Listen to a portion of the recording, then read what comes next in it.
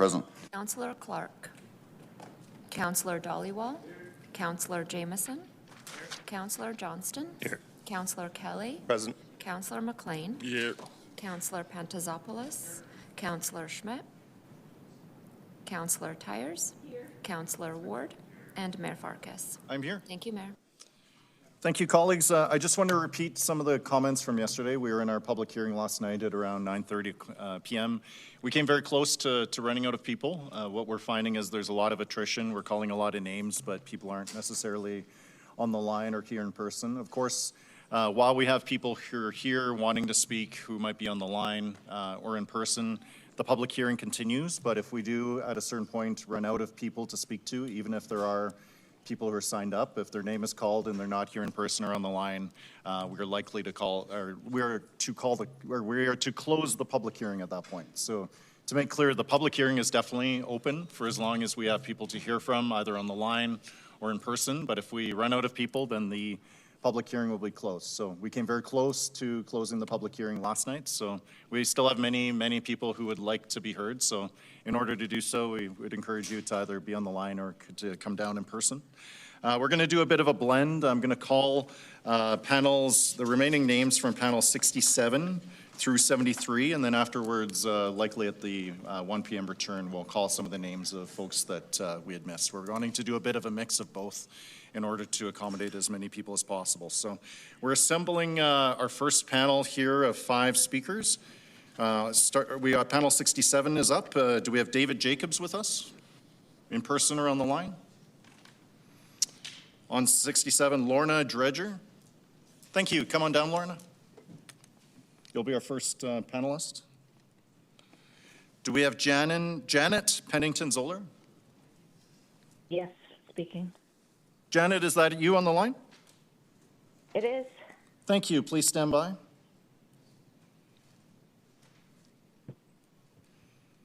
Do we have Kate Easton, 68? Tara Lee?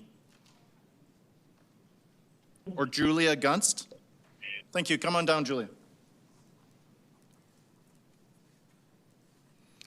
Do we have Alaya Raudstein on 68, or Sandra Mann? How about Reynold Reimer? Come on down, Reynold.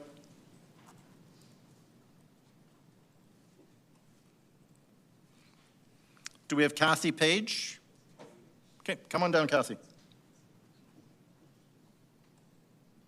All right, so this will be our first panel of 5 with Lorna, Janet, Julia, Reynold, and Kathy.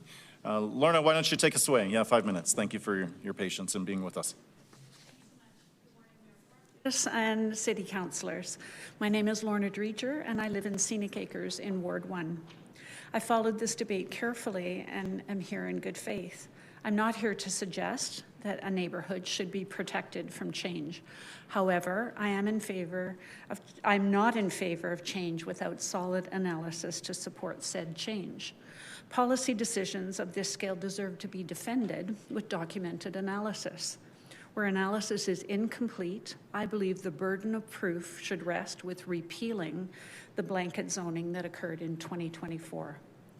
So just a few questions. One of the questions is on affordable housing.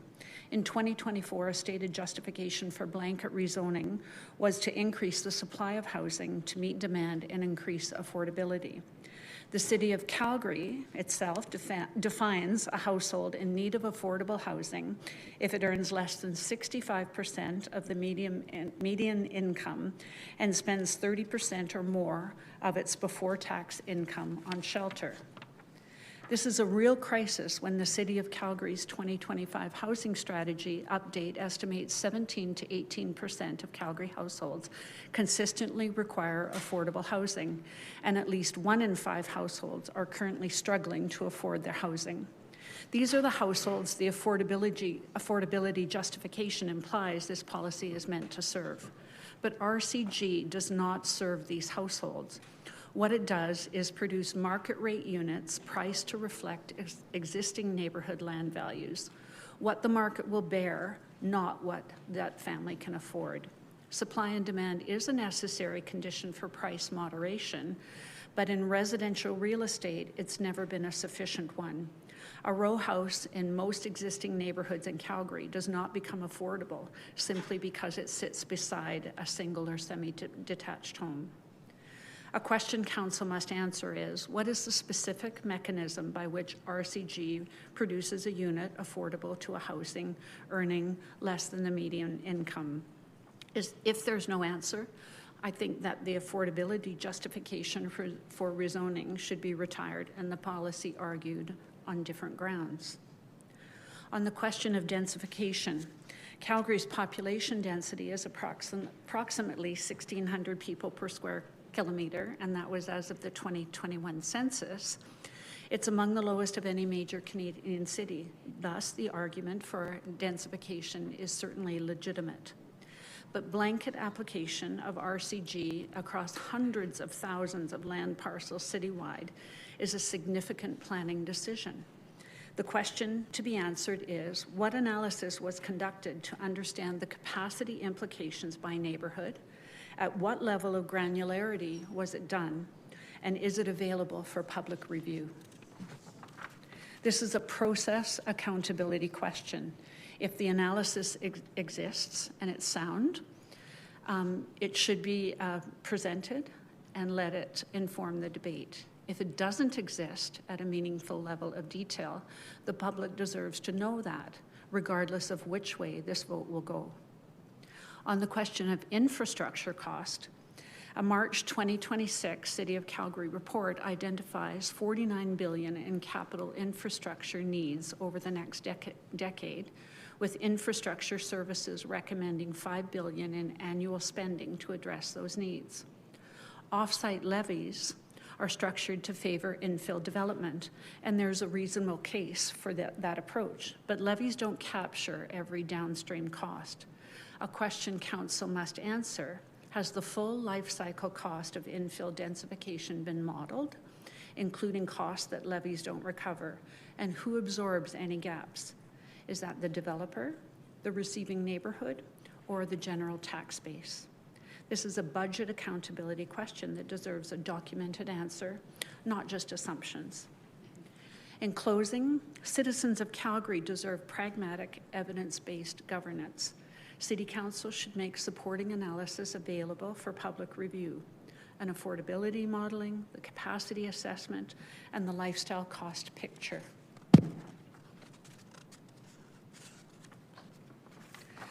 The cost of acting without evidence can cause irreparable changes to neighborhoods, as zoning changes, once built upon, are difficult to walk back. If analysis is not available or incomplete, the default should favor repealing the 2024 blanket rezoning. Returning to the previous zoning while outstanding questions are properly answered does not foreclose densification. It sequences it responsibly. Thank you so much, Thank Lorna. you. We'll move now to Janet on 68, please.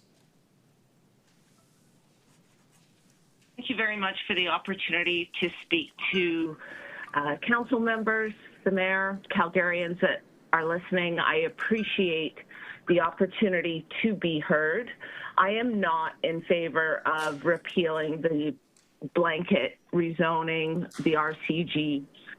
I am in favor of considering the feedback that Calgarians are providing and amending the current designation for RCG as council and the experts see fit with the Calgary City Planning.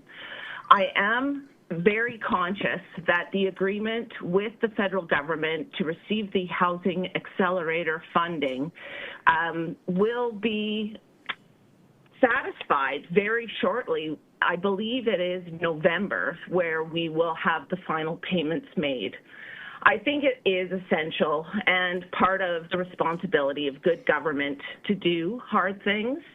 I do believe that we are doing great things, creating housing. When I look at the report of the stats of the housing starts from the previous year, we are, as announced, exceeding our target, but that's not because of that is because of the blanket rezoning in many facets. I do recognize it is hard to weather change, especially when we are comfortable.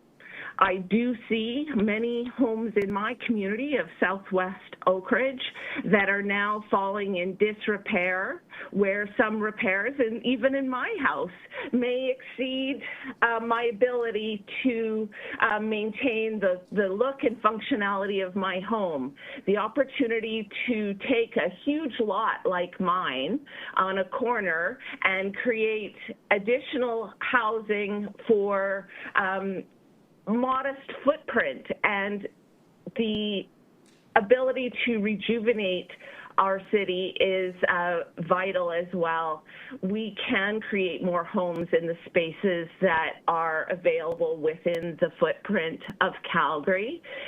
We will see an increase of people, whether we like it or not. Sprawling outwards does take up natural spaces, prime agricultural land, and as we encroach into wildlands, we're going to have more negative experience with wildlife. I'd like us to continue where we're going, evaluating the feedback from Calgarians, and create a comprehensive plan for growth that really considers that maybe even the 50-50 targets of 50% outward growth could be challenged. Calgary is a sprawling metropolis and one of the largest in the world. We certainly can make it so that it is working for all inhabitants, so that there are natural spaces that will make this place beautiful and worth living in. Responsible growth will mean investing in existing communities, maintaining infrastructure, and building housing where it makes sense. I'm really concerned that we are, as a city, going to incur massive costs to maintain our current infrastructure. The strains on the taxpayer are real. We've listened to council struggling with how to minimize the tax increases for Calgarians. Additional outward growth will require new infrastructure. It will spread us thin. I think if we stay the course, build the new comprehensive plan, we should be able to focus the dollars on the existing footprint of Calgary. Absolutely, maintaining the current residential zoning supports investment in established neighborhoods. It should reduce the pressure to develop those greenfield lands on the margins of the city, should help preserve wetlands and agricultural areas. And repealing these policies, I feel, will work against Calgarians' own environmental goals by pushing new development to the city fringes. It will increase traffic as we don't have a transit system that services Calgarians equally and efficiently. And I think we're going to place more cars on the road. I really appreciate the opportunity to address council.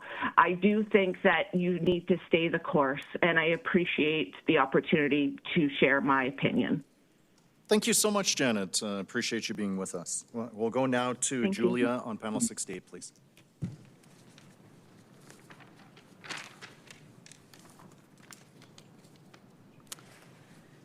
Good morning, Mayor Farkas and councillors. My name is Julia Guns, and I'm here representing myself. I recently graduated from a Master's of Nordic Urban Planning Studies program at Roskilde University in Denmark. I'm Danish Canadian, and Calgary is my hometown. I've lived most of my life in Calgary, most recently as a renter in Ward 8, and I'm currently staying with family in Ward 1. I previously worked in communications and administrative roles in nonprofits, and I was lucky enough to receive a scholarship to study abroad. I'm speaking today to bring this perspective as a concerned resident in opposition of the proposed repealing of rezoning. I see it as important to participate in this hearing, recognizing that many working Calgarians simply can't attend this hearing. Copenhagen was ranked as the happiest city again this year by the Happy City Index, and it comes as no surprise. Copenhagen is not problem-free, and I am not proposing that their housing models can be perfectly replicated here. But while living there, I observed the variety of housing options near transit and active transportation routes. In addition to single-family homes, there are a large number of mid-rise apartments and other middle housing forms. Non-market housing comes in a variety of forms and makes up approximately 20% of the housing stock. Affordable housing is viewed as for everyone and benefiting everyone. We can't go back in time and build like Copenhagen, but we can use the tools at hand today. Our residents deserve more options, both market and non-market, to help alleviate the accelerating affordability crisis and address climate change. I want to see middle housing options, more rental housing, more affordable and non-market housing that gives those with lower incomes a chance at quality of life. The lack of housing diversity and accessibility in Calgary has become increasingly obvious to me, but there has been a notable improvement in the past year with a decline in rents and housing prices. We are in a housing crisis, and a crisis demands a rapid response. According to the 2023 Housing Needs Assessment, 1 in 5 Calgarian households cannot afford their housing.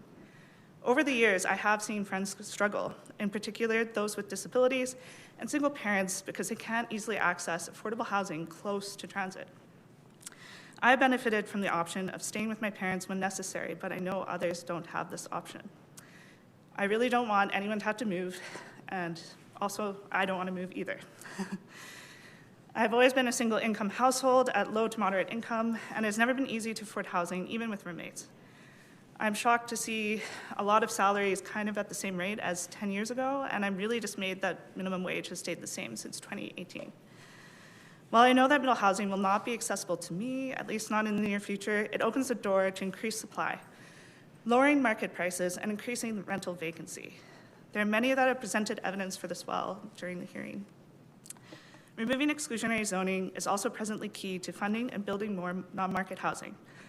I want to express my concern regarding the risk to the Housing Accelerator Fund if rezoning is repealed. We have heard throughout the hearing how non-market housing like Homespace and Norfolk Housing face a potential loss of access to federal funding if the repeal is passed. I do not see a clear proposal on what comes next after a possible repeal to satisfy requirements for federal funding by keeping up the pace of construction, or some sort of alternative way to fund desperately needed non-market units. I want people to access community and reduce isolation where they live, and stability fosters connection. A growing segment of the population lives alone. Garden suites, basement suites, these are options to keep friends and family close. Mixed models like Norfolk Housing allow for tight-knit bonds to form through stability, and this is something I observed through a friend that I know that has lived there for years. And it also addresses that core housing need with subsidized units. It would be my preference to be in one of their market rate units, or say live in a co-op close to transit, but I likely can't until more units are built. We need cooperation with all levels of government when it comes to building affordable housing, and this is what made our non-market units and rental buildings of the 1970s and 80s possible. Change is difficult. Many renters today go through more change in a lifetime than anyone should, whether it's because they can't enter the housing market or they're impacted by the constant fluctuations in rent, paired with stagnant wages and rising costs. Happiness for me is not about never experiencing change, but rather it's about considering the net positive of society, the net positive of that change to society. I want everyone in the city to thrive, and finding housing that suits their needs, but in particular the most vulnerable among us, with whom I stand in solidarity. Repealing rezoning now is like pulling out a bottom Jenga piece when so much is built on top of it. Modifications to the rezoning bylaw are an option, as we saw in Edmonton, and we can move forward in a thoughtful way that gives everyone a future in the city. Thank you very much. Thank you so much for being with us, Julie. We'll go now to Reynold on 69, please.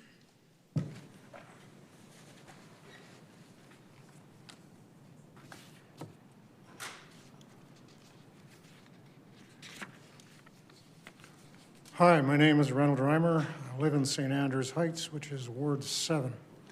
I came here to speak against repeal of blanket rezoning, but I've been educated by the many presenters who've spoken of the problems they've seen with it.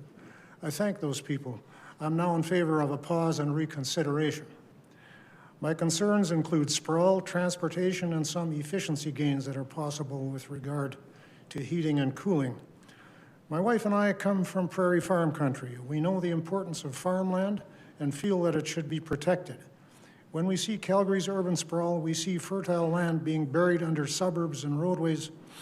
Like other resources, farmland is finite, and it's time to consider the consequences.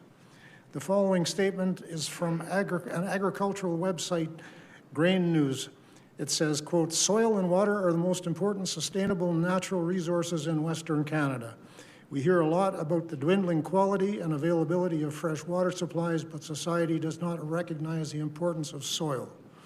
We continue to lose more and more of our best agricultural lands to urban sprawl, rural residential developments, expanding rural industrial development, and the energy sector, but most people simply don't care." Grain News continues, "Almost all of the best agricultural land in southern Alberta is adjacent to Calgary." Did you know that? Much of this land could be lost from production in the next 40 years if present growth trends continue, end quote. 40 years is only 2 generations. Our Indigenous friends say we should plan for 7 generations. The topsoil formation rate in Calgary is estimated at 500 years to make each inch of depth. It takes a human with a bulldozer minutes to scrape away that topsoil. Often the scrapings are used to make lawns which don't grow much food. We need to look no further than Ontario to see where this goes. The following statement is from a report by Canadians for Sustainable Society. Quote, "Once a breadbasket for the world, Ontario is now on the cusp of becoming a net food importer. The reduction in farmland and increase in population makes our impending loss of food security a certainty within the next 5 years," end quote. Now, the COVID pandemic taught us the fragility of supply chains that span the globe. We need to think about increasing our self-sufficiency in food and thus the security of our food supply. So we can't afford to waste farmland. Another effect of our lust for suburbs is increasing travel distances. More compact zoning can help reduce our dependency on fossil fuels by reducing those distances and travel times. The next step should be electrification of transport and improved public transit. Electrification of transport is an important step in weaning ourselves off of fossil fuels. That includes replacing the buses that burn natural gas. Some of these buses bear signs that promulgate the idea that fossil gas is somehow cleaner, quieter, or better. It's better in the sense that it produces less CO2, but it consists of methane, which finds ways to leak all along the line from the fracking field to where it is burned. Methane does not stay in the atmosphere as long as carbon dioxide does, but while it's there, it's a more potent greenhouse gas. The great climate activist and author Bill McGibbon was talking about gas-fired power plants when he wrote, "Any methane that escapes unburned into the atmosphere on the way to the power plant warms the planet very effectively. So effectively that if you leak more than 2 or 3%, it's worse for climate change than coal," end quote. McGibbon concludes, "With the move to natural gas, it's as if we proudly announce we kicked our OxyContin habit by taking up heroin instead." More compact communities also reduce resources needed to build roads and utility connections. Because of shared walls, multi-family buildings tend to be more heat efficient than attached single-family houses. Detached single-family houses, sorry. I'd like to talk about net zero buildings and heat pumps, but I'm almost out of time. There are people at SAIT that study improved housing, and they know a lot about that. So I leave you with this thought. By reducing sprawl, we improve our food security and reduce our contribution to climate chaos. The costs involved will be low compared to the costs of allowing sprawl and climate chaos to proceed unchecked. Thank you. Thank you so much, sir. To round off this panel, we'll go to Kathy next on 69.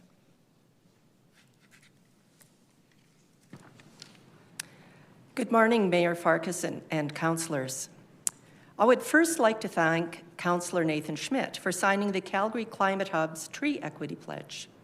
I feel like I have found an ally that shares my vision to be a good ancestor and will do the work to make Calgary a more livable city for citizens today and for generations to come, including his young daughter. I am asking the Mayor and Council to not repeal rezoning without a replacement. I live in Ward 8. I am here today to share my lived experience with densification in Killarney. Spoiler alert, there has been some inconvenience and angst for me, but I believe that Killarney is an even better place to live, and I welcome all my neighbours that have moved into the new builds. Sorry, point of privilege. Yes, sir. Are we able to set the standards early today? For sure. So I've been asking presenters to avoid directing comments specifically to any member of council or member staff or other members of the public. I think quoting a voting record, I think is fine. Quoting a statement is fine, but we're going to just try to focus on the actual issue, and that's what Councillor Johnston is referring to. So I appreciate if we can avoid, maybe for the future comments, to avoid calling out specific members of council. Thank you. I bought a 50s bungalow on 36th Street in Killarney in 1993. So what attracted me to this neighborhood? I worked downtown and I wanted good transit access to work, and I loved the tree canopy. In 1993, this community was not considered to be inner city, and I could afford to buy a house here. I even have a family connection to the neighborhood. My grandfather built a house on 29th Street. There have been many changes since 1993, and I am still there, and I love Killarney even more. The C train was a game changer. My first choice now is to take transit, and with the train and other bus routes, I can easily take transit to many of my favorite destinations. I want more people to be able to live near transit so that they can benefit like I have. There has been some anxiety. The bungalows around me started to be demolished about 10 years ago and replaced with duplexes or attached housing. There are rows of townhouses going up at the end of the block. Apartments are being built on 37th Street. It's a lot of change. And I'm tired of living in a construction zone, but I believe the noise and disruption will pass. And it breaks my heart to see trees get pushed over when a house is demolished. However, I found a way to resolve this pain. I am Métis, and I attended an eco-grief, eco-anxiety healing circle hosted by the Otipemisiwak Métis government.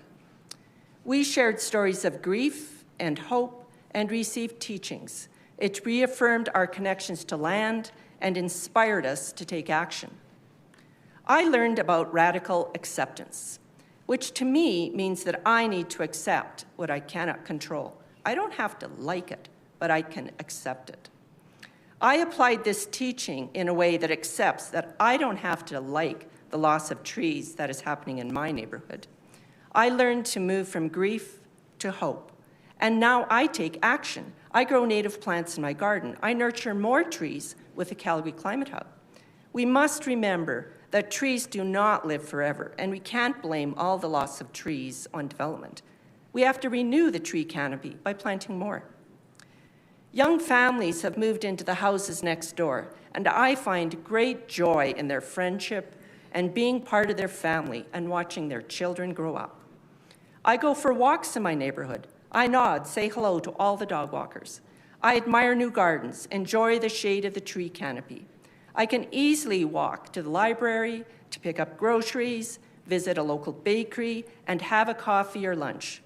With the increased density, even more small businesses are moving into the neighborhood. This is the Calgary that I can thrive in, and I want to share this amazing neighborhood with others. Increasing densification is one of the most impactful ways that Calgary can make our city more sustainable, affordable, and resilient. So new development has given me some anxiety, but my experience with it has generally been positive as my neighborhood grows and changes.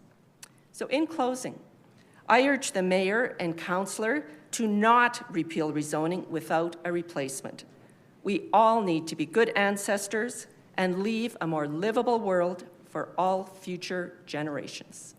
Thank you. Thank you so much for being here. This concludes our panel. I don't see any questions for this panel. Councillor Dhaliwal, please. Yep. Thank you, Mayor. My question is for Ms. Peach. Yeah. Kathy? Yeah. Over the last 4 days, folks who have come here and want this to be repealed, one of the things they have cited is loss of tree canopy, loss of mature trees. And I agree with that. You are in favor of planting more trees. How do you reconcile, like, when you see these trees getting removed, and you're advocate of planting more trees? Well, I think that in anything like this, there have to be compromises. And densification, rezoning is just one of those things. And we can't be building more homes without clearing the lots. You know, it's just not physically possible. Many of the city trees can be saved, and they are. So I think that we can do both things. We need to increase density and then plant more trees. And I know the city has programs to do that, and there was some announced even this week for planting more trees.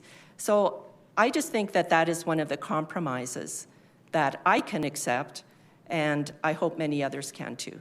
Okay. So you believe, and I come from a ward, our tree canopy is 1.86%. Yes. City average is 8.5%. And some of that tree canopy is strong in these neighborhoods like Ward 8, Ward 7, older valley along the Bow River. So I just want to understand, like you said, compromise. I really don't want to compromise. I want to make sure that we are planting enough trees because our tree canopy is light to start with. What do you propose if we do this if we don't repeal it? What bylaw changes do you expect on private and public lands about the tree replacement? Do you have any thoughts about that? Yes, I do. And I think that we can address tree equity within Calgary because you're right. Like the neighborhood I in has a very high percentage of tree canopy. And so when we are planting new trees, we need to target neighborhoods like the ones in your ward. And maybe they need to have disproportionately more trees than the other neighborhoods that already have a very high tree canopy. And so there needs to be, so I think we can work together on some changes to do that and to address all of the equity issues because trees cool a neighborhood. So I can understand why you don't want to see trees moved in yours, but I would love to come plant more trees in your neighborhood. You're welcome anytime. By the way, that city program is branching out 10,000 trees this year. Kudos to our administration. Thank you for answering my question. Thank you so much. Thank you. Councillor Chabot, please. Mr. Reimer. First of all, I want to say thank you for your presentation. I agree with you, but not 100%. And here's the reason why. In the last 20 years that I've been on council, we annexed a whole bunch of land. And in that time, since the 20 years ago when we annexed our lands, our population has increased by about 500,000 in the city of Calgary within our municipal boundaries. Councillor Chabot, I got to jump in. Our procedure bylaw says the purpose is not argumentation, and you opened by saying why you disagreed. So no, I'm going to ask you politely to get to a question for him, but I need to lay the context. Thank you. Yep. So in that same time, the municipality of Rocky View has absorbed more than 3 times as much land, but they've only increased their population by about 20,000. So what we refer to as urban sprawl. So what do you think would be the best path forward? Keeping it within our municipal boundaries and doing master plan communities, or continuing to allow development to occur outside of our boundaries by not encouraging development within our municipal boundaries? I drive between Calgary and Cochrane every once in a while, and I see the mansions strung out along beside the highway, and I think that's an awful waste. Agreed. And so we've got to find some kind of compromise. I'm not sure where it is. And I wasn't aware of that statistic about how much Rocky View was using up. All I heard was that when the city decides it needs a new subdivision, Rocky View doesn't get any say in the matter. We just take it. Is that true? Not entirely. We used to have the CMRB, so that's now been taken away, but we do have to enter into agreements before the end of 2027 with all our adjacent municipalities. So it is something that we will have joint say on all areas surrounding our city on a go-forward basis, all municipalities, Rocky View, Chestermere, Airdrie, Cochrane, Okotoks, all of them. We all have to enter into these agreements. So everyone will have a say in what happens. Anyways, what I'm trying to get at is that we want to be able to facilitate growth within our municipal boundaries as much as possible. But I agree with you that we should preserve agricultural lands as much as possible, especially around the Calgary area, because it's very arid land. I know that. I come from an agricultural background. So, yeah, I hear what you're saying. I'm just trying to rationalize how we move forward in the best way possible. And is blanket zoning the best path forward? It is one of the tools. I don't think it's the only tool, but it has to be done in a sensitive fashion that evolves over time. I don't believe the method that is currently in place is... That's my stand. Pause and reconsider. Anyways, I appreciate your presentation. Thank you. No further questions. Thank you, Councillor Chabot. That concludes the panel. We'll attempt to complete 69 through 73. Thank you so much for being here with us. Do we have on 69 Marina Ortman? Great. Come on down, Marina.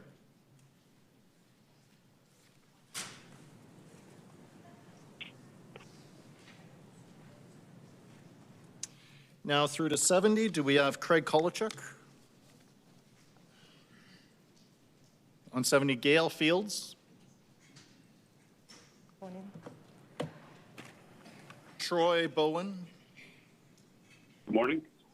Good morning, Troy. Please stand by. Do we have Richard Craig with us? On 70, Barbara Jessiman. Now to 71, Blair Cosgrove.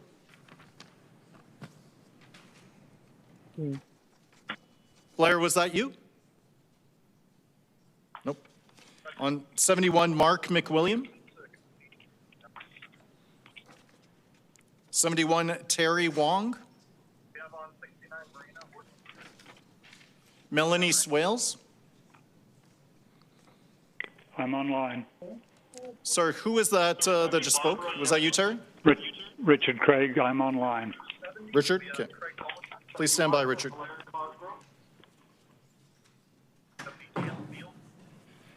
Do we have Melanie Swales with us? All right, on 72, Vernon Yu. Connor McGibney. 72, Patrick King. There are some people I think are following along on the live stream. Please be sure to mute, please, if your name's not been spoken. On 72, do we have Christopher Villacorta Lopez? On 73, do we have Frank Anderson? Great, come on down, Frank.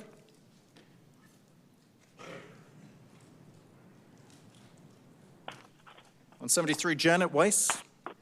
Great, come on down, Janet.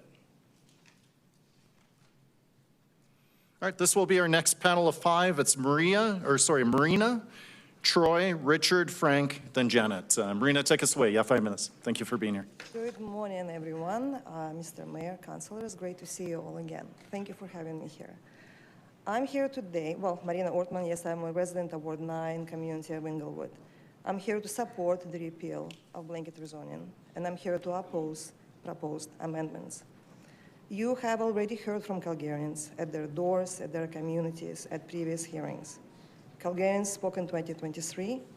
All of you met them in 2025 on your campaign trails. And here we are again. How many times do Calgarians need to speak before they actually heard? And how many more times do people need to appear here and say the same thing? There are no different or new ways to say this. This blanket rezoning is not working. RCG zoning as a default, not working. In fact, we have created more unaffordable homes in the name of affordable housing. The proposed amendments are being presented like they fix something. They do not. They just reshape the blanket rezoning policy. Yes, there are reductions in height and in lot coverage, but those are surface level changes. The way this policy actually works on the ground has not changed. RCG zoning is still in force for row housing and town housing, where mid-block excludes the first 3 parcels at each block end. By the way, I love that wording, it's fantastic. RCG zoning is a tool for infill redevelopment, something that was used carefully in specific locations with residents' input, and that's how it worked before. But making it a default zoning for the entire city changed that. These proposed amendments still have RCG in place as a default for row houses and townhouses, just not everywhere.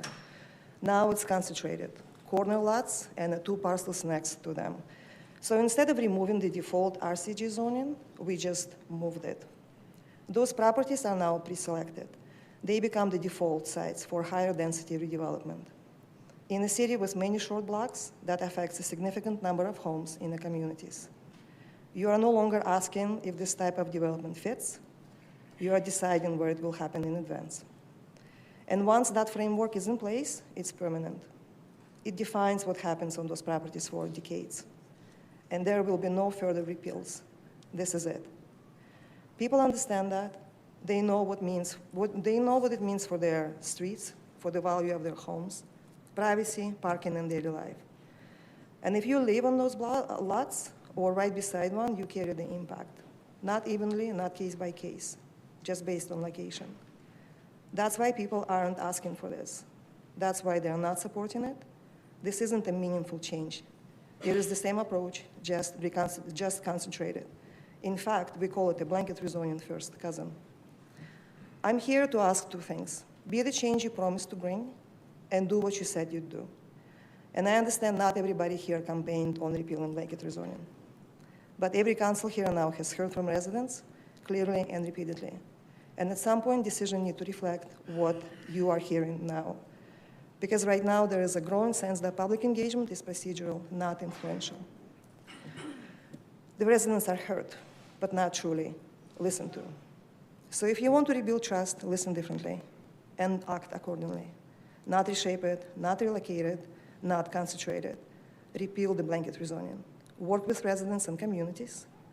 Work on creating a system where decisions are made carefully, case by case, and where input actually matters. Calgarians have already spoken. Repeal the blanket rezoning. Bring meaningful amendments that actually work for the city, because there will be no further repeals. This is it. So be the change. Thank you so much. Thank you very much. We'll move now to Troy on 70, please. Morning, and hello, City Council. Thank you for your time today. Excuse me. I am a born and raised Calgarian and have lived in a variety of locations in the city. I'm here today to represent myself and many others that couldn't take time away from their daily demands. I just wanted to outline a few of the concerns I have with regards to the zoning and considerations that I think need to be part of what happens when we look at these new developments. I'm going to start with safety. There has to be consideration for safety aspects of higher populations introduced to neighborhoods pre-designed for optimum densities. This consideration is certainly heightened when talking about specific developments in school zones and on major traffic thoroughfares. The one factor, though, that I think is not being considered and desperately needs to be is the most significant one, which is fire safety. I think that, based on the fact that we no longer have clearances between properties and the probability is now exponentially higher.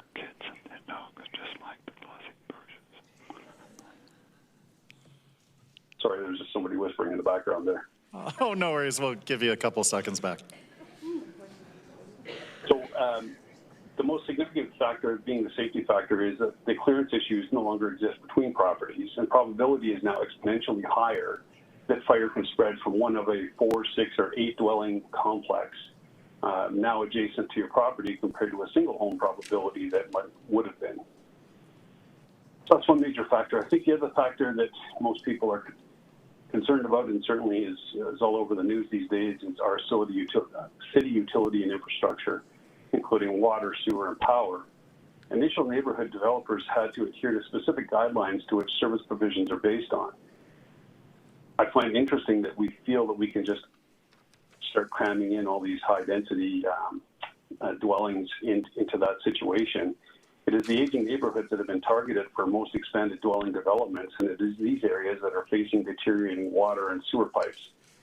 I myself live in an area that was primarily built in the mid-70s, and starting 2 years ago and continuing on apparently for another 2 to 3 years, they're out in our neighborhood constantly having to fix and repair water pipes, sewer pipes, fire hydrants. It's just an ongoing, well, actually when I spoke to the guys, he said he's got a 5-year contract to continue doing all these things. So there's already problematic power. We know there's problematic water, homes requiring upgraded electrical systems to meet code and to support electrical vehicle mandates is a significant issue as well that I don't think is looked at. The other thing I wanted to talk about was our garbage, compost, and recycling. 3 mandatory bins per household need to be part of the consideration for extended developments. These 3 bins require a minimum of 84 inches of width and 30 inches of depth based on those 3 bins. So if each of the dwellings has that many bins, when you have an 8-unit complex, we've got 56 feet of space now that's required to accommodate all of that. This is problematic because developments I've seen do not allow for any of that requirement. And so these bins end up getting left all over the place and pushed out into the middle of alley spaces or left out on streets. This is not doing anything good for our visuals in our neighborhoods and the city overall. When this is not accounted for, we're left with these bins out all over, and it has quite a negative aesthetic, and it's a safety factor as well. In our neighborhood, we've had a number of kids have set fire into bins that are just left out in the streets.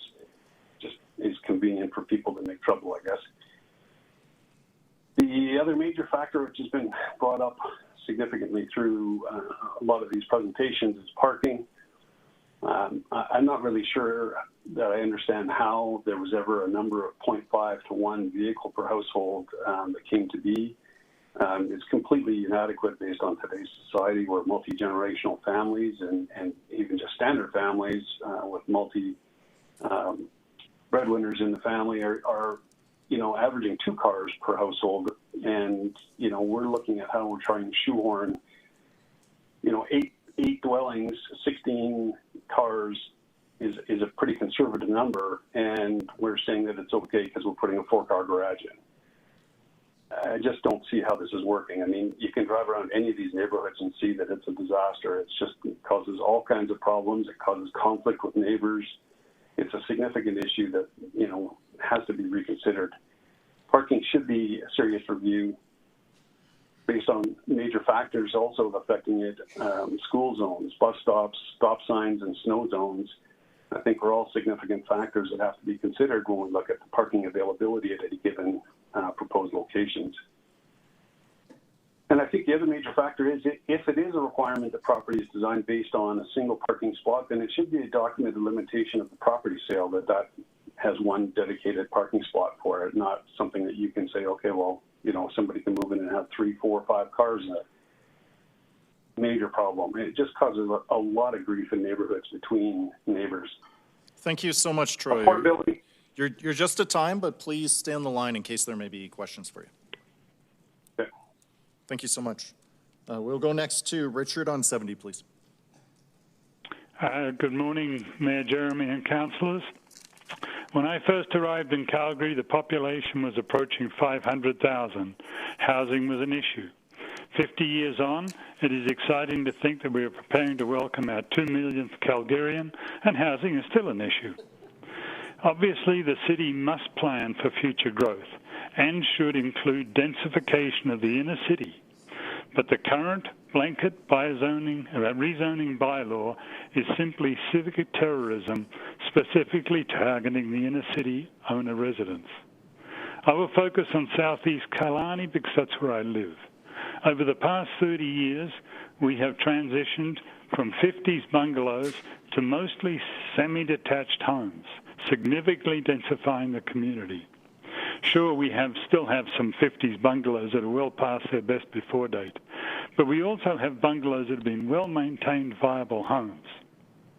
Many young Calgarians have moved in, rejuvenating the community. They walk their kids and their dogs, just like the glossy brochures put out by the developers. Our schools are full. Recently, the city approved the Minto development at Viscount Bennett, which will increase the immediate community from 600 to 1,800 units, and with no infrastructure update. Our infrastructure is aging. The collapsed sewer pipe in front of my home that took 2 months to repair is evidence. But blanket rezoning once more. About 2 years ago, 2 in-block HGO developments were proposed on our street. 65 community residents wrote letters to the city planner. When the land use went before council, there was no mention of the community opposition. What's the point in participating when you are totally ignored? Now we are facing multiple new developments, including more in-block HGO and 114-plex, all on what were single-family lots. We have a 40-plex with 20 garages on 37th Street. Where are the cars going to park? We have a sneaky 8-plex on 28th Avenue with 4 garages. 24 bins are lined up across those doors and they never move. Guess what's not in the garage? It is the in-block RCG and HGO developments that are particularly repugnant. These reduce the livability of neighboring properties to the point where homeowners move out, give up and move out, further degrading the community. In summary, completely repeal blanket rezoning and the amendments. Put all in-block RCG and HGO applications on hold until the repeal process is resolved. Establish a zoning process that takes into account the growth of the city. Establish a citywide densification target. Restore the R1, R2 zoning with caveats for higher density zones. Include basement suites in the density calculation. Task the administration to actively and respectfully re-engage with communities to determine the best approach to thoughtful densification. Retain inner city park space and support higher densities, rather than selling it off at questionable prices to developers who just build more high-density housing. Balance the rights of residents and the needs of developers. A should not exclude B, and B should not trump A. In conclusion, 2 years ago, Calgarians clearly voiced their opposition to blanket rezoning, but that was ignored by the majority of the council. What if Daniel Smith used a 70% no vote to justify separation from Canada? As Calgarians, we can achieve the required growth supply mix through thoughtful cooperation with the city rather than a punitive civic bylaw. And one last comment. Anybody who advocates that the RCG building form factor is senior-friendly is an idiot. Thank you for the opportunity to express my opinion. Thank you so much for being with us, Richard. Over to you, Frank, on 73, please. Good morning, City Council, Mayor. My name is Frank Anderson, and I live in the community of Canyon Meadows. I have been there for several years now with my 3 sons.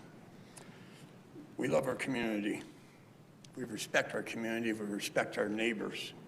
Today we have an issue where a developer can move in and take away the infrastructure that our members in our community have worked for 40, 50 years. They have paid their taxes to have the infrastructure in their back alleyways paved, their streets maintained properly.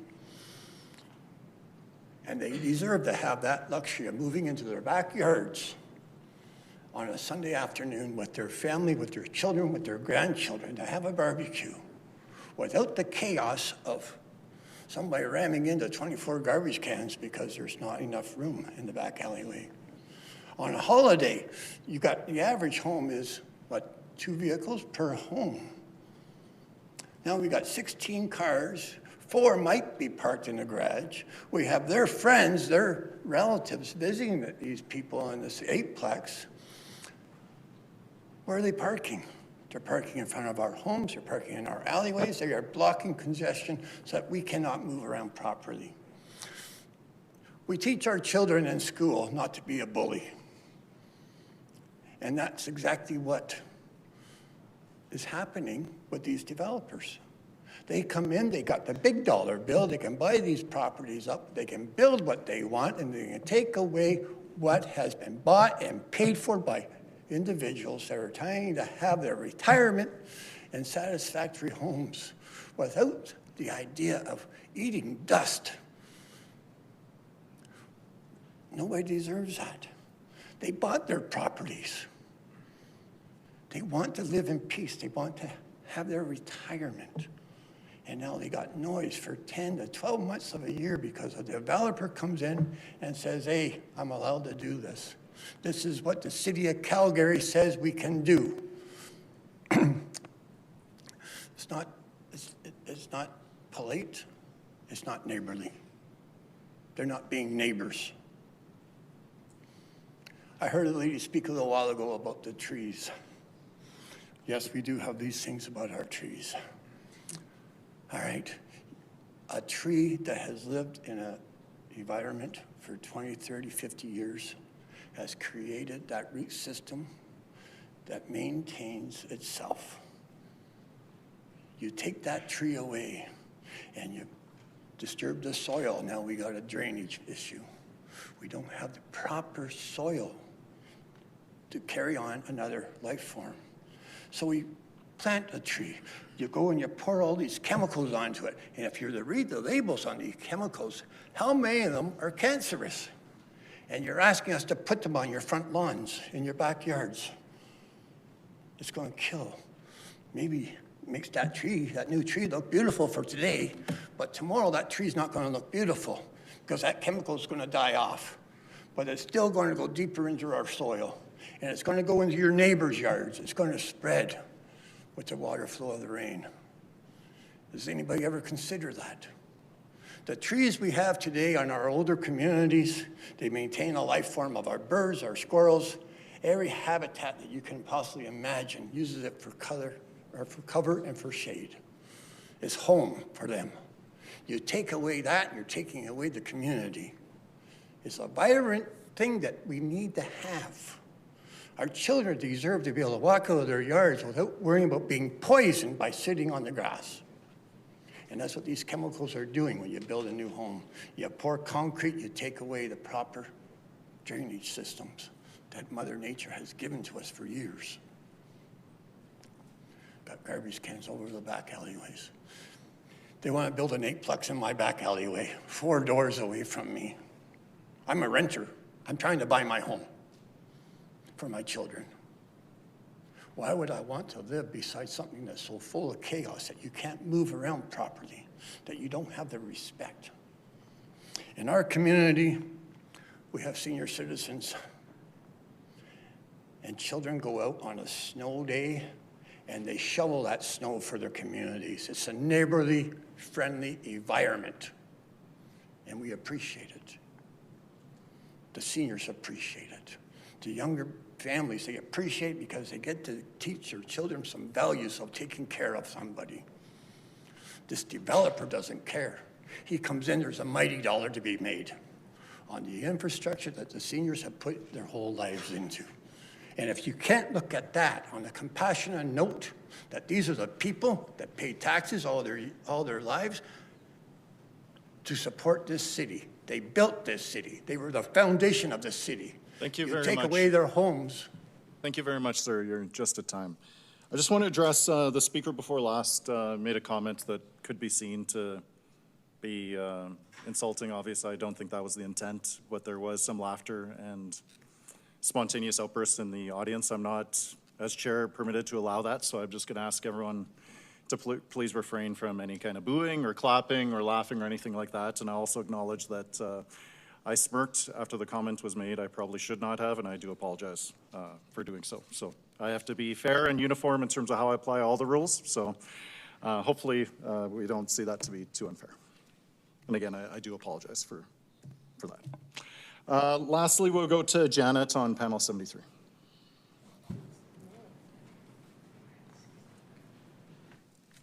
the right Janet? Janet Weiss? Yes, please. Yep.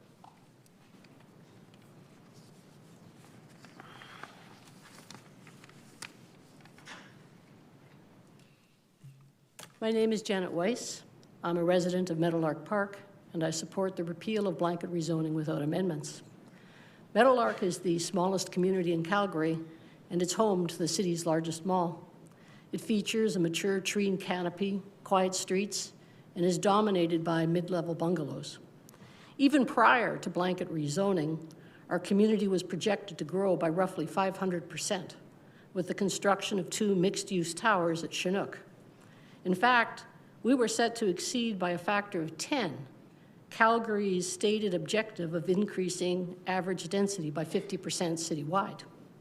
But under blanket rezoning, none of this matters.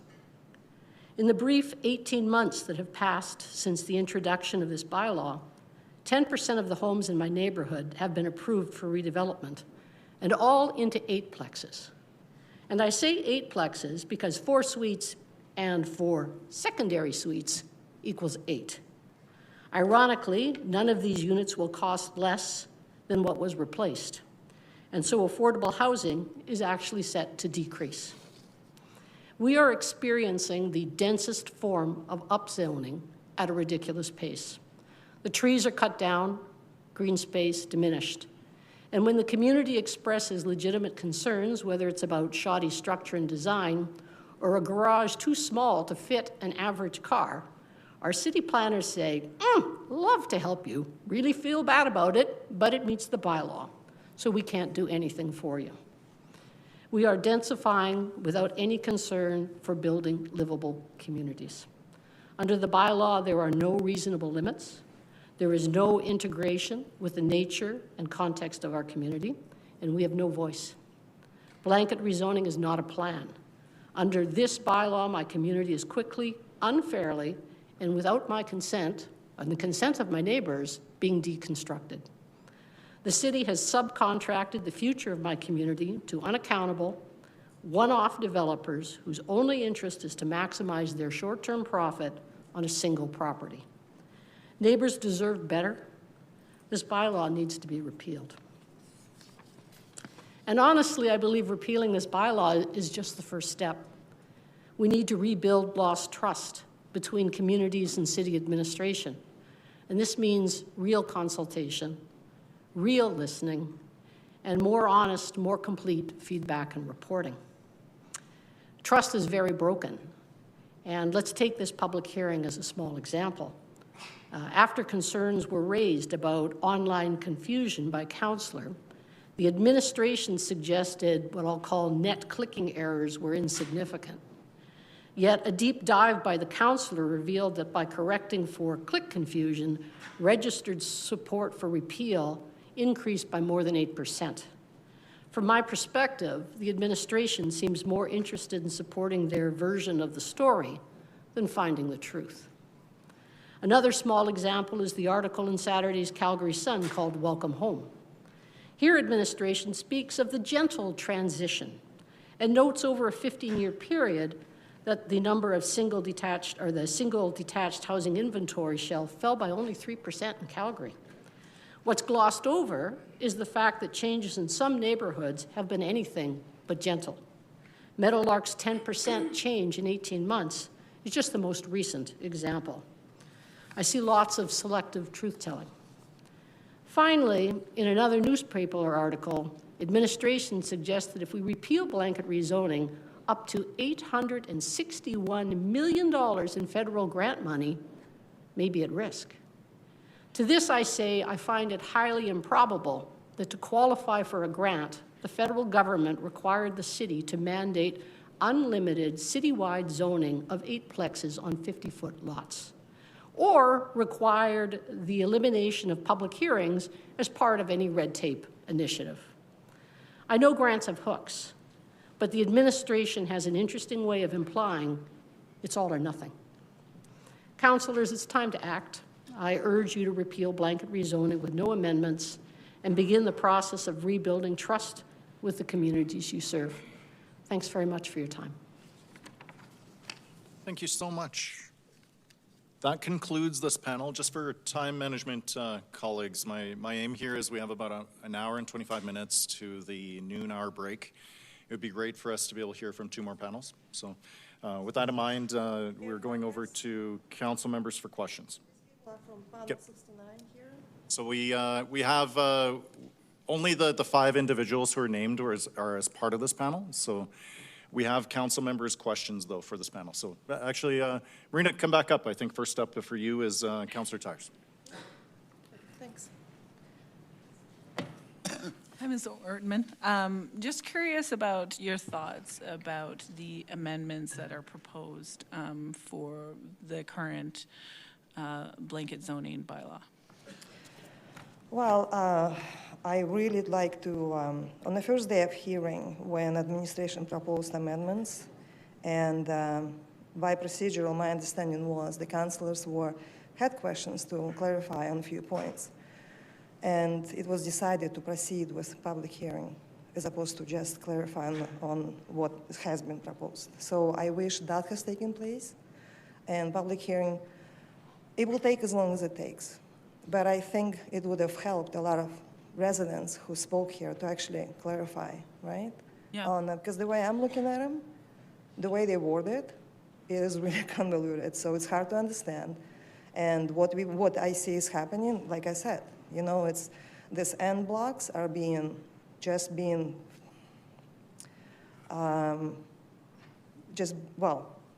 now you don't have a say at all. So if these amendments are coming in, and I understand they were proposed by a councillor who actually initially supported the blanket rezoning, so that brings the questions in itself.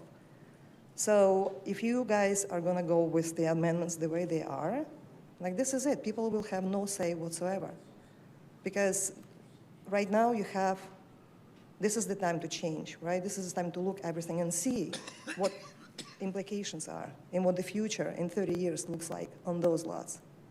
So the way I see it, it's not going to work. So.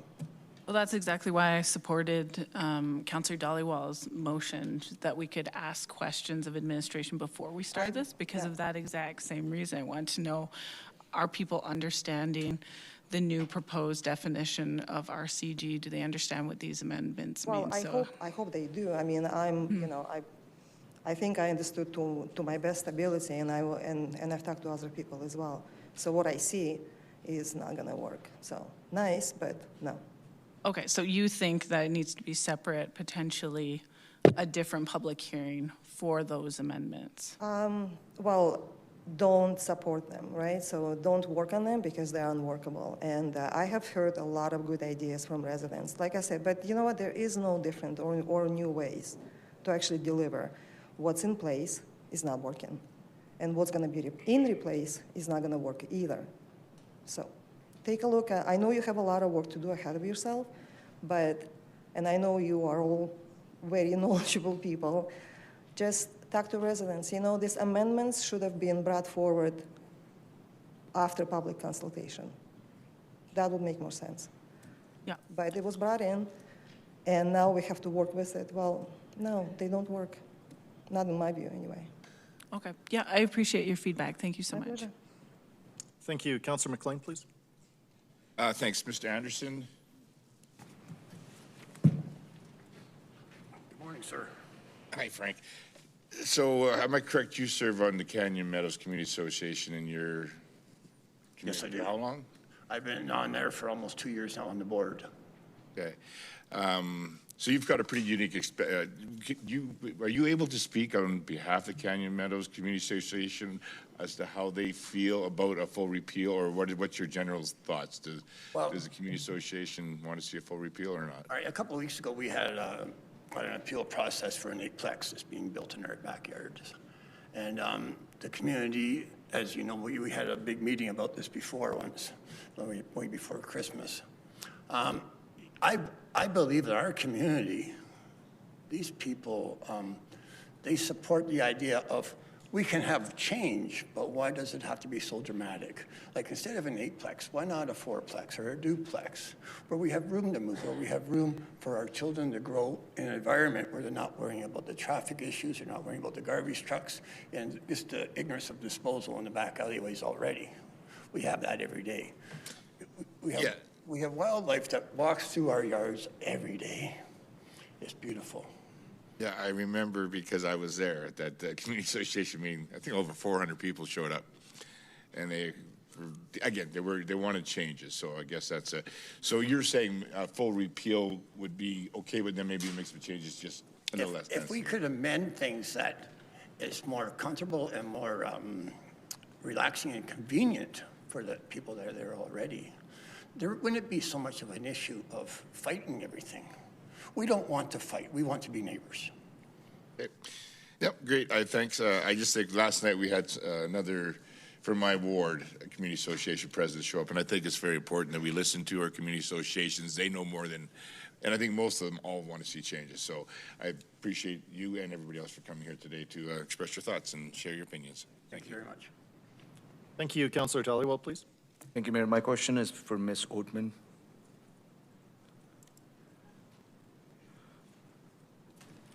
Yes, sir. I just want to pick up on Councillor Tyers. I want to understand, what is your interpretation of these amendments? Number 4 you're talking about. About the... Recommendation number 4. Okay, so let me just bring it up here. Can you share the same thought? I have the same question for you.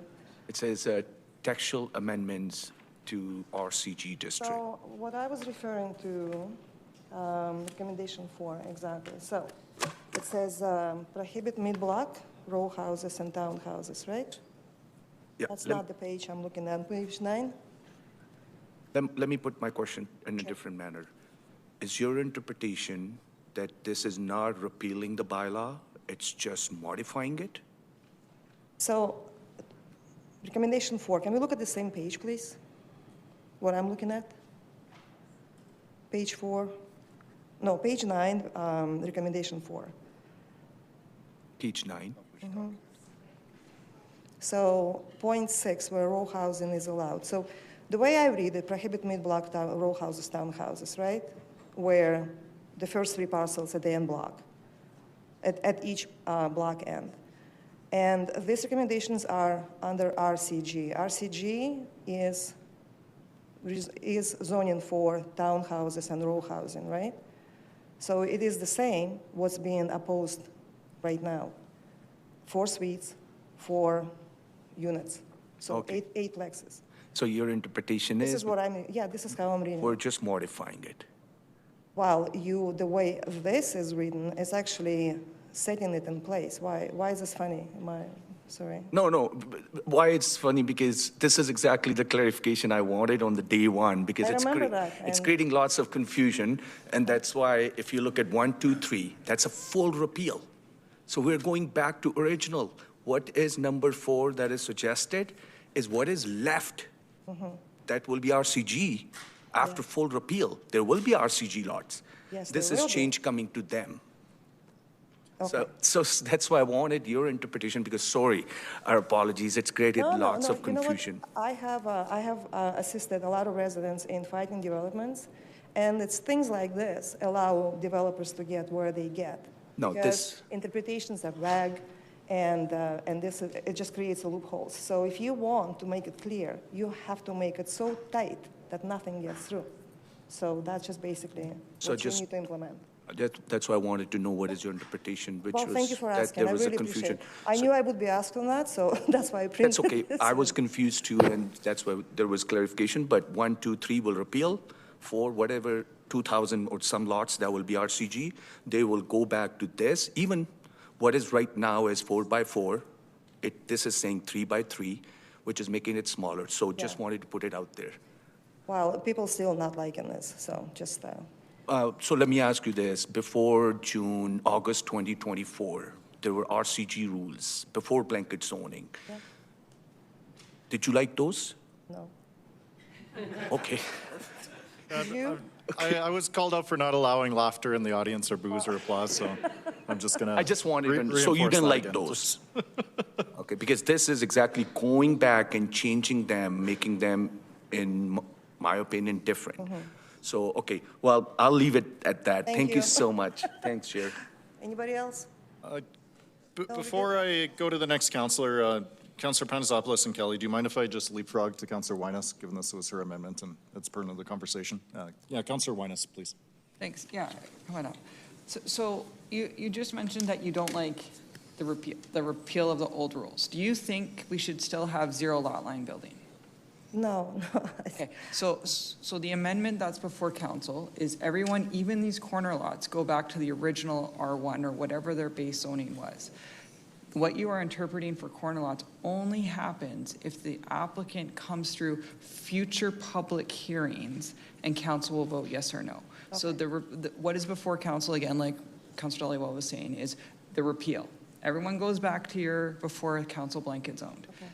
The amendments are to make sure that zero lot lines are there, contextual setbacks are improved, lot coverage is reduced, height is reduced. Because when we listen to everyone speaking today, these are the commonalities of frustration about what is being built. But I also get the frustration is anyone who's applied for a DP up until first reading gets to keep the old rules of RCG, which we are repealing. So in your mind, do you think we should allow the repeal to leave zero lot lines, or do you want us to do these amendments, now that you understand? Well, okay, so getting back to your point of this, so point 6, right? My understanding was that R1 and R2 is not covering row housing and town housing development. They do? No, they're going back to their old definitions. So R1 and R2 will not allow row houses. So you but you're saying here, this will, on the corner units, it will. Only if they get redesignated to the individual standalone RCG definition. So who controls that? Council as a whole. Okay. Well, can you say that in here somewhere? It's in the bylaw. I'm not the only one who's actually quite puzzled by this, you know? Yeah. And I'm using the best term there to express. So. Yeah, and I think like council is doing the public hearing. This is why we've advertised these amendments. Yeah. This is why we want to make sure people either want zero lot line buildings or don't. And I think council's hearing it through the commentary, especially when we get the visual examples of the houses and the rear reviews. Because we want to make sure that, yes, you're going to get your R1 or R2 designation that will exclude row houses, but any landowner, because we still have to we have ownership rights that are a part of this puzzle, will have to have a new set of rules for what RCG means. We also, in the amendments, I think I've heard greenfield development, that people seems to be comfortable with greenfield development going. In the original blanket zoning, we made amendments that allowed greenfield to not have development permits to get the row houses built, which sped up housing in greenfield. Now, if we repeal and we don't have the amendment passed, that slows down row houses going in blank slate communities. And that will also put more pressure in the inner city. So I think it's just hard because we're trying to explain these amendments that everyone says, stop doing the amendments, but actually the amendments are what you want us to do. And so I think we're just trying to take the opportunity to clarify with community that we are hearing you, and we want to make sure that you still will get your single family or your R2 zoning back, but we want to make sure that any future development has a new set of rules based on the feedback we are hearing from community. And so that's why I think council is really concerned about when we say hear from the community, no amendments. These amendments are trying to get rid of zero lot lines, which you guys are asking us to do. So does this amendment include public, studies? So when the development is proposed, right now, the administration will not take anything. Will not take parking studies, infrastructure pressure, nothing will go through them. So what in these amendments are actually looking after public engagement, residents' engagement? Is there am I missing that too, or no? That will be when they come, when the applicant, say a developer buys an R1 on a corner lot, they have to then go through the application process, come to council, and then all the community gets to come and do a public engagement on that lot. Sorry, point of procedure. Yes, sir. Yeah, okay. she's asking me questions back, sorry. Well, It's a fun conversation. Councillor Johnston, duly noted. I've allowed a little bit of latitude just because of the amount of confusion that was on this topic, and Councillor Wynas hadn't had opportunity. Point of procedure again, sorry. We had this opportunity at the start to clarify this, and we chose not to. So, I mean, I don't think it's necessary to do this at the end of. Thank you, Councillor Johnston. Duly noted. I'm going to allow the conversation to continue. However, I'll keep it tight to questions from Councillor Wynas of Ms. Orban. I just want to point out, so on this recommendation 1, page 7, right? So you do include, I can see all of the zoning is included under RCG, RG, HGO. Yeah. It would be helpful, like I said, the way right now, the way I read it, and I'm not a silly person, you know, like I said, the way it reads specifically to RCG, the point going back to Darrell's conversation. So I think the visual is weak. I think that it says bring back 11 low-density districts on slide 7 and recommendation 1. So what it's really I'm sorry, I'm answering your question. We'll get administration when the time is right to explain this to everyone, but essentially it's saying RCG, if those are your designations, they all go back to the single zones, which is what we're trying to get. I can talk to you at lunch. I'm sorry, I can't. No, it's fine. We can, I mean, I know how to find you people, so you're good, you know. Okay, awesome. All right, thank you. Anybody else? Thank you. Going over to Councillor Kelly, please. Ms. Weiss, if you don't mind. Right. I've asked this question of a couple of folks when their neighborhood looks a little bit similar to Ward 4 neighborhoods. Just because we're not getting a huge number of Ward 4 folks, so I hope you'll forgive me for letting you stand in. Meadowlark Park, correct? Correct. So similarly to some of the neighborhoods in Ward 4, Meadowlark Park has seen a pretty significant population decrease over time, about 50% decrease actually. What I'm trying to get a sense of in terms of this in this conversation is, like what I'm worried about here is schools staying open, being able to provide bus service when there's less people living there, those kinds of things. I'm wondering if you have any thoughts in terms of that, in terms of how you might like to see your neighborhood grow or change or not, given that information. Yeah, sure. So just so we know, today there are a lot of young families in our neighborhood, so I think our density might be climbing because we've had natural turn as some of the seniors and older people move out. But many people are having to bus right now to different areas. So right now the challenge for our community, and I suppose much of the inner city, is insufficient schooling overall. So do I look forward to the moment we have too much? Anyway, so we don't have those problems. So I sort of step back and go, what the plan seems to be under blanket rezoning is that small communities like Meadowlark Park, which is only 250 residents, the city wants to put everything into them and there isn't room. And so there is a significant contingent that wants to raise families and have single family dwellings. And what's happening under the current zoning is if you get these 5-plexes popping up everywhere, the poor little bungalow in between doesn't stand a chance. And you are basically committing the community to become something entirely different without engaging it. So do I think there's opportunities for enhancing density in the community? Yes. But do I think that involves proper engagement, proper discussion? Yes. And are we getting that from the city administration? No, we're not. And I haven't been directly involved in, say, the local area plans. But the people I've talked to in our community say it's terrible. You say what you think, and then they tell you what's going to be. So it's a very broken process, and I think all the wards of the city are looking for something better. And I think you might be surprised that the core is actually quite open to change. It just wants to be part of that process and not have single developers leading us down a path that isn't going to end up very well for any of us. I think we've definitely heard from many others in this public hearing about that desire to have additional public engagement to figure out like where could or should development in our neighborhood go. Could I just add one point? I was just going to ask you a question here, and I'll let let me just add ahead. one point, and then you can add the question, Sure, which is if you were to draw, say, a 1.5 kilometer circle around where I live, you would discover there's a lot of density and a lot of diversity. We pick up the Chinook transit station, so we would pick up the affordability housing in Manchester. We pick up Windsor Park and Kingsland, and we also pick up, Britannia, which is a wealthier area. So there's a tremendous amount of diversity, and maybe part of our challenge is we look too narrowly, especially in our neighborhood where we're 250.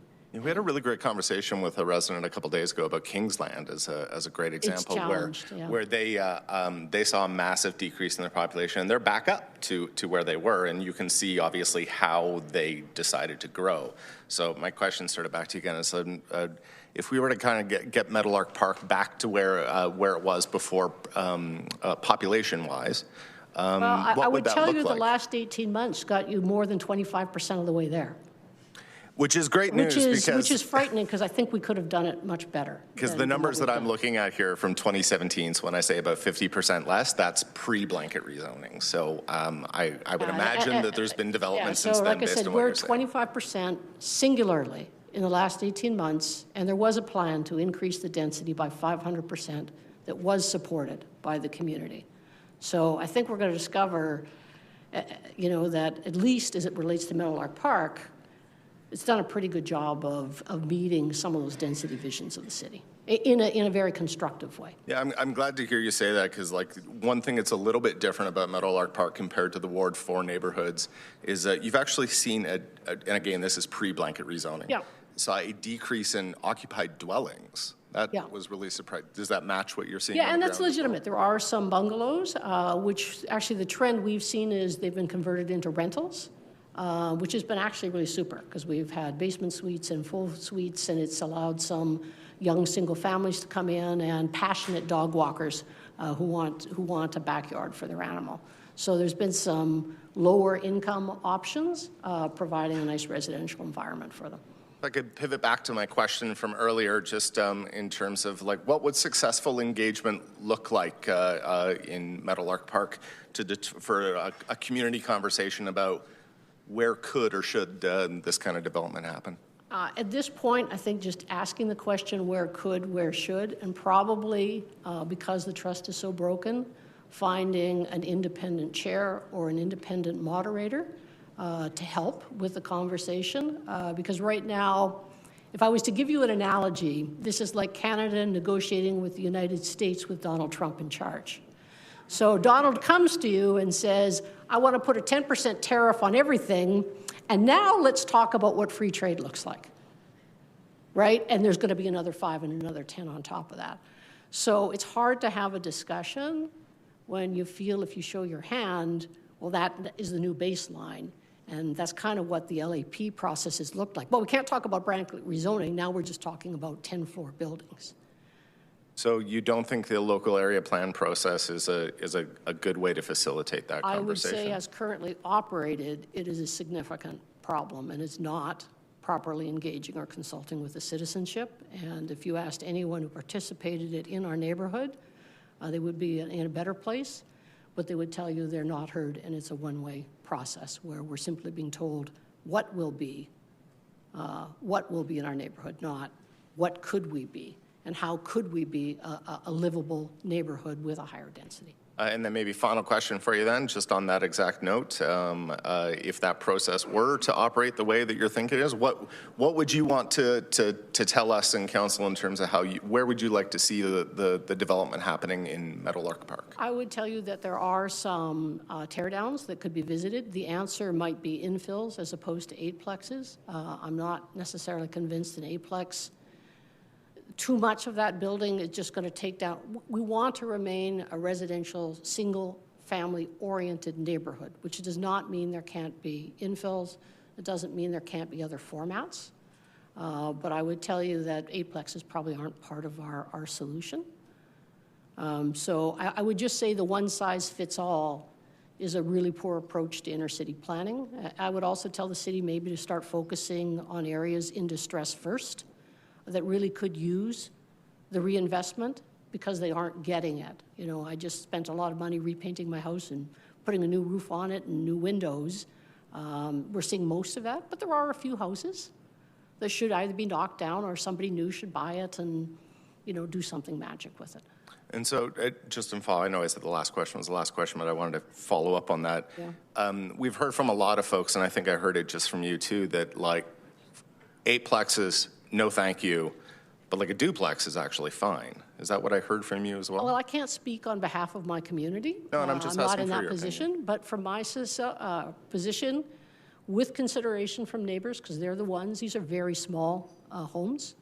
So, you know, with consideration for neighbors and what they need in terms of blue sky, I think there are other formats that would work, and I think there are people in our community that would be excited even to redevelop their own homes.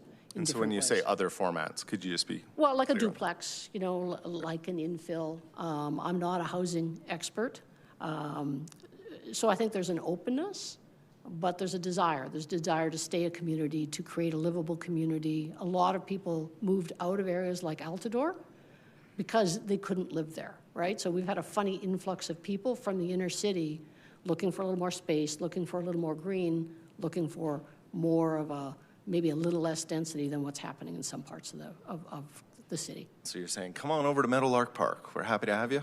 We're happy to have you, and please fix up your bungalow while you're at it, which they're doing, But you are right. There are some bungalows in need of some love, and it wouldn't hurt my feelings if the city said you can't leave buildings unoccupied for an extended period of time, because at a minimum, it would be wonderful to have them as rentals or something.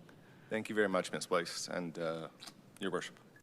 Thank you, Councillor Kelly. Before I go to Councillor Panterzopoulos, just for a time check, we have less than an hour remaining. On hand here at City Hall, we have over 50 people who are in the queue, so my perfect world is if we can complete 2 more panels before lunchtime. But with that, over to Councillor Panterzopoulos, please. I'll make sure to be really quick. Ms. Weiss, if you could come back again, thank you so much. You're the first participant that I heard that talked about consent. And maybe just speak, what does consent mean to you when it comes to land? You said without consent of neighbors or something like that. What does that mean Well, to I you? think that the neighbors at a minimum have a right to speak, right? So right now, it doesn't matter, right? It doesn't matter what you think. There is no platform. There is no public hearing. So for me, a minimum of consent is at least a public hearing, right? And consent for me is probably more about what the neighborhood feels than an individual. Like, I recognize I'm only one person. So regardless of what I think the community should be, it's the majority of the community that defines what it should be, not just me. Consent maybe was the wrong word, but input at a minimum would be a nice requirement. No, I appreciate that. And then, do you think we had that through LAPs? And I recognize there's challenges, but when I look at your LAP for Chinook, it looks very similar to Westbrook, as an example, in my neighborhood, in that where density is generally supported as major streets, et cetera. You know, for example, I call it Bow Trail, you call it Elbow. Right. You know, regardless, that sort of thing. So is that, what are your thoughts in there? If we use that as a leading, go ahead. That's what I would describe as a thoughtful plan of clustering like with like. So as an example, I mean, if you go to a new greenfield site at the edge of the city, you don't see bungalow, eightplex, bungalow, eightplex, bungalow, eightplex. And that seems to be the vision of the plan for the inner city. So I don't see why we should be any different in saying it might take a little bit longer, but could we be a little bit more thoughtful of grouping like to like, doing those kinds of things? Because I think the LAP has that. You know, if you look, for example, in your LAP in Meadow Lake, you know, Elbow, there's density, and then it comes down to single-family homes, then you ramp up when you come to Chinook Center, as an example. And maybe just to echo that, you know, I just pulled up on DMAP 2 eightplexes in your community, one at 604 61st Ave Southwest, sort of on Elbow, and then 106 Malibu Road, which is deep in the middle on a corner next to a bungalow, et cetera. If you follow the LAP to the word, the first one, which is just adjacent to Elbow, you know, it looks like it's across the street, and then the ones in the deep. Your thoughts, does that where density makes sense? If you, like, That type of thing does, but don't be Donald Trump on me. What's that mean? What does that mean? That means I take my 10% and now I'm going to ask for another 50. No question. Right? You know, that's my sort of joke with city admin, is you just don't know where it stops and ends. But yes, you know, that I would describe as more thoughtful density and something our community could embrace and say, let's be thoughtful about this. And blanket rezoning does not feel very thoughtful. If you had commitment from council that says, hey, you know what, this makes sense, this general community, because it goes both ways. You know, we can speak to community and say, hey, you generally, this is where you want a density. It's consistent with other neighborhoods, and this is where you don't want it. But no, I really appreciate that perspective, because I wanted to bring those two, because those are very extremes. They're still the same eightplex. I mean, but your comment is, that makes sense for all the reasons. This one doesn't make sense for all the reasons you expressed. So, Okay. And maybe the last is, in your community, there's a conversation going on, and versus or, secondary suites and backyard suites, et cetera. You know, 2 versus 3. So I noticed, again, in DMAP, there's quite a few under development in your neighborhood. Any thoughts there where you're R1, however, to achieve a partial density goal, you can have sort of both instead of one or the other? And any thoughts there? Well, I believe under R1, you could still have suites, right? You could still have basement suites. And the question is, because you have lanes where... That is correct. We have lanes. So right now it's an or, a basement or a backyard, but there's a conversation, thought about, do you do an and, a basement and a backyard? So now you'd have 3. Any thoughts on there? I think I'd have to talk to my community. I think there's places that probably make sense, and there's probably a few places where somebody ends up with no blue sky, and we say, well, let's just talk a little bit about this. You know, there's also elements, I live actually on a corner lot, so that's a bit of an irony. But I would tell you, my biggest concern would be the amount of mud running down my backyard and asking the real basic question, why do I have to pay to pave my back lane when the problem was created, you know, by others? But I'm not real hung up about the mud of my back lane. Sure. So I don't think garage suites are a bad idea. I don't think basement suites are a bad idea. I'm only one voice in my community, but we need to step back and plan. And like I said, our planning process, and it is a real challenge, is I think if you ask a lot of people, our administration has religion around a density and has forgotten about building a livable community, and that's what we'd like to get back to. You are one voice, but it's been a very thoughtful voice, so thank you so much for coming down. Thank you, Mr. Chair. Thank you. Councillor Johnston, please. Mrs. Ortman, please. Hi there. Would you have preferred if we had split up the main motion and any sort of amendments to motion arising? I can't remember what it was, but would you rather of us had split it up in 2 separate hearings than have us kind of debating and having public hearing on the 2 items? Well, I want to clarify a couple of things. So the amendments, the way they are, can you vote, can you break them down, or you have to vote on it as a package? How does it work? No? We can vote them down. You can vote them down individually? Yeah, but Okay. would you have rather it have just been on the main motion to repeal? Well, okay. First things first, right? Repeal, yes. And I would say yes to that, yes. But I do have a question, actually, as I was sitting here and thinking about it. Whose idea was it to have the corner unit plus 2 lots on the block, like on amendment? Am I allowed to answer that? I don't really want to go into the merits because then there's a right of reply there, but it was Councillor Wyness's amendments largely. The minutes reflected in that December notice of motion meeting. It actually doesn't say why. It just says what it is, but it doesn't say reasoning behind it, right? Because I'm not the only one who wants to know. That's quite a commitment, is what I'm trying to say. I think it's on a separate page, but it is there somewhere. That shows. I'll look again. Maybe I missed it. Okay. Who knows? No, that's all I just wanted to ask. So thank you. Yeah. Yeah. Thank you. All right, that concludes council members for this panel. Council, I'd like to do 2 more panels before I bang the gavel and we start the lunch. I'm going to go from 73 onwards for one group of 5, and then for a second panel before the break, I'm going to go back to some of the names that we may have missed from yesterday. So onwards from 73, do we have Riza Diza with us? How about Patrick Mahaffey? John Garden? John, come on down, sir. You'll be our first panelist. From 74, do we have Joan Little? Yes, you do. Thanks, Joan. Please stand by. On 74, Briston Opachik. Janet Noble. Okay, come on down, Janet.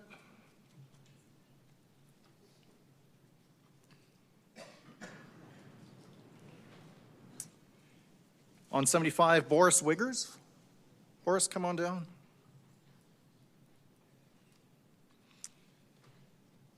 Ray McPhee, June Heisler, Parkamal Kalon, David Vera. Now to 76, Mihail Sarbu. 76, Anne Landry. Yes, online. Anne Landry is online. Anne, was that you? Yes, it's Anne Landry on the phone. Thank you. Please stand by. So we have John, Joan, Janet, Boris, and Anne for our first panel here. After this panel concludes, we'll go to folks that we may have missed from panels 1 through 76. So in other words, if your panel was beyond 76, we aren't going to be hearing from you at least until after the break. Okay. All right, let's start off with John on 73, please.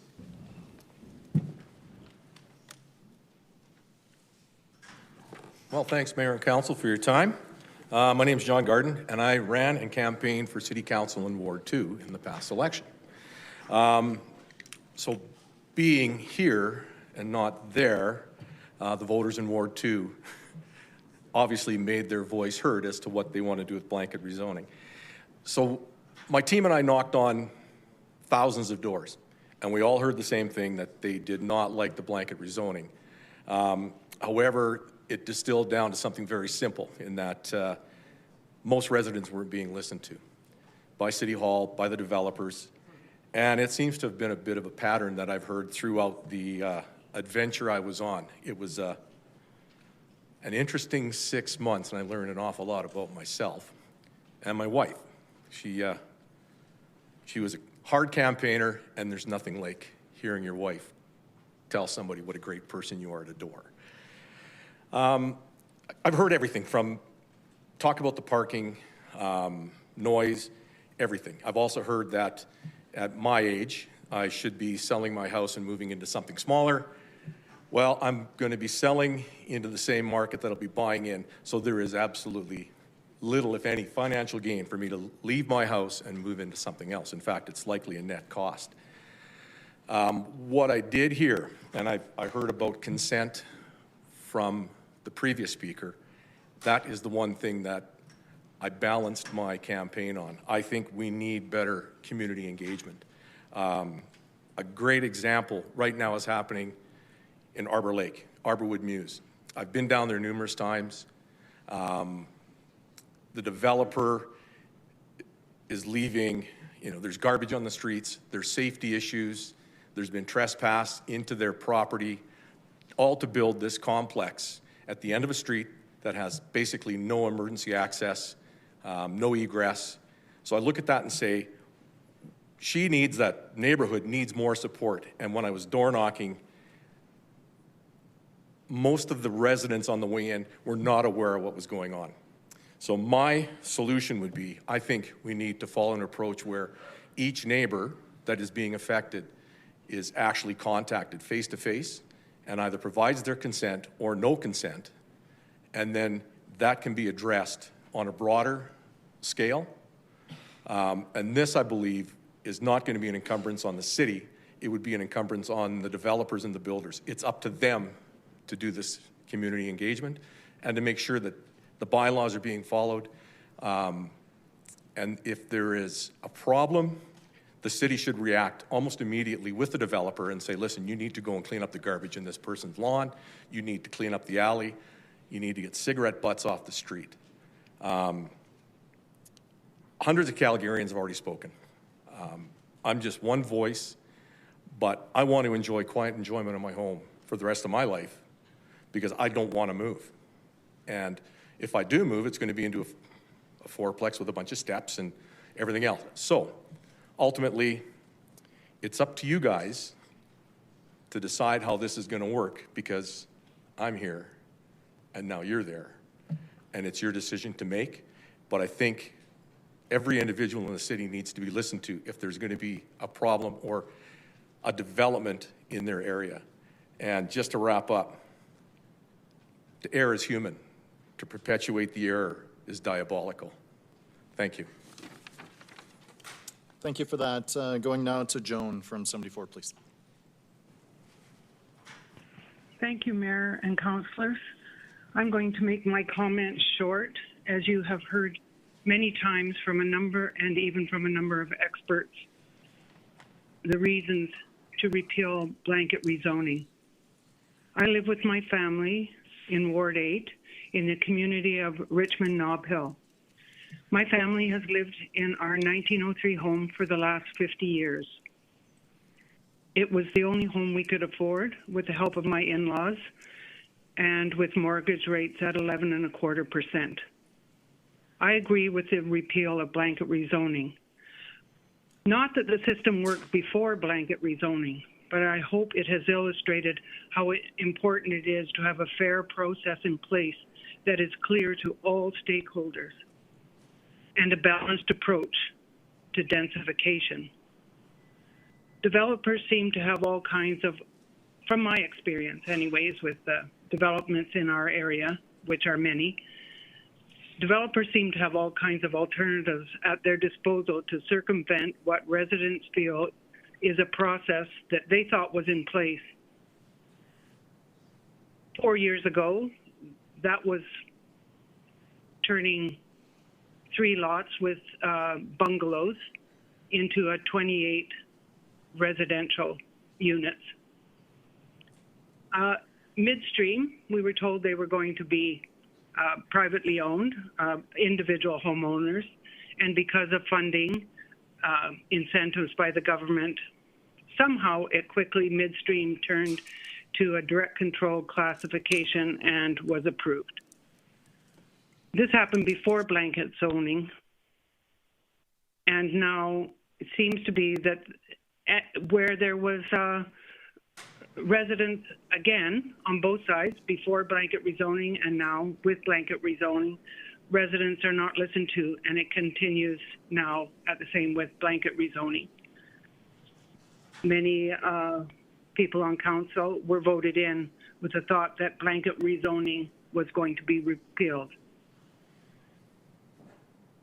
Also now, my son, who has owned a very small bungalow in Glenbrook, is mid-block, but on a bus route, has bought a very small bungalow. It was a home that they too could barely afford, but with our help that was made possible. It's small, but they fell in love with the yard and with the potential of adding a second story. Last fall, the neighbor decided to sell, and at its high price, only a developer was interested. Now a 10-plex with entrances on all 4 sides is being proposed, and according to the city, when they phoned, it meets the requirements to pass. A 4-plex without basement suites would have allowed for enough parking and green spaces, and I think is what they expected when they bought the home. So at present, their dreams are dashed, so they're trying to find a new neighborhood in an area where that can't happen. But at present, where would that be? Because of all the confusion surrounding the amendments and the uncertainty blanket rezoning has called, I am in favor of the repeal of blanket rezoning. Thank you. Thank you so much. We'll go now to Janet, please. I did submit slides, but I won't be using them, so I will just speak today.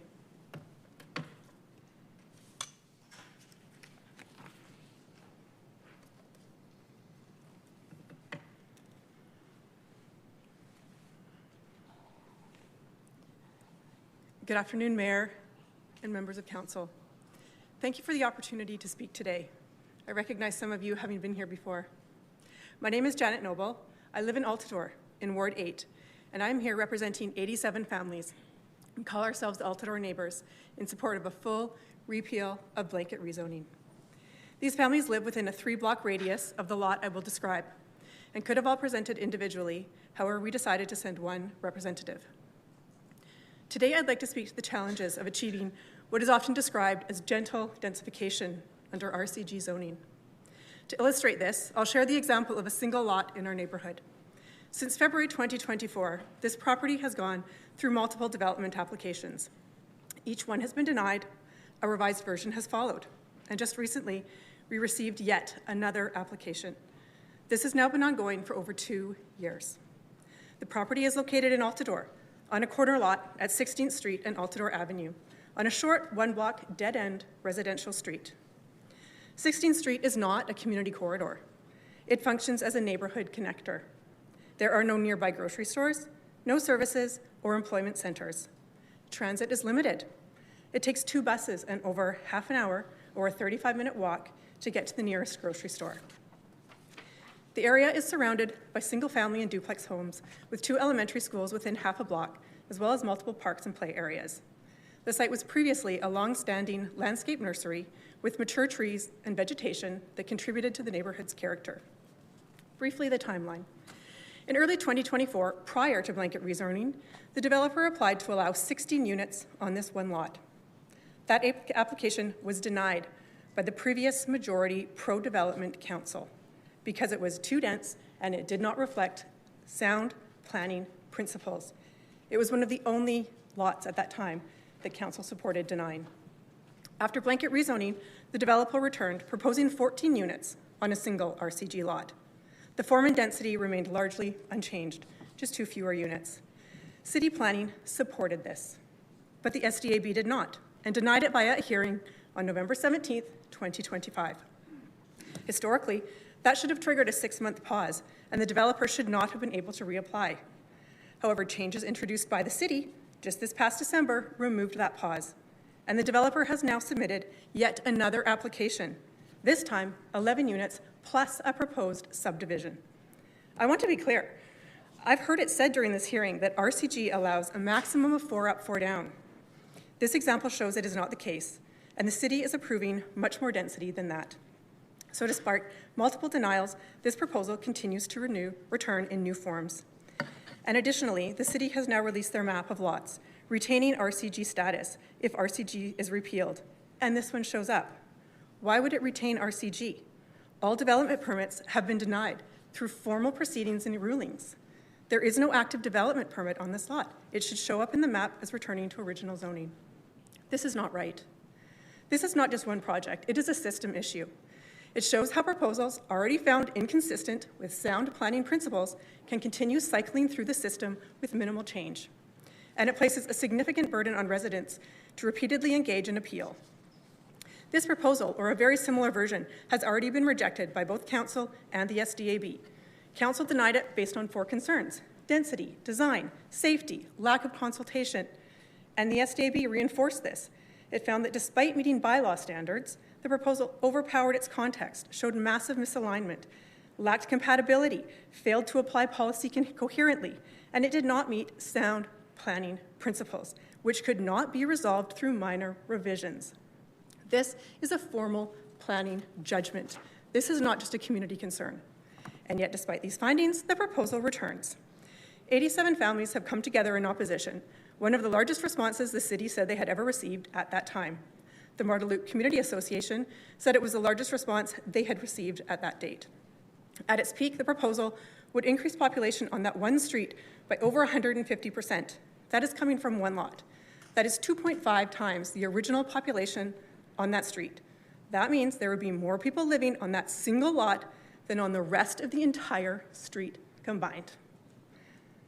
Is this gentle densification? I would consider not. Amendments are not enough. Full repeal is necessary. Repeal would restore baseline zoning, enable growth through local area plans, and rebuild trust in the process. On behalf of 87 families, I ask Council to support full repeal, respect prior decisions, reinforce transparency and fairness, and ensure density occurs where context and infrastructure support it. Because growth done well is not just what we build, but it's how decisions are made. Thank you. Thank you so much for being with us. We'll go to Boris next, please.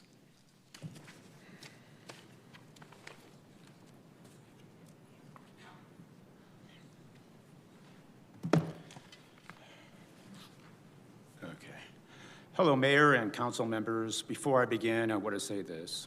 Cities don't decline overnight. They decline one decision at a time. Decisions that seem small in the moment, but shape the future for decades. That is why I'm here today. My name again is Boris Wiggers.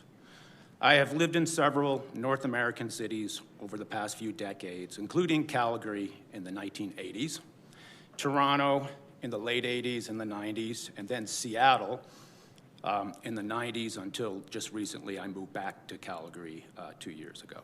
And I've done lots of work in San Francisco. So I've seen how cities can thrive, and I can also how they decline when planning decisions are rushed or poorly thought out. When I returned to Calgary 2 years ago, I noticed growing concerns about safety, disorder, and neighborhood stability. Many Calgarians voted for new leadership because they wanted a course correction and return to accountability, safety, and responsible planning. Today, I'm asking Council to reconsider the blanket rezoning proposal. In other words, get rid of it, and all the amendments. It's ridiculous.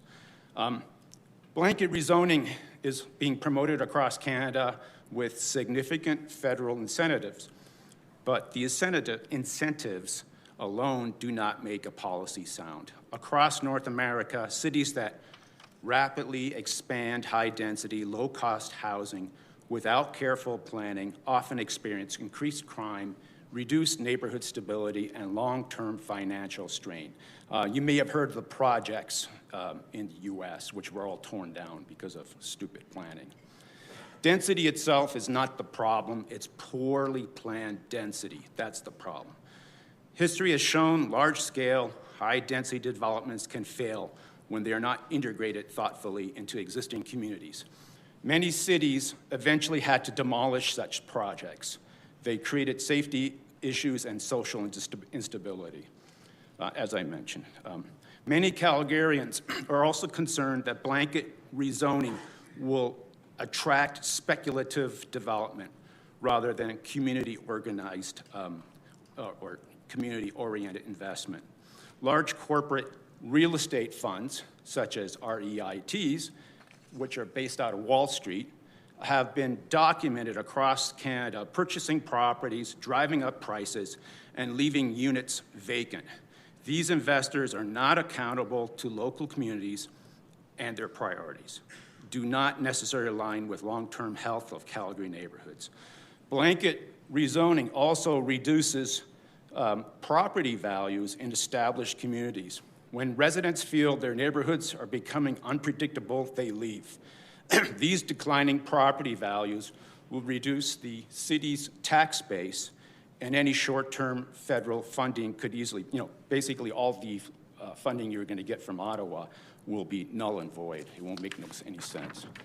So we already see examples within Calgary. Areas with high concentrations of multi-tenant housing often experience higher crime rates and lower desirability. This is not a criticism of the people who live there. It's a reflection of planning decisions that did not consider long-term impacts. I want to emphasize, Calgarians are not opposed to creating more affordable housing. We all recognize the need, but the solution should be targeted, evidence-based, and aligned with character capacity of each neighborhood. There's a better path forward. Instead of blanket rezoning, Calgary can continue expand density in areas designed for higher occupancy. Areas with transit access, services, infrastructure, and community support. Many successful cities around the world use this approach and aligns with federal government's stated goals for increasing affordable housing. This strategy would allow Calgary to access federal funding without imposing disruptive citywide zoning changes that many residents here oppose. I came back to Calgary because I believe this city was still different, still safe, still grounded, and still a place where neighborhoods mattered. I don't want to watch Calgary follow the same path I've seen other cities take, like my Seattle, where good intentions led to irreversible decline.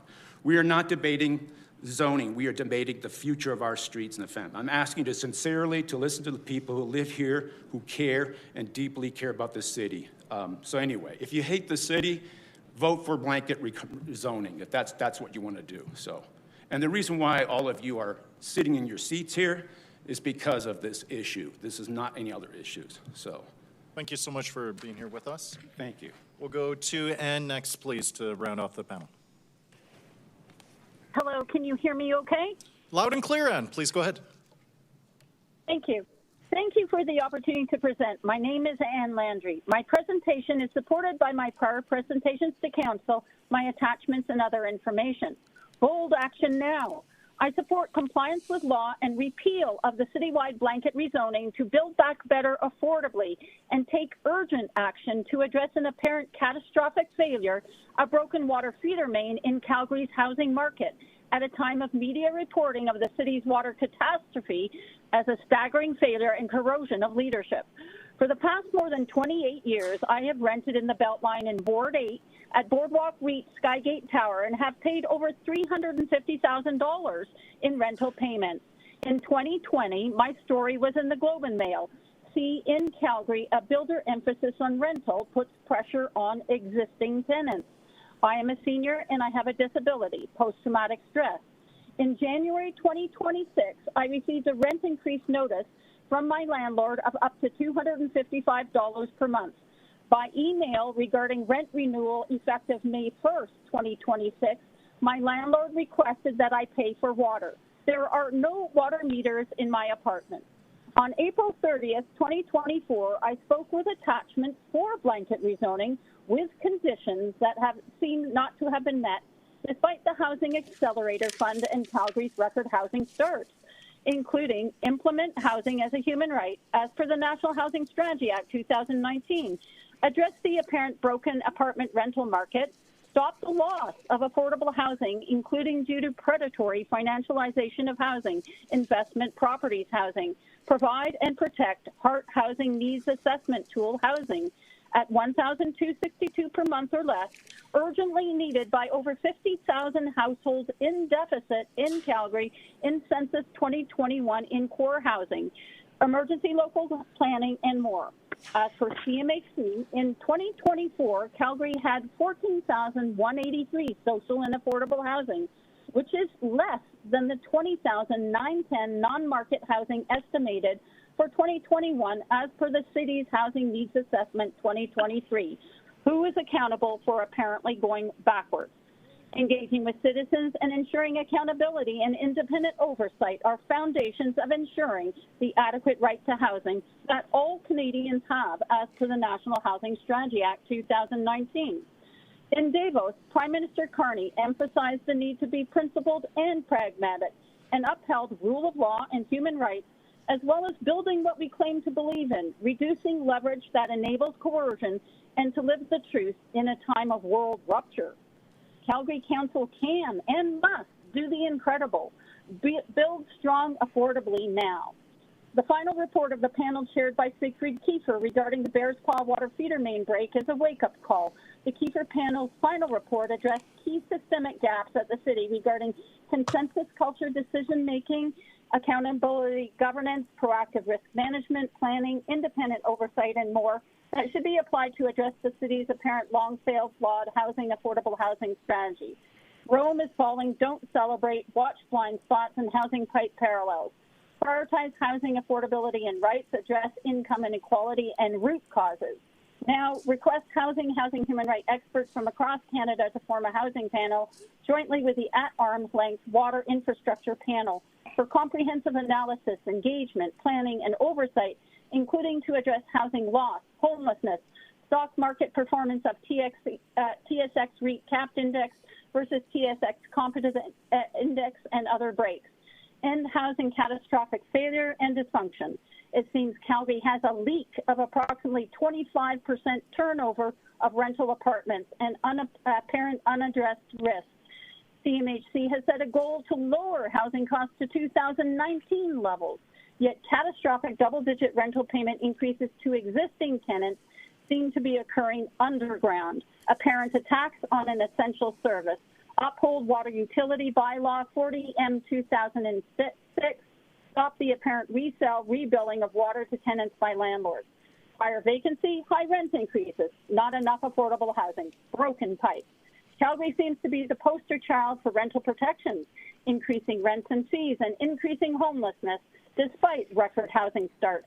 Need redundancy, not single point of failure. Need protect strategies as well as build with the right pipe, not broken pipes such as using housing for investment properties.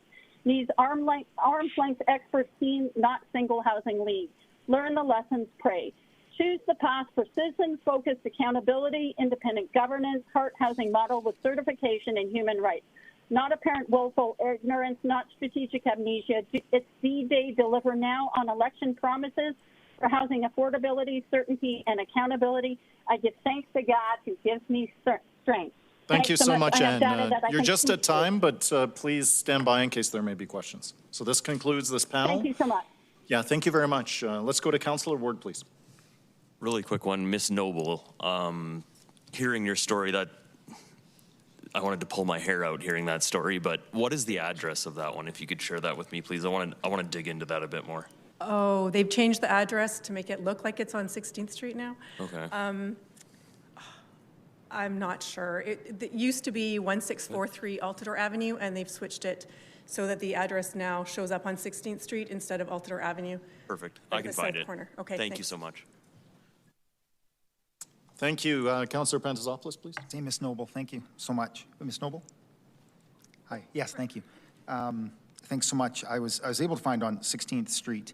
Yes. And we spend a lot of time talking about LAPs, and your LAP is, hot off the press. Yes. 2025. 16th Street was identified as an area where density is, I'll go as far as say acceptable, or the community as a whole. And I understand folks on Altador Avenue and have concerns. If not there, where?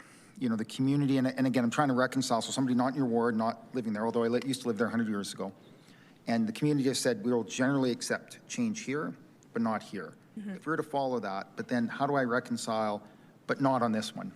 How do you help us reconcile that? The community said this is a reasonable place for it, and I recognize moving from Altador to 16th and doors, but how do we reconcile that as a council and a community? So I think if you look at 20th Street, it's identified as a community corridor, and this is a community connector.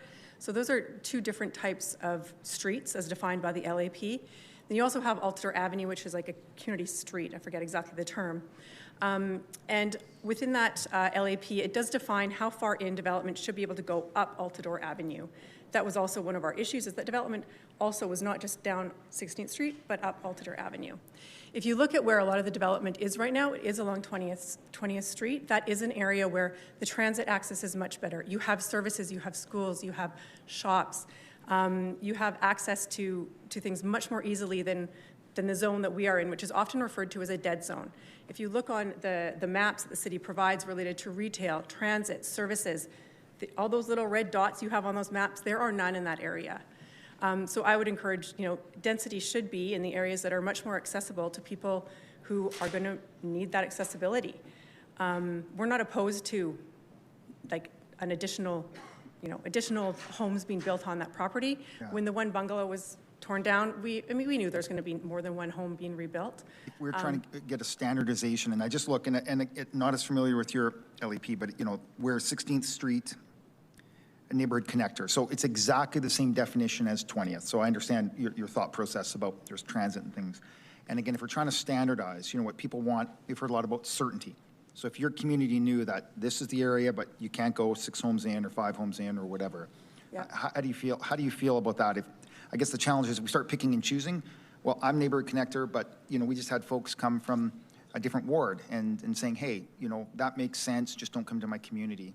So if we had to have a standardization, you're still the opinion we still need further work into these LAPs. You think it's not enough that, for example, your 16th Street should not have been labeled that, and density is not. Exactly. So it was not until the very recent revision, which, as I've heard many other people say during this hearing, the LAPs were quite fueled by the chance that, by the rationale that RCG zoning was going ahead. So there was a lot behind the development of those LAPs. It wasn't a true, engagement with the community. So development, yeah, you put like a duplex or a triplex on there, but 11, 14, 16 units in an area that's just not where the density is needed or really should be shown. There's just not anything to support that level of density in that area. They say people are going to walk. They're not going to have cars. There's not the parking. You've heard a lot about that. I won't get into that. But if you have 16 families living on there, they don't have cars. Where are they going? How are they going to get anywhere? Thanks y'all so live much. in Calgary. It's snowy. Yeah. Thanks so much. Really appreciate your comments. Thank you. Thanks. We have some other cues in the lights. I'll just remind you, colleagues, it's my intent to call another panel before our break. Councillor Chabot, please.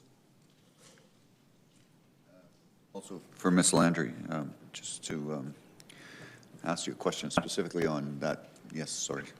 Oh, no. Is it Ms. Landry? Oh, no. Noble. Oh, sorry, Ms. Noble. Forgive me. Ms. Noble, you talked about 4 units as what you believe to be the maximum allowable on RCG. I'm not sure if you're aware of the method of calculation at 75 units per hectare, and what's proposed here is to lower it to 60 units per hectare. Correct, yeah. So what I was saying is I heard multiple people presenting saying 4 up, 4 down to max. I heard some council members saying 4 up, 4 down max. What my point was is that it's not 4 up, 4 down max. We do know, I am very familiar with that calculation. It's currently 75 units per hectare, ultimately ideally changing to 60 units per hectare, which would, it would not allow a development of this density. Would reduce the number. The calculation works out to 1434 square feet at 75 per unit, and at 60 it's 1793 square feet per unit as far as the size of the site. So I don't know the size of the site, but that would give you an idea. Yeah, I don't know all the math off the top of my head, but it would reduce the number. But I guess what I'm getting at, sorry, is when people do mention that RCG typically allows a maximum of 4 up, 4 down, I just wanted to bring to point that in some cases, yes, but in other cases, it is not 4 up, 4 down. It can be all the way up to 7 up, 7 down, like we've experienced. So you would be supportive of this reduction in the density that's being proposed? I would have to, I haven't done the new calculations. This new proposed RCG, these new rules were just new to me in the hearing, so I haven't. So 50 by 120 foot, 50 by 120 lot would limit it to 3 units, 3 up, 3 down. That's much more reasonable. Okay, thanks. No further questions. Thank you. Thank you. Deputy Mayor, please. Yes, and Miss Noble, sorry, one more time. Just something that comes to mind for me with Altador, and I'm very familiar with the site that you're discussing. Altador would go back to RC2 zoning. It's one of a minority of neighborhoods within mostly wards 7 and 8, with some exceptions, that were zoned that way a long time ago. So was that working before? Oh, yeah. Yeah, I mean, that whole area has mostly been developed from, you know, lots that were like the larger lots and kind of divided into half, and you've got a lot of infills. So most of the homes in that area are now infills. This lot in question, it was an RC2. It had a bungalow on it, but, you know, the assumption was that would turn into 2 homes. So, yeah, RC2 is working.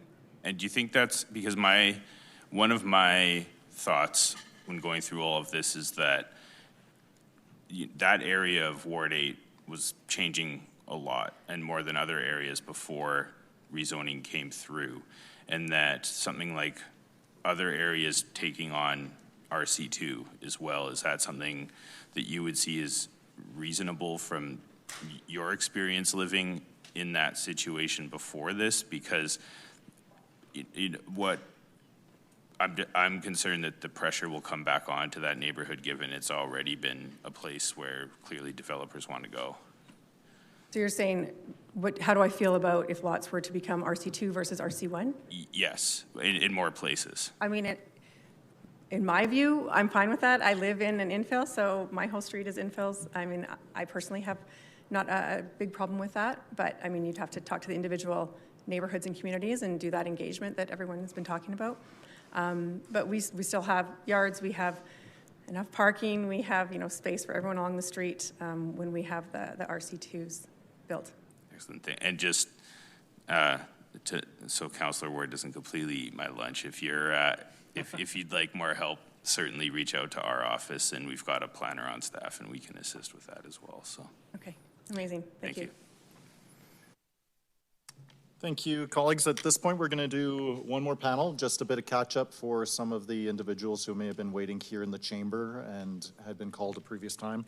Is there anyone in the chamber here? Yeah, there's lots of people in the chamber here. Is there anyone in the chamber who was on panels 1 through 10? 11 through 20? 21 through 30? 31. Sorry, was that you, Flora? Were you on 21 through 30? Okay. Was there anyone here who was on 31 through 40? Yes, Sienna Kotaria, panel 33. Okay. One moment here, Councillor Chabot. Can you put on your microphone? Yeah, sorry. If you called some folks that fall within a certain range, you just let them know that they need to take those chairs. So that Yeah, so if there's any, to repeat, just to clarify, sorry, for those on the phone, we're going to prioritize the people for the next panel who are here in the room with us, so I won't be calling for any of the names on the folks on the phone, just out of consideration that many of them have been waiting here in person for many hours.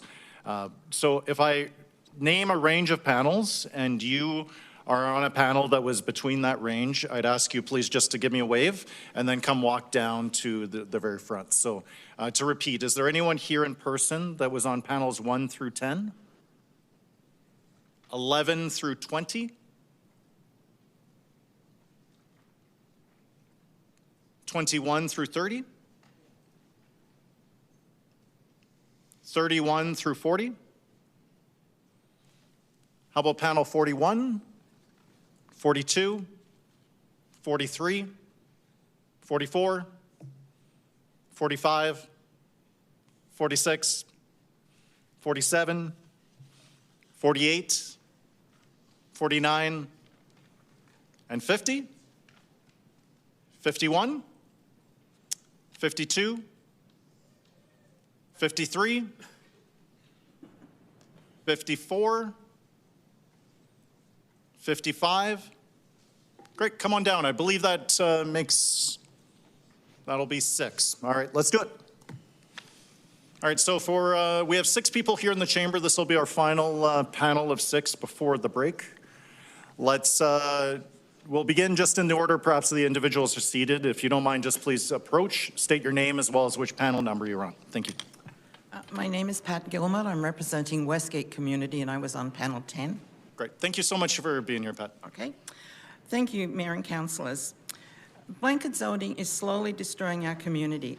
Westgate offers many forms of housing, 110 units of RGI, 2 facilities for women and children fleeing domestic violence, basement and above garage suites, single-family homes, duplexes, apartments, condos, all homes that are seniors, singles, families, kids and dogs. Since the surge of blanket upzoning, we have become the destination for the circling vultures. Trust has been broken between residents and the city. Developers do not contact the communities to discuss their proposals. Residents in the community submit comments on proposals and all are ignored. We ask why. We know our community. We live there 24/7. Please listen to us. The loss of mature green canopy replaced with little bushes shadowing from higher buildings closer to the fence line and front setbacks.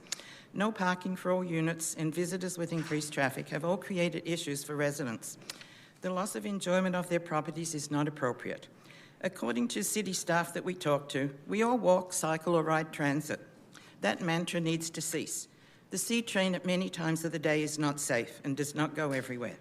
The 15-minute walk communities are long gone with the evolution of the big box stores. The absence of consideration, caring and compassion for the adjoining residents when development proposals are submitted is appalling. When a 3-story build with rooftop patios has been approved beside 2 homes that have adhered to the city's climate strategy of installing solar panels, only to be told by the developer, just move your solar panels, and we ask at what cost and who will pay. Blanket zoning has not created affordable housing. It is a developer's dream come true and gives developers free rein to build anything anywhere. When speaking to another developer, we asked, how many affordable and accessible suites are you going to have? Are you going to follow the city's climate strategy? And are you going to have space for community garden? The answer was no, it's not financially viable. Then we had a developer tell us he's only going to build 4 units. Guess what? The plans come in at 10 units and we have no say on it. We have a pending application for 4 units. And the interesting issue with this proposal is the previous property owner wanted to put a 2-car garage in the laneway. The city said no because of the terrain. But now 4-car garage is acceptable. The terrain is still the same. Oops. Comments by city staff that homes built prior to 1980 are ready for demolition. I can assure you in my community that is not so. We have a resident realtor. His comment is, these homes have solid bones. When the homes are sold, they've either been renovated or upgraded. We have many young families move to Westgate community. That's if they're able to outbid the developer. Residents have moved from dense communities of Mardalup, Killarney and Rosscarrick as they were being hemmed in by the extreme density. Westgate was chosen as they could enjoy a backyard without the previous concern, such as loss of mature green canopy, overshadowing, massing and loss of privacy. Majority of Westgate residents have backyard vegetable gardens. We all share crab apples and other items. Kids have yards to play in. With the blanket zoning, citizens have been locked out of the planning process. Our only option is to file with SDEB, a costly and time-consuming for volunteers. Removing the democratic right of the residents support, oppose, or make recommendations on proposed developments is not democracy. Please do not remove the opportunity for residents to speak at public hearings. You need to repeal blanket upzoning, but don't stop there. Westbrook LEP needs to be reopened and amended to allow real engagement and not the what we were told that occurred. In closing, repeal blanket zoning with no amendments, return our original designations to RC1 and RC2, and do not allow 3 blocks at a corner to be developed. Listen to residents. Development can occur in most communities, but it must be planned and not build anything anywhere. Consultation between all parties involved must be done. In my other comment, I'll say if I've got time, many of us volunteered on Westbrook LRT station. We were assured that TOD, mixed-use affordable housing, would be built there. All these years later, nothing. It's a mess. Can Calgary Housing build something there with the federal money? That's one of our questions. Okay, so I'll leave it at that. Thank you. Thank you so much. Please don't go far. That's our first panelist.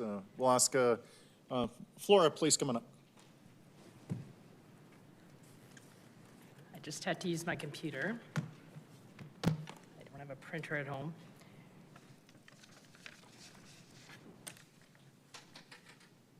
Hello, Council and Mayor Farkas. My name is Flora Gillespie, and I live in Ward 7. Blanket rezoning was a profound decision, which Calgarians overwhelmingly opposed. Now, Council, you're poised to vote on something that is not a full repeal. Calgarians do not seek a repeal and replace of blanket rezoning. We want a full repeal and a complete restoration of the previous rezoning, of the previous zoning, excuse me. I came to understand at a very late date that administration has proposed that every lot in the city, 2 to 3 from the corner, will be rezoned or remain, I'm not sure, RCG. An educated guess is that this will affect 45% of the inner city lots.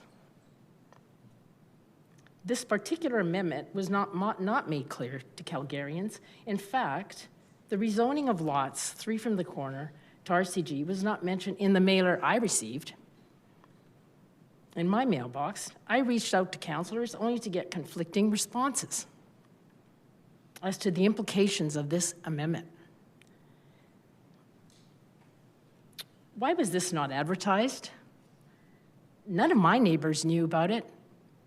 The MGA tells me a public hearing must be mailed to every resident in the area to which the proposed bylaw affects 2 weeks before the public hearing. But my notification letter did not detail this sweeping change. Then on March 23rd, I listened to GM Hamilton when questioned on this exact point, stating it was advertised and was included in plain language on the website. Now, I'm referring specifically to the 3 lots of the corner, not to the other amendments. So I went digging for this, and I finally discovered a link on a page under the heading for applicants. I had to push that link, and then I saw the chart. I don't know when that link was put on there. It wasn't clear. I'm not sure if it was within 2 weeks. I can only conclude that one of the amendments we are now speaking to at this public hearing, which is not a full repeal, and that the sweeping amendment was not properly advertised. In the name of procedural fairness, I'd like this on record. If I still have time, I just want to comment on a few other claims. Number one, forget supply, supply, supply. It's time to recognize the failure of government's market-driven, investor-fueled supply policy of the last 30 years. Administration's fixation on drastic upzoning has not made housing affordable.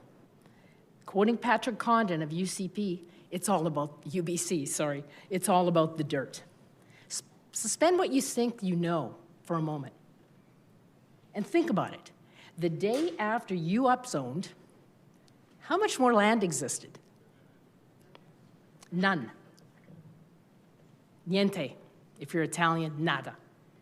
If you're Spanish, homes are still on that land needing to be redeveloped. So, in reality, upzoning raises land values, making the feasibility of constructing new homes even harder. Face it, upzoning prevents price drops to preserve asset-to-loan ratios for bank profits. It's unreasonable to think this is about citizen choice. Like grandmas like me are going to redevelop their homes? I think not. I want a net positive result for Calgarians, which is why blanket rezoning should have never been considered in the first place. Number two, stop bailing out developers. Administration is constantly creating more ways to make it easier, cheaper, faster for anxious developers to densify our neighborhoods. Politicians are allowing developers to provide fewer amenities while expecting taxpayers to shoulder the cost for the extra infrastructure. Public funds should not be allocated to protect private developers who have made poor market decisions. Companies should harvest what they sow. The housing industry is now officially too big to fail. And surprise, surprise, affordability has been gutted. Thank you so much for being with us. You're just at time. But please don't go far in case there may be questions. I think next up, Catherine, why don't we hear from you next? Thank you for waiting.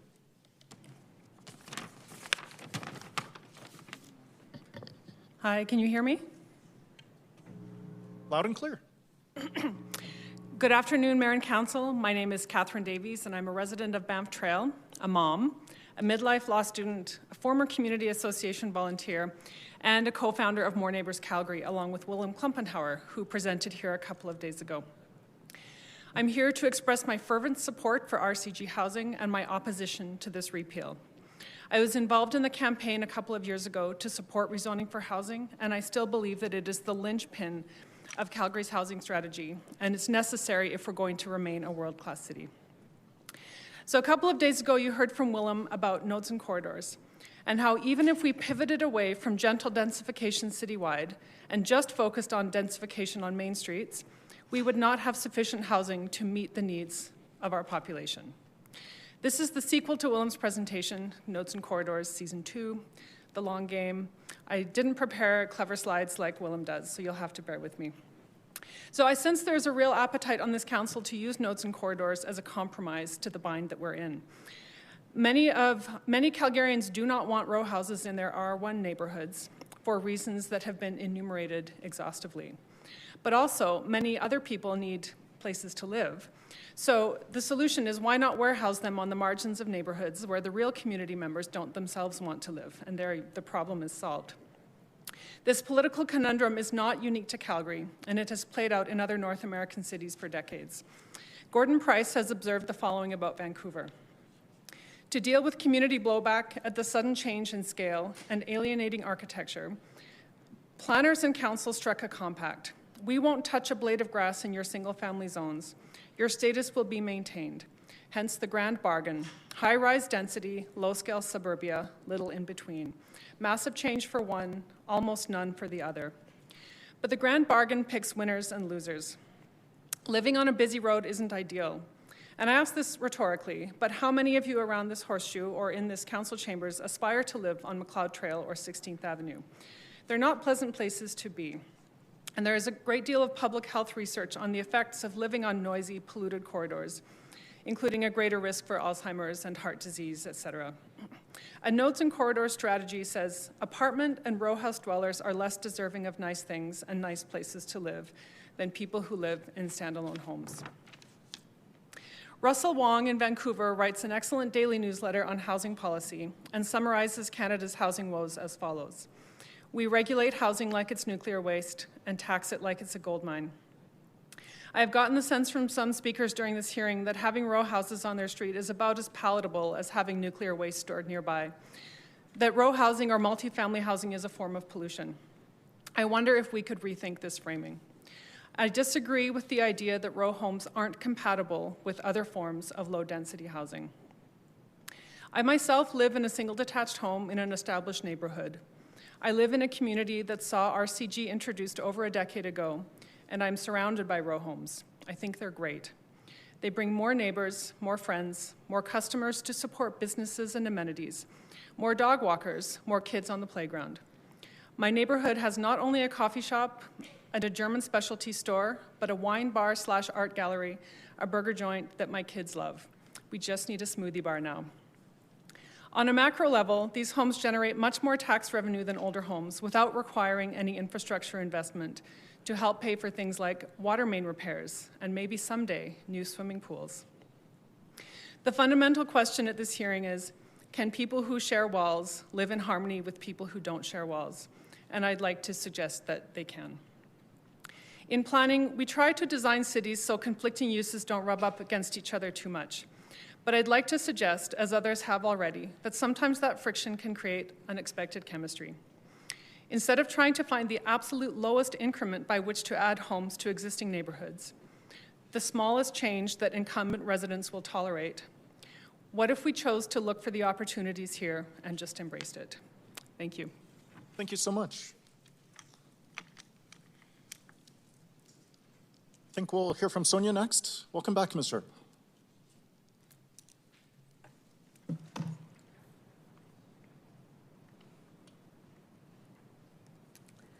Well, I guess being right before lunch is so special for me because I know what it's like to be sitting on the other side while you're waiting for people to finish speaking so you can go enjoy lunch. But I guess for good afternoon, Mayor and Council. I'm Sonia Sharp, and I'm going to try to make this super quick and simple. Repeal, reinstate, and reform. Repeal blanket rezoning, no amendments, period. Reinstate gradual residential zoning with site-specific public hearings. Reform the planning department to make the application and approvals process for zoning change faster. Now, I know there's some amendments, and a lot of that's been spoken about the last couple of days. What you're doing right now is not engagement. You're hearing from the public on those amendments for the very first time. So my suggestion would be to pause on those. Go do some engagement with your community and come back in July with the ones you know you can get across this floor. Engage with your communities on how these can support housing and what that effect would be on their neighborhoods. These are right now just replacements in your communities, and they've not had time to digest what's going on, and you can hear that. Council, what I don't see from you, though, are the mechanisms you're taking to cut red tape. You need to take a serious look on how you process land use and development permits together. Streamline them, eliminate barriers to application entry by cutting some of that red tape. The time and cost of an application should not be a factor in getting more housing for our city. I'll give you some examples. Streamlining, integrating, and simplifying the land use and development permit application requirements together. Targeting a timeline that takes no longer than 4 to 5 months for application, processing, and a review of concurrent applications, which then is consistent with the current average timeline associated with your standalone development permit applications right now. And this one might be contentious, but be bold. Remove all residential files from Planning Commission. Now, I am not sure if anyone else has brought this up, because I haven't been able to listen to everything. But I'm going to offer some free advice. The day you vote on this bylaw, today, Monday, let's say, hopefully before the end of the month, there should be a motion arising for a moratorium that anyone who wishes to apply for RCG from the moment you vote on it, all the way to this bylaw taking effect in August, they must do so on a dual track, which means they apply for a land use and development permit and are expected to be at this public hearing. And prepare that for them on the day you vote. That way, when you do that, you're actually providing a level of assurance to Calgarians that no one actually sneaks in before this bylaw takes effect in August. So, Council, this is your opportunity to rebuild trust, to show that public input matters, and not just here, even at your town halls, and to demonstrate that you've listened. I urge you to support the repeal of citywide rezoning, pause on the amendments, and start cutting red tape. So thank you so much for your time and consideration, and I hope you get to lunch soon. Thank you so much for being here. I believe we have two other gentlemen in the chamber. If you don't mind just reminding us your name as well as your panel number. Hello, my name is Devin Klingberg. I'm on panel 55. Thank you. So just start here. Hello, Honorable Mayor and members of council. My name is Devin Klingberg, and I would like to thank you for the opportunity to speak today regarding the RCG blanket rezoning. I live in the community of Rocky Ridge of Ward 1, and I work as an architectural technologist at New Century Design. I moved to Calgary from Ontario nearly 3 years ago, and it has truly been a pleasure to call this city my home. I take great pride in sharing Calgary with visiting friends and family. One of the key reasons I chose to move here was the opportunity that Alberta has to offer, particularly the promise of attainable housing and the energy of a growing city. Working as an architectural technologist, I have the privilege of designing homes for a wide range of clients. These designs vary from single-family homes, semi-detached homes, garage suites, and acreages. I also have the privilege to design row houses, townhouses, and courtyard developments. Seeing these projects progress from concept to reality is extremely rewarding and very fulfilling. At the beginning of each project, one of the most critical factors we evaluate is the allowable density. Under the RCG zoning, the maximum density allowed is 75 units per hectare, which typically allows for up to 4 main units and 4 secondary suites on your standard 50 by 120 foot lot. These developments generally result in well-designed units ranging from approximately 1,500 to 1,300 square feet above grade. Some of our clients actually elect to move forward without basement suites, which can again increase the total livable unit square footage. Now, these projects provide functional 1, 2, and 3 bedroom layouts for well-suited families, couples, young professionals like myself, roommates, students, and seniors. Many more could potentially live here.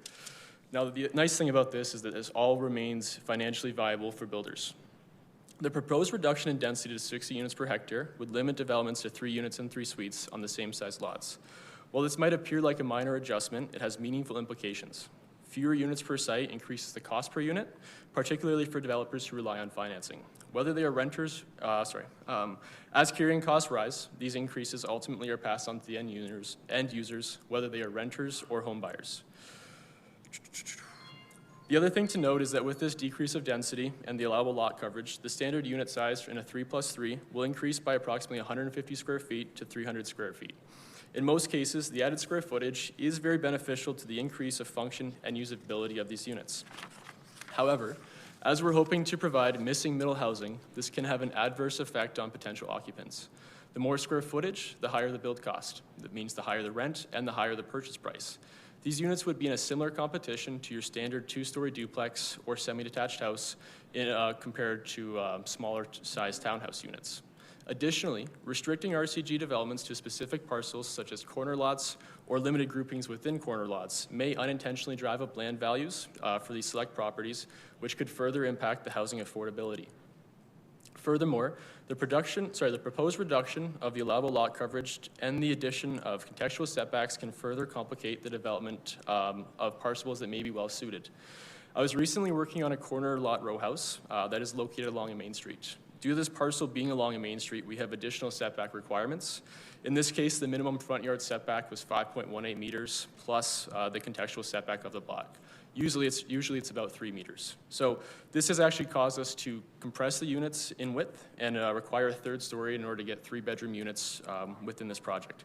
Now, admittedly, this is an MC1 zoned parcel, but this scenario could be applicable to RCG lots depending on their location. With a plan to reduce RCG suitable lots, the implementation of increased setbacks and decreased density, this will make it more expensive for all parties involved to develop housing. I'm currently in the process of searching for my next home, so I'm experiencing the market conditions firsthand. I first moved to Calgary, and housing costs for both rent and purchasing were already on the rise, even before the blanket rezoning was introduced. Since its implementation, however, I have observed an increased housing supply, more balanced property values, and a noticeable ease in rental costs. For these reasons, I respectfully urge Council to consider the broader impact of repealing the blanket-wide rezoning. Housing affordability depends on maintaining supply, flexibility, and feasibility in development. The current framework is beginning to show positive results, and reversing course risks undoing the progress that we've already made. I ask you to continue to support policies that enable thoughtful growth, encourage diverse housing options, and keep Calgary accessible for people like myself and for those who hope to call Calgary or the city home in the future. Thank you sorry, go ahead. Sorry. I would like to close with the fact that in an ideal world, I'm against the repeal of blanket-wide rezoning. However, if it is repealed, I urge you to reconsider the changes to the RCG land use bylaw. Thank you for your time and consideration. Yeah, thank you so much for being here. Sorry for interrupting you. Yeah, that's okay. I believe we have one more gentleman in the chamber here to hear from.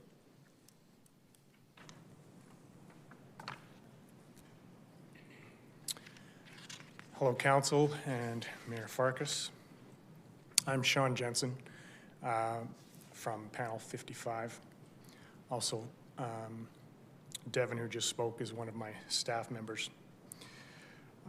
I own a residential design firm here in Calgary and employ 5 of the most skilled young staff in the city. I'm biased. My firm is 26 years old. 14 of those years we've been located in Inglewood, which in my opinion is the best and coolest community in Canada. New Century Design has had the privilege to design homes in every one of these communities. When I started my design career in 1991, there was little or no development going on. Schools had been shuttered, playgrounds were empty. I spent lots of time and every Sunday at Grandma's house on 7th Avenue in West Hillhurst, often at an empty outdoor pool at West Hillhurst Community Center, which is hard to believe, but it would be me, my brother, and my cousin. The busiest group in that community was the Go-Getters. My grandma was a member, and most of the community, it seemed, were grandmothers and 60 plus. Development revitalized these communities. It happened before my eyes. My grandma's house is gone, and every house on 7th Avenue has been replaced, but it's still a beautiful street, tree-lined with new trees that are now 30 years old. They got replaced, just like all the trees that come down in any other development. People that are against the 2024 changes to the rezoning say that they're not against development, yet they think just not in your backyard. And no, I didn't misspeak. NIMBY is a misnomer. Nobody has ever been made to change their own backyard. And yet residents should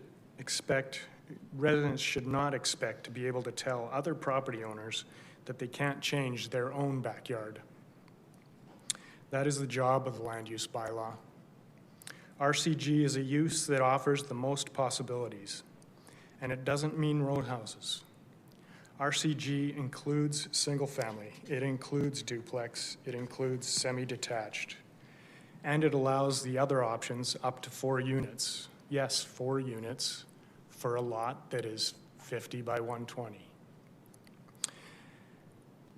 basement suites are allowed in all low-density projects. They would be allowed in row houses, but they don't have to be done. And they aren't always. And we have done many that don't have suites. We're talking about eliminating the one district that has been put through the most extensive review process in the city's history 2 years ago. And that was after a decade of adjustment and revision and feedback response. Yes, feedback response. I continue to hear phrases like nothing changes, no one listens, there's no democracy in the process, or nothing we say matters. But while it's not perfect, the light is at the end of the tunnel. My company works with the land use bylaw and the RCG district every day. RCG barely resembles what was first introduced 12 years ago. The changes have come, and there have been hundreds of changes to that district. They've come from the result of thousands of community association plan reviews, tireless volunteers on hundreds of planning boards and community halls across the city.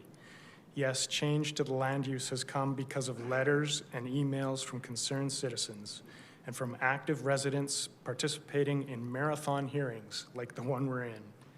If that isn't democracy, I don't know what is. Democracy means having a say. Everyone has a say. But democracy does not mean getting your way. Those are two different things. We all have competing views. But everybody here loves this city. Everybody does. That's why you're here. The people that don't care, they're not coming to these hearings.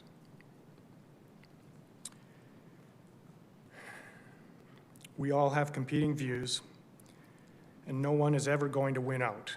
But in the end, the decisions have to be made, and oftentimes, the decision that paves the way for the best future is the one that nobody is totally happy with. Thank you so much for being here with you, or with us, rather. Thank you. Please don't go far. We will go now to council members for questions of this panel. Following the council member questions, we'll break for lunch for approximately an hour. So if you're in the audience or waiting on the line, there is no chance of being called for the next, you can say, hour and 15 minutes or so, assuming questions are 15 minutes. Councillor Chabot, please. Up first, I'll start with Ms. Gillespie.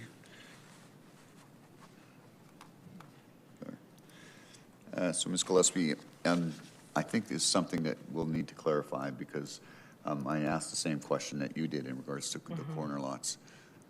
So the way you read it, it looks like we're going to redesignate, right?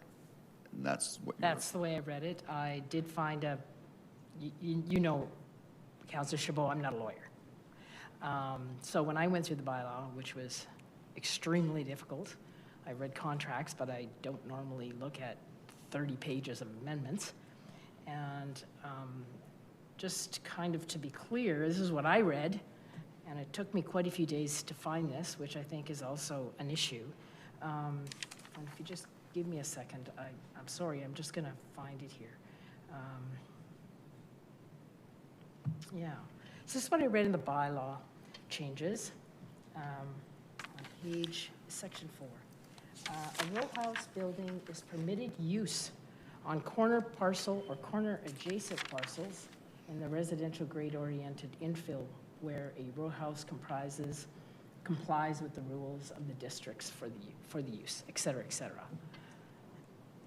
So it's actually saying it's a permitted use. I mean, I'm just telling you what I read. So insofar as interpreting those kind of things, what that says is that if you have the RCG zoning, then it's not a discretionary use, it's a permitted use. So it doesn't necessarily say that it will be granted.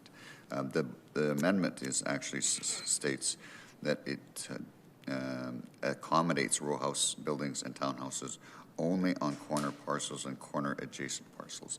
So essentially what this is saying is that we're not going to have mid-block. Exactly, but it doesn't say that you have to have, I was told. It does not automatically redesignate. It does not redesignate. That's Okay, I don't really want to, I just feel like I'm getting into a bit of a debate. What my whole issue was the fact that nobody knew about it. I agree. Okay, in fact, I question the same thing myself. And I asked different people, why do we need a land use change for this? Like, I'm told that these units on the corner and corner adjacent need land use changes, still require land use changes. Well, why would you put forward an amendment that does the exact same thing, that particular amendment does the exact same thing as the repeal? That makes zero sense to me. So we repeal, if we do a repeal, not full repeal, but if we do the repeal portion, that means that every lot has to have a land use change. Yes. Right? So why would you have an amendment that says you have to have a land use change to put them on the corner? All right. It's further defining where it's going to, we can ask all these questions, of course. I know, but that's where I'm going. Yeah. And then, the other way it was worded was it prohibits them in mid-block. Yes. You can't prohibit someone putting in an application, can you? No, Well, we then- have to process all Then that. this is like, can I just say, it's like a mess. It took me 3 days to come up with those two statements, which is why I changed my presentation to go more to, why does no one even know what's going on? Yeah, and part of the rationale with a lot of these amendments, and it was another question that I had, and it was to make sure that all of these things were included in the advertisement, so that it wouldn't trigger a new public hearing. So this I understand that. The MGA allows that, so you this don't way we have can- to. we But can I pull guess out- what I'm asking you This to way we do, can pull out yeah, some of these if council so chooses, and it will not trigger a new public hearing. If it was not included in part of the original advertisement, to add these would require I a new understand. public hearing. Yeah, the MGA says that. But it would just be simpler if these were not included at all. And we just did the repeal, and then we take time and do a second hearing. And it seems that a lot of the elected officials seem to, I understand, you have a lot of important things to do, but public hearings are important. They're part of the MGA. And if we have to do a second public hearing, if we have to do another hearing to change a lap on a note, anything.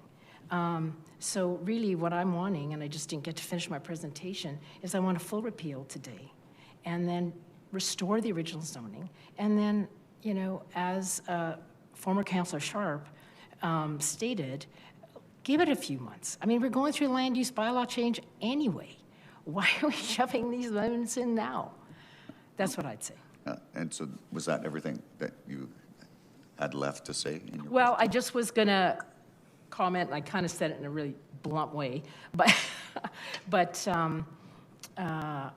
it's a couple things on engagement. So we heard our friends from the Inner City Building Association say that a few days ago, that if density is reduced, they would have to pass on those costs of lower density, right? They'd have to pass them on to the buyer, to the renter. And I want to remind everybody here on council that the building industry should harvest what they've sown, as I've said, and it's not the role of the city to guarantee profits for private business. It's not.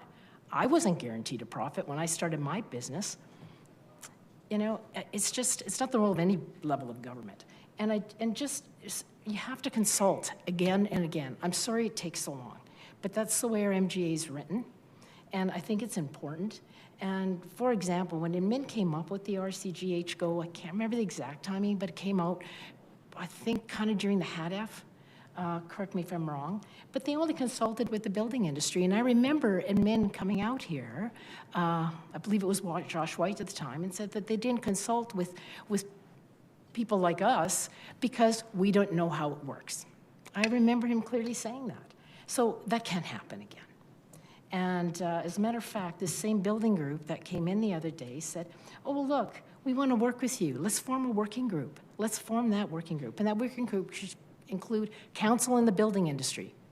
It's like, hello, we're out here. You got to consult with us over and over. I'm sorry, but you do. That's my feeling. So one last question for you is, I heard many folks mention the idea of sensitive intensification. Just curious to your thoughts on whether or not RCG meets that test. Sensitive. No, I don't. I think some of the changes may a little bit address it, specifically the height. 12 meters is too high, or 11 and a half or 12 for HGO. So the height I'm happy with. I think the coverage is really, it's really just a joke, moving from 60 to 55. So is it sensitive? No, it has to be planned and put in the proper spots.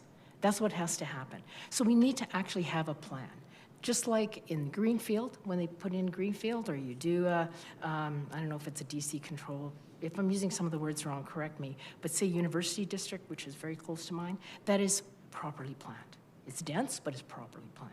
It's not build anything anywhere. Is that missing middle? I think they call it the missing middle. What I do know is, I think in all of North America, but for sure in all of Canada, we have a form. The RCG is actually the most dense form of any city who's adopted something like this. Toronto, I can't remember, Vancouver for sure.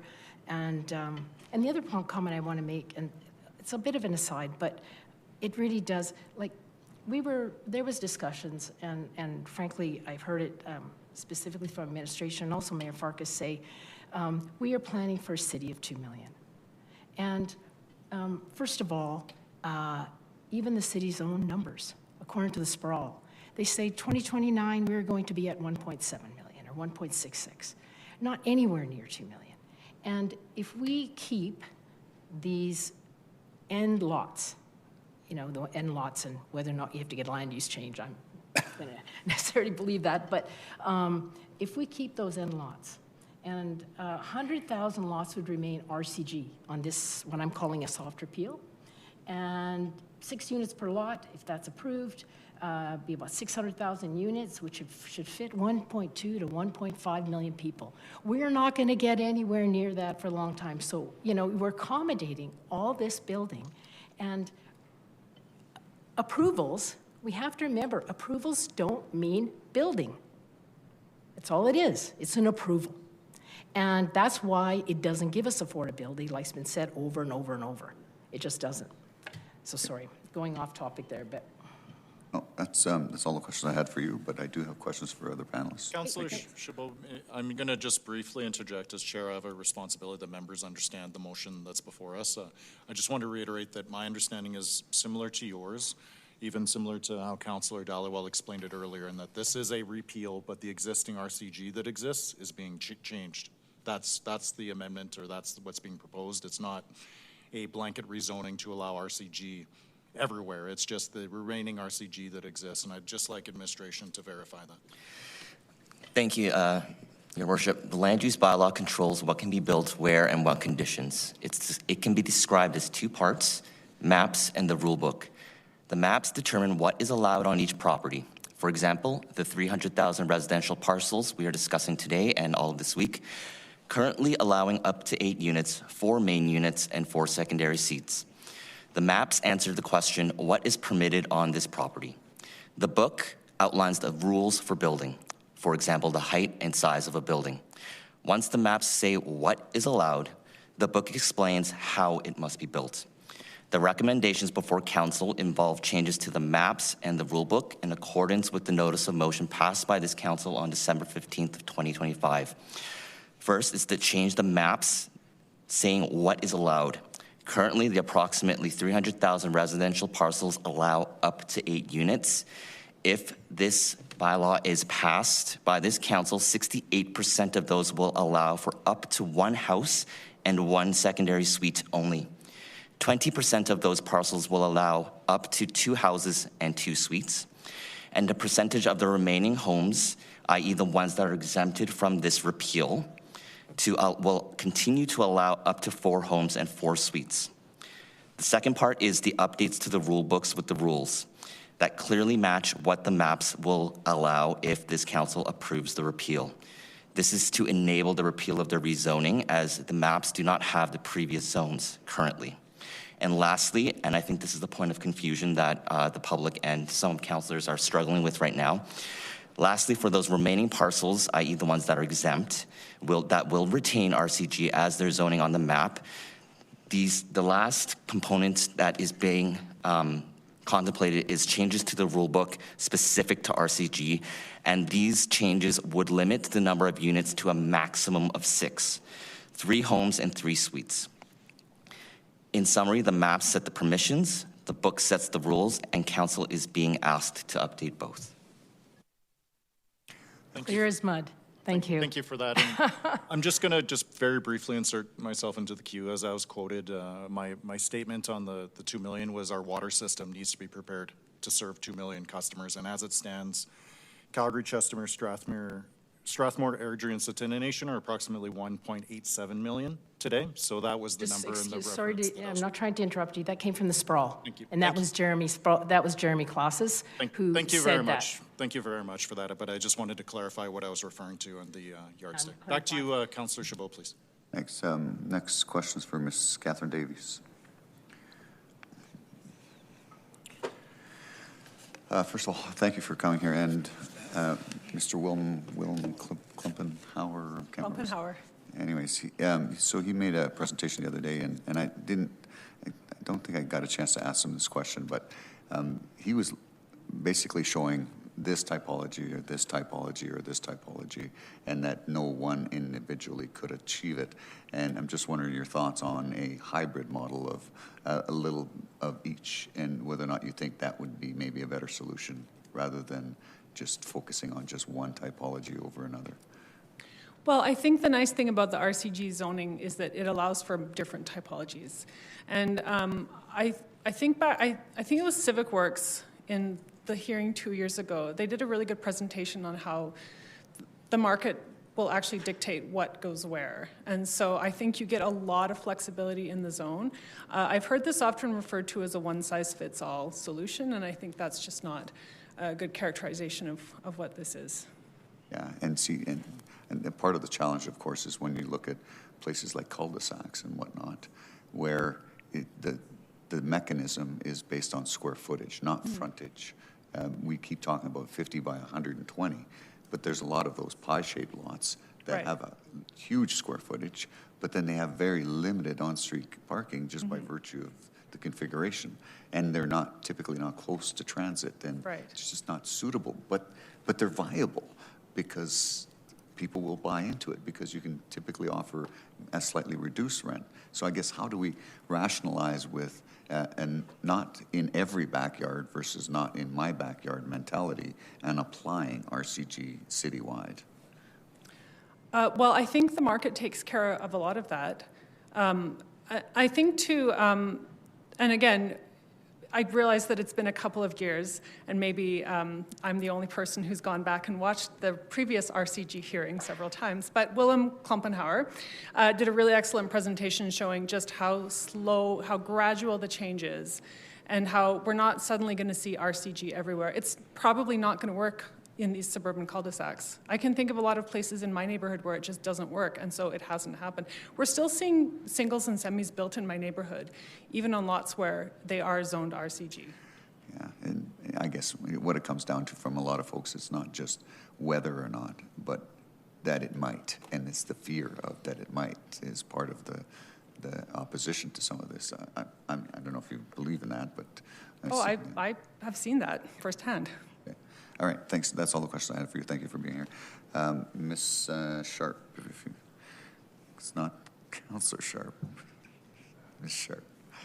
So part of your presentation, you talk about improving processes, and one of the things that came up here recently was the idea of taking land use amendment specifically for an RCG as an example, low density residential, as well as DPs, BPs, and bypassing Planning Commission altogether and going directly to Council. Do you think that's something that we should consider? So, Councillor Chabot, thanks for the question. I think what I'm about to say might be contentious, which wouldn't surprise you. What I'll say is we removed members of Council from Planning Commission because it was getting too political. I think you need to start with that, with residential, and then go back and see what value Calgary Planning Commission is giving you. You have a lot of staff in the planning department that have so much knowledge that can approve these files before you see them. That's why we hire the best people. So I know that I have friends on Planning Commission, and I ask them, you know, some of the bigger files, when we talk about, you know, Arts Commons or the Event Center, things like that, cool, like let it go to Planning Commission. But when it comes to, you know, community character and what's happening in communities, does it really need to go to Planning Commission? And what about complex development permits and having that? I don't believe development permits go. I don't know if they still go. Actually, complex ones I think still might go. I don't remember right now. But I think you should really trim it down. Because when you go from planner to, you know, bringing the recommendations forward and they're presenting to you, they're your experts.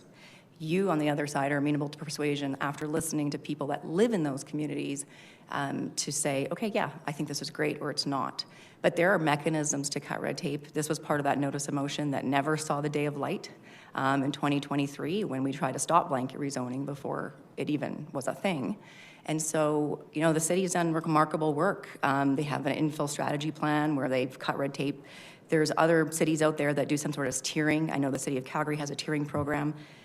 Give your seasoned developers and builders an opportunity to get through a queue quicker because you like their product. But, you know, when there's a will, there's a way, Councillor Chabot. And so that's up to you. And the all the proposed amendments is part of the rationale as far as you suggesting we go take those away is to engage the development industry as well as the communities on some of those amendments? Okay, so let's just go back to what was mailed out. I am quite experienced in mail-outs, how to read these things. And I was listening to the question period, or I think you said there was a concerned citizen that got that sheet, and I grabbed mine right away, and I looked at number 4. And I will say that if I would have handed that paper to my husband, he would have had no idea that there were amendments coming with this repeal. Or to my 80-year-old mom who has no idea how to use electronics. So what I'd say is you needed to extrapolate number 4, because the bunch of this hearing is, yes, everyone wants you to repeal, but what I've been listening to when I can jump in and out is all about these amendments. So people are trying to come here to engage with you on amendments. So when you have a town hall, you invite whoever you want. You invite developers, builders, the residents. That's proper engagement. I'm not saying those are bad amendments, by the way. There's some great ones in there. What I'm saying is people want to be heard, and that's why I voted against blanket rezoning in a nutshell. You remove the people from the process.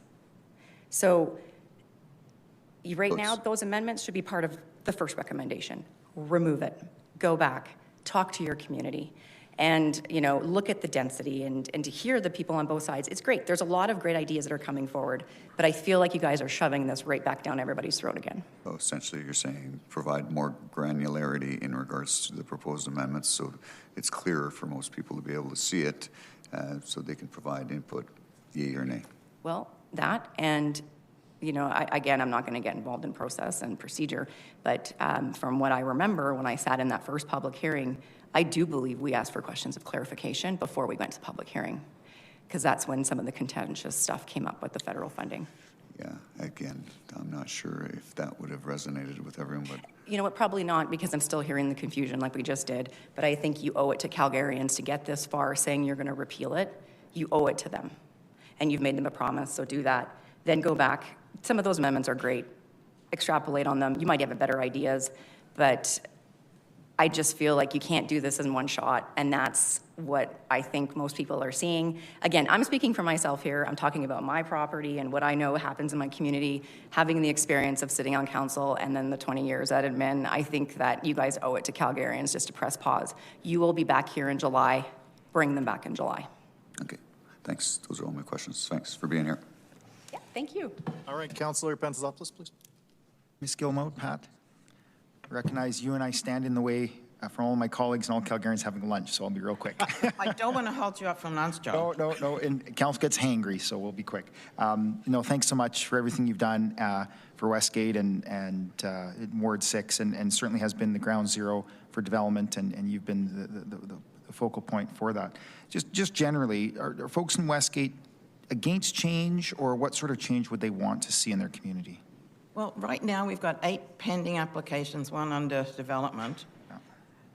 The one on 47th Street that's under development has been a safety nightmare. We've had residents injured by the fences not being held there. You know, they're getting hit by them.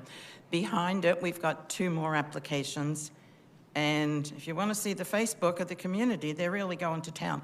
And I told them they should come down here and speak. It's going nowhere on the Facebook, but they want me to do it for them. Oh, and you're a very powerful voice. I was going to go into the engagement about LAP, but maybe just speak a bit about that. The LAP, for all of its faults, it does speak about density along 45th, along the old CA, AMA spot. Just your thoughts on that for all the engagement challenges, and we'll address that. That's a separate meeting. I'll talk to you one day about that. Absolutely. To feel about that, did we get it right? Did we get that right? Generally, that's where density makes sense, where there's a little more transit, where there's just more traffic, et cetera. Well, 45th Street is where, I don't know what you call it, Nodes Corridor, Main Road, they have fancy terms. But it's going on 47th Street right now, that 24 unit. Yeah. It is also because 8th and 10th Avenue are across green space. When I did the walk with the planner, he said to me, that can stay, but all that's going to go. And I thought, oh God, why? But that's because they say it's across green space. But that was before the city chose to move the 3 baseball diamonds there from Richmond Green, which has created a parking nightmare. You know, I couldn't imagine if you put density on 8th and 10th Avenue, when there's 6 teams and all their rest people, it'd be a nightmare. So I don't think 8th and 10th Avenue is the appropriate place. The school is a busing school. We have 10 buses a day come up and around. On Waverley Drive, 45th Street, they'd be appropriate. And they say every corner. Now, I've got an application for right behind me right now, which theoretically may be a corner, but it's a bend in the road, which is really dangerous. I couldn't imagine 8 units there with no parking and guest parking. I think what you've spoken, those places where you said, generally, that is that if you look at the LAP, where it's generally nodes and corridors, the density, that sort of the community said, yes, that density makes sense. So that's comforting to hear that, generally it's still consistent where you're speaking of, it definitely is way into the interior, That's 47th, right. No, totally. Right so that, behind my house. Yeah, and that is very inconsistent with an LAP as presented. So that gives me some comfort that we'll work on process. We'll have a coffee and we'll do that. Maybe just finally, really quick, there's been a conversation about or backyard suites and basements. I went on to DMAP, lots is happening in Westgate. So your thoughts, to allow a little gentle density, your thoughts on an and versus the current or? We have supported all the above garage suites. I think we have 14 right now. Yeah, great. And I think we've got another one coming through. Yeah. But we've supported, and then the reason we've supported them, we feel they're the lesser of all evils. Perfect. So if you put an and, so if there was an addendum, you could put a little basement suite as well as the garage suite? No.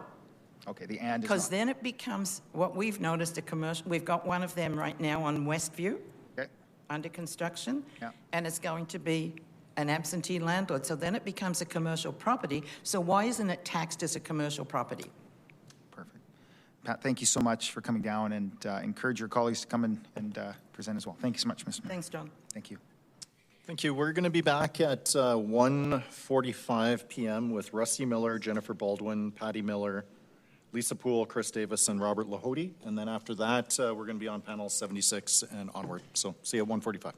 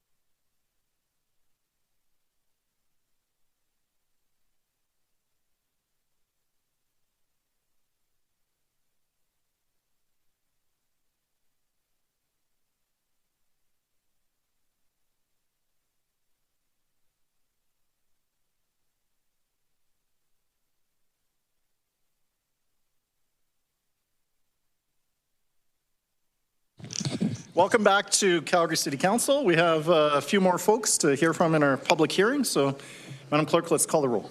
Thank you, Mayor. On the roll, Councillor Atkinson, Councillor Chabot, Present. Councillor Clark, Present. Councillor Dhaliwal. Councillor Dhaliwal, are you online? Councillor Dhaliwal is actually performing City Council business on my behalf, attending a funeral ceremony. Councillor Jameson? Present. Councillor Johnston? Here. Councillor Kelly? Present. Councillor McLean? Present. Councillor Pantazopoulos? Councillor Schmidt? Here. Councillor Tyers? Councillor Ward? Here. Councillor Wyness? Councillor Ewell? Here. And Mayor Farkas. I'm here. Thank you, Mayor. So we are going to do another catch-up panel of some of the names that we'd missed previously. The panel is going to be Rusty Miller, Lisa Poole, Patty Miller, Jennifer Baldwin, Chris Davis, and Robert Lahody. So we will call them on that order. And then after this catch-up panel, we're going to call names from panel 76 onward, and then we'll do a couple more structured panels in the order, and then we'll come back and do another catch-up panel. Take us away, sir. Thanks for waiting. Good afternoon, Mayor and members of Council. My name is Rusty Miller, and I'm here with several of my colleagues from Calgarians for Thoughtful Growth. It is a grassroots organization of Calgary residents dedicated to restoring meaningful community input into planning and advancing thoughtful and balanced growth. Thank you all for being here and listening and asking questions. We appreciate your time and consideration. We have filed a written submission with the clerk. It is attachment 34, pages 69 to 99, which is on our website and includes a PowerPoint presentation. However, much of that presentation has been covered by previous speakers, so we will only highlight a few slides out of respect for your time and to avoid repetition. Our filed written submission with the clerk, our filed submission supports full repeal of blanket upzoning as a necessary first step to resolve public trust, planning clarity, and meaningful community engagement. We need to restore these elements to our planning process. The submission shows that housing supply and affordability are better achieved through targeted, context-sensitive planning aligned with infrastructure and local conditions, rather than a one-size-fits-all citywide approach. I will address the need to restore trust in the planning process. Lisa Poole will speak to community impacts. Patty McCunn-Miller will speak to the federal funding and limiting of ongoing applications. Jennifer Baldwin will address housing supply and affordability. Chris Davis will address the need for full repeal and proper consultation. And Bob Lahody will discuss a recommended path forward and our conclusions. My comments concern public trust in Calgary's planning system. Could I please have slide 5, trust consequences, please? I'll just continue. Please give us a moment and we'll have that prepared for you. I worry about the time. Well, I'll give you back 15 seconds here. Thank you, sir. At the original public hearing in 2024, Council heard from 736 speakers and received more than 5,000 submissions. Public reporting indicated that more than 70% of respondents opposed blanket rezoning. Yet the bylaw was still approved in a 9-6 vote. Many Calgarians came away feeling that while they had been listened to, they had not been heard. That perception has real consequences. Trust in Calgary's planning process has been damaged. You heard that this morning, you've heard it all week. It's self-evident. And this hearing is an opportunity to begin to repair it. Calgary will continue to grow. The question is whether that growth happens in a way that Calgarians can trust. Is it clear? Is it fair? And is it done with genuine community consultation and participation? Consultation is not the enemy of growth. When intensification is planned with communities through a context-sensitive process, the result is a durable, accepted, and predictable plan that's beneficial for residents, builders, and for the city. The Shawcross-Dante report, which I believe will be spoken to later, shows that blanket upzoning removed meaningful front-end input, but did not eliminate conflict. It merely pushed conflict downstream into SDAB appeals, additional delays, and added costs. A planning system that lacks legitimacy does not become more efficient. It becomes more contested. Many Calgarians were told that blanket upzoning was needed to improve affordability, but the promised benefits have not been demonstrated. The Shawcross-Dante report indicates that only 5.6% of recent housing output is directly attributable to blanket upzoning. While affordability pressures remain significant and much of the RCG product is still beyond the reach of many households. If Council continues along a path relying upon blanket upzoning when it's demonstrated that it does not produce affordable homes, Calgarians will be disappointed. Based on a manual review of 2,328 submissions filed last week, about 80% support repeal and about 13% oppose it. Taken together with the 2024 hearing, those numbers send a clear and, I say, a consistent message. Calgarians are telling Council that blanket upzoning is not what they want, nor is it what they need. The previous Council chose to move ahead despite that overwhelming opposition. This Council has the opportunity to show that when citizens speak clearly and consistently, their Council listens. Calgarians have been told that this hearing is about one central question: whether Council should repeal blanket upzoning and restore the previous zoning framework. The notice of motion and the City's Herald ad of March 10th told residents that Council was proposing to revert residential properties to their pre-rezoning districts, but did not mention that the draft bylaw also contains additional amendments to the RCG district. Thank you, Rusty. You're just at time. Okay. But don't go far. We'll ask our next speaker to approach, please.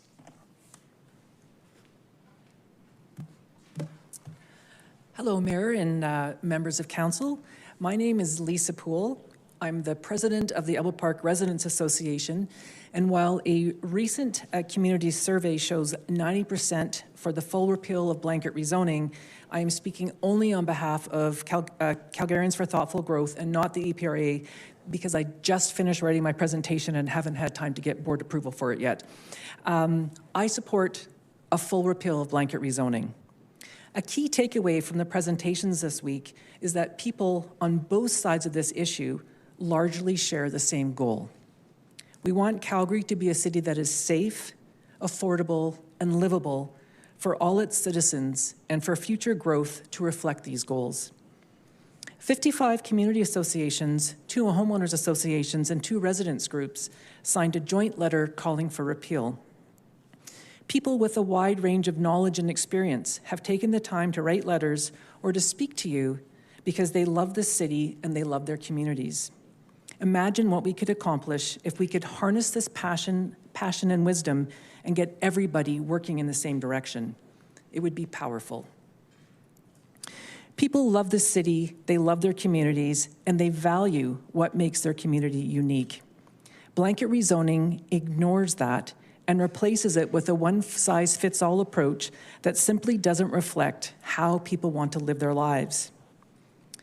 People choose their homes and their neighborhoods based on personal circumstances and lifestyle preferences. We don't all live the same way. We don't want the same things. Some people like playing basketball. Others like wrestling, playing soccer, tennis, cricket, baseball, hockey, football, or curling. Others just want to watch. Some people hate sports and would rather listen to music. The good news is that we have a city that provides options so people can find activities that align with their interests and abilities. I think we can also all agree that nobody wants or should be living with mice, cockroaches, bedbugs, or mold, so let's help people facing those conditions. I think we all know that blanket rezoning isn't the tool that can fix that problem, and it's shameful that people have been led to believe that it could. If we need non-market affordable housing, let's get that built. If we need student housing, let's get that built. If we need housing for older adults, let's get that built. The decision before you is not between pro-housing and anti-housing. It's a decision about how our communities evolve and who gets to decide how our communities evolve. Blanket rezoning applies a citywide solution without understanding the impact at a local level. It doesn't provide housing choice. It eliminates choice and fails to recognize what makes every community distinct. Some people want the hustle and bustle of the Beltline. Some value heritage homes in a canopy of mature trees. Others want to live in a lake community. Privacy matters a lot to some people and not so much to others. Diversity of communities matters as much as diversity of housing. A more tailored approach would help ensure we're delivering the right housing in the right places for the right needs. Infrastructure is something we all rely on. It is imperative that development is aligned with infrastructure capacity. Additionally, we need alignment between infrastructure costs and who pays. City documents suggest that a portion of major infrastructure costs in the established areas are being attributed to redevelopment without a corresponding mechanism to fully recover these costs. In other words, established area redevelopment does not pay its full share, and the cost is shifted onto taxpayers and utility rate payers. Established area redevelopment is being subsidized. It has been known for some time there is a significant issue with leakage in our drinking water. The leakage is at the level of a 5-alarm fire. Reducing the rate of leakage must be a top priority. We keep hearing that more density is the solution to Calgary's housing challenges, but density done the wrong way in the wrong places is causing more problems than it solves. A blanket approach to a complex problem doesn't fix it. A repeal of blanket rezoning is not about stopping growth. It's about thoughtful growth. Calgary is a growing city. We should have neighborhoods that reflect different ages, stages, and lifestyles, not a policy that forces them all to be the same. I urge Council to support a full repeal of blanket rezoning, a reset back to the prior land use bylaw, an alignment with infrastructure capacity, and a return to community-informed planning approach that is transparent, accountable, and grounded in evidence. Thank you. We'll call on our next speaker, please. Could we pull up slide 9, please?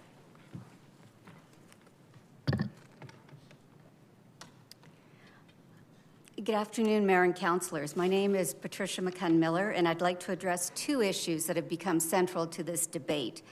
First, the suggestion that repealing the blanket rezoning bylaw could put federal HAF funding at risk. And second, the question of what should properly be grandfathered if repeal proceeds. On the HAF issue, the key point is this. When the actual agreement is reviewed, it becomes clear that federal funding is tied to housing outcomes, not to maintaining a single zoning policy such as blanket upzoning. During the original debate on citywide rezoning, both the mayor and city administration confirmed that blanket upzoning was not a condition for access to federal housing funding. More recently, administration has suggested that repealing blanket upzoning could place that funding at risk. A careful review, however, of the HAF agreement between the city and CMHC shows that the agreement focuses primarily on housing outcomes and administrative improvements, not on a specific zoning tool. There is no clause in the agreement requiring blanket rezoning. There is no requirement that every residential lot in Calgary allow 4 units by right, and there is no automatic clawback tied to a specific zoning instrument. Which brings me to the second issue, grandfathering. The independent legal opinion obtained by CFTG is clear. Council should protect rights, not simply applications in a queue. An approved development permit creates a right that can be preserved. A pending application does not. If zoning changes while an application is still pending, that application must be evaluated under the new bylaw. Filing an application does not create a vested right to have it considered under the old zoning. The opinion also confirms that the city does not face a valid claim for damages simply because zoning changes in good faith for legitimate planning reasons while applications remain in a queue. In other words, the legal risk is overstated if council is told it must grandfather pending applications. At the same time, approved development rights can be protected in a principled way. Existing approved RCG development can continue as a legal non-conforming use, and council can preserve those approved rights without leaving blanket zoning in place on individual lots. That avoids creating a patchwork of random zoning across the city. More broadly, federal housing programs are designed to encourage cities to increase housing supply, but they do not replace the responsibility of municipal council to make planning decisions based on local conditions. Calgary is already increasing housing supply through multiple planning tools. That means the objective of half to increase housing supply is already being delivered through a range of planning tools. So at this point, the issue becomes one of governance. Should external funding pressure determine the structure of Calgary's zoning framework, or should this council continue to make planning decisions based on sound planning principles and meaningful public engagement? Repealing the blanket rezoning bylaw does not stop housing development in the city. What repeal does is restore the previous zoning framework. It's a stability reset, and it allows housing growth to continue through established planning tools such as local area plans, targeted corridor development, and site-specific rezonings. Repeal also creates an opportunity to restart the LAP program at a much more workable scale. Existing large LAPs should be reviewed and recast into smaller context-appropriate areas, generally no more than 2 to 3 communities at a time, so that planning can truly reflect local conditions, achieve meaningful community support, and agreement on the best sites for density. As the legal opinion made clear, the proper sequence is 2 steps. First, repeal of the blanket rezoning bylaw and restoration of the prior zoning framework. 2, a comprehensive review of the city's statutory plans and land use bylaw through proper public engagement. Since LAPs are statutory plans, they should be revisited after repeal so they align with the restored framework. Well-designed LAPs can restore planning and development certainty. To achieve that, the engagement process must also improve. We have to move beyond informing and consulting residents and move towards a much more collaborative process that involves communities in shaping the outcome. Future zoning changes should be developed through proper consultation with affected communities through separate planning processes and not folded into this repeal hearing. Importantly, repeal does not prevent Calgary from continuing to meet housing outcomes contemplated by the HAF. Federal housing funding should support good municipal planning, but it should never replace this council's responsibility to make planning decisions that reflect Calgary communities, infrastructure, and the democratic process. Thank you for your time. Thank you very much. We'll call on our next presenter, please.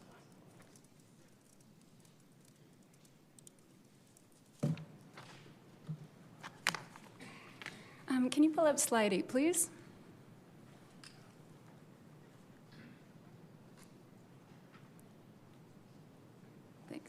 Good afternoon, Mayor and members of Council. I'm in favor of full repeal to blanket up zoning because we currently have what I would consider a broken planning process.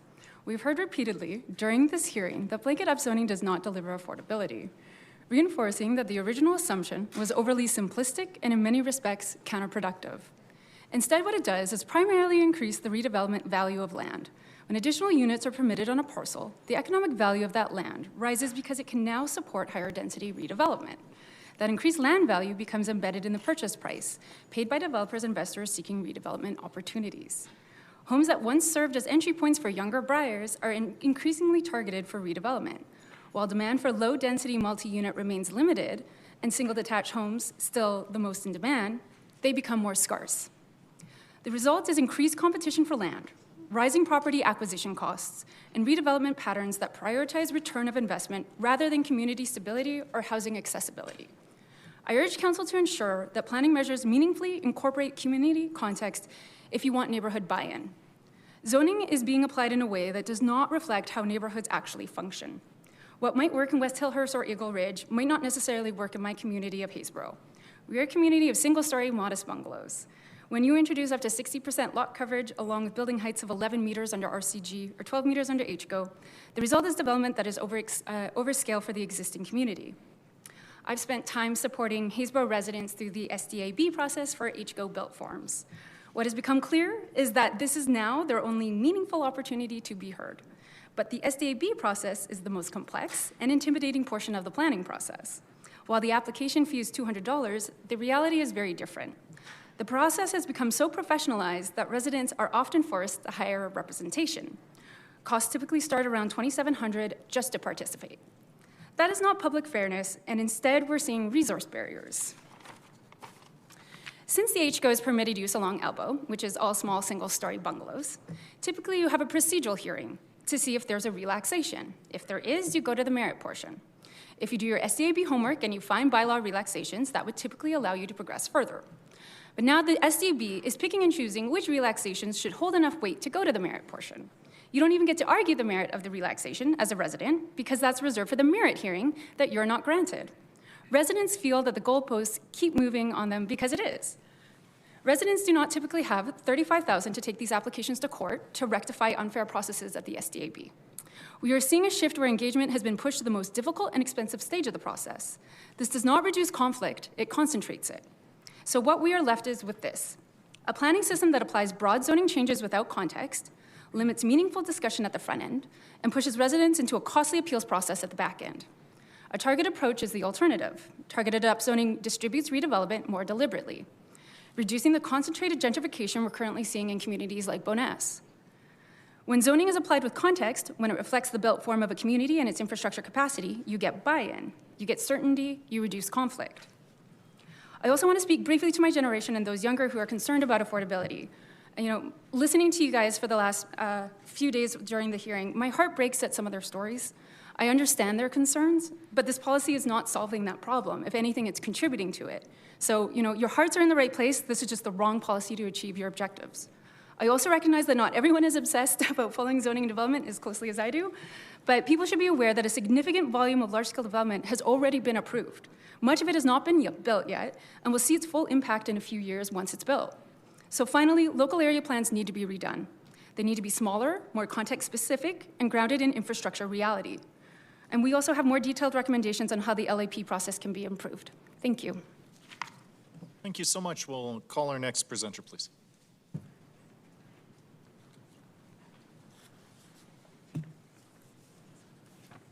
Madam Clerk, I think it's number 13, it's attachment 34, page 95, which probably is 13 of our material. Thank you. And it'll be this page and then about halfway through the second page. Thank you.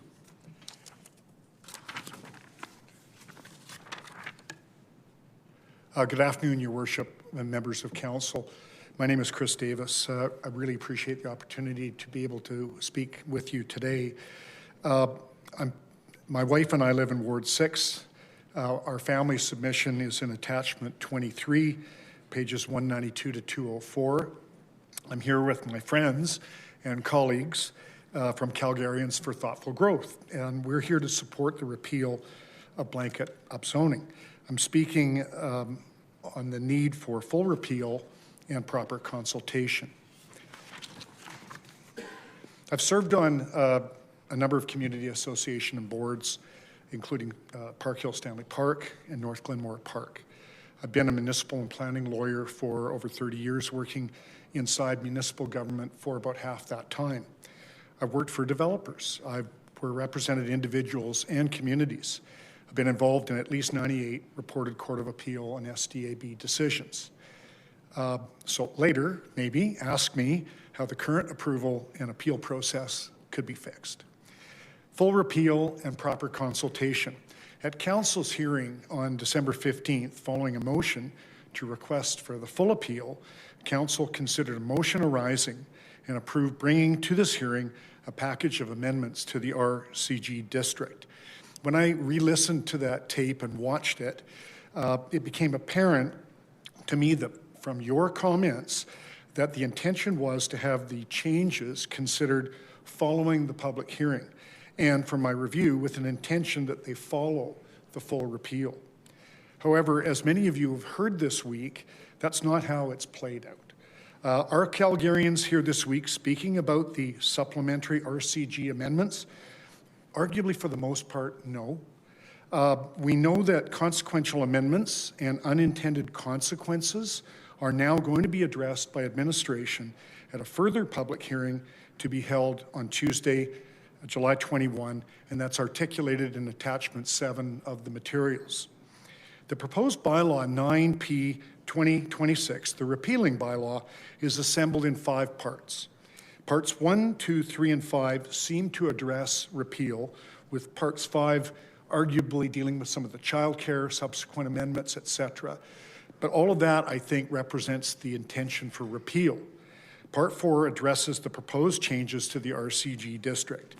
The proposed changes to RCG are likely well-intentioned and may very well address the questions raised by many, but seem to fall into the same old trap that got us in trouble in 2024. Insufficient community engagement in advance of a proposed bylaw or resolution. What's our requested action? Following the public hearing, we ask, first of all, take a break and read all that material that's piling up.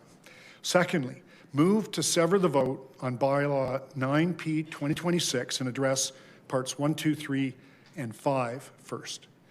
Following repeal, please refer the proposed RCG amendments, which are part 4, and any other amendments arising to your administration.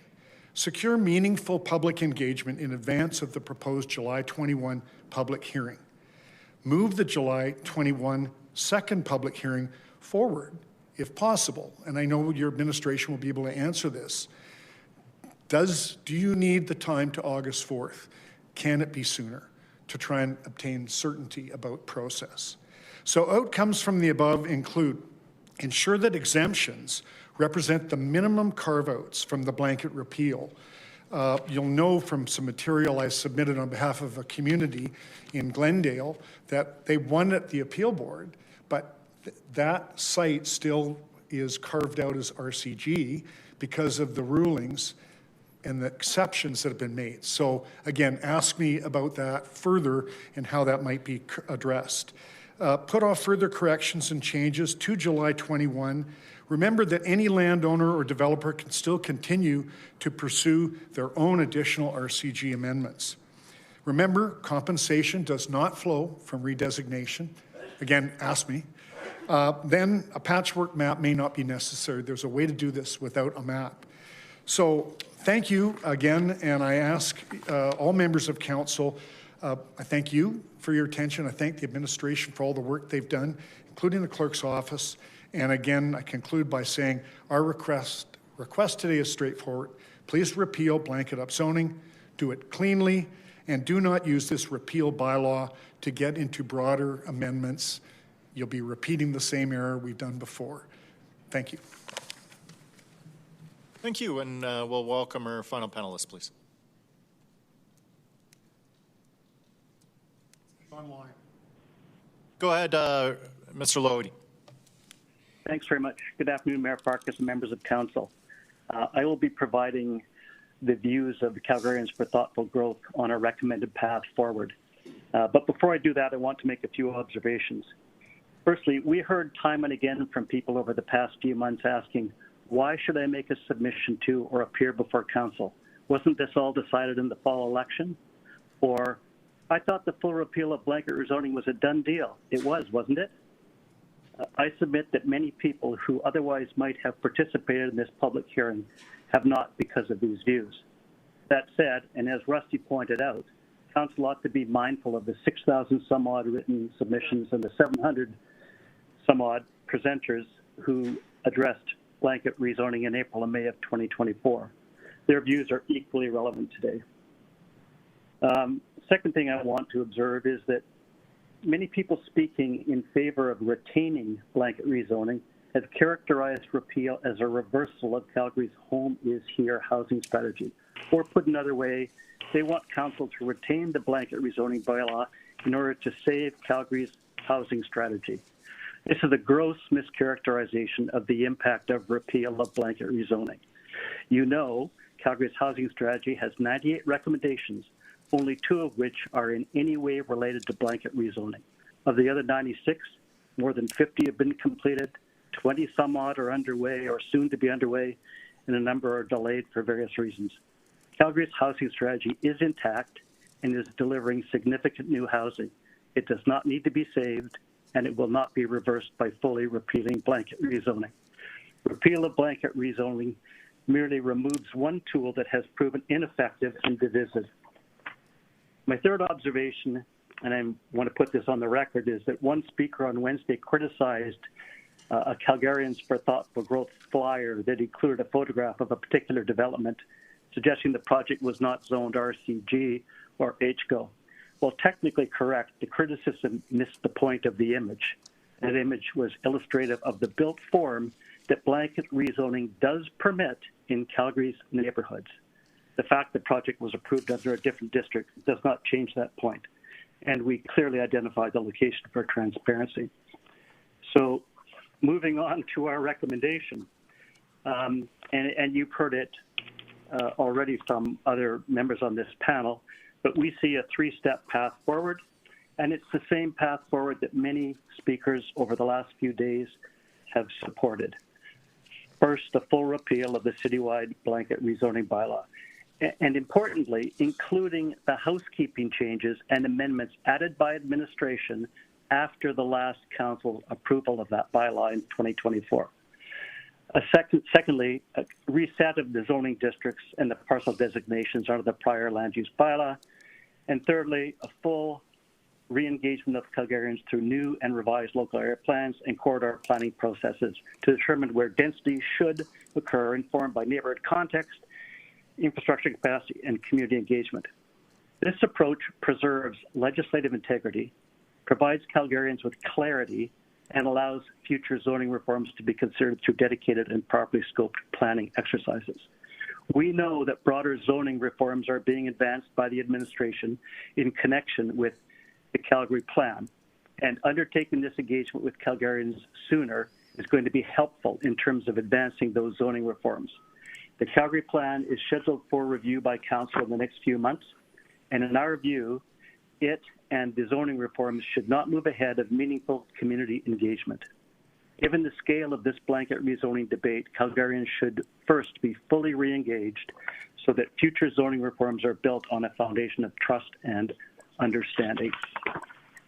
We are not opposed to increased density, but the blanket rezoning bylaw is, as you have heard, a blunt, sweeping policy affecting the citywide and 300 and some odd thousand properties.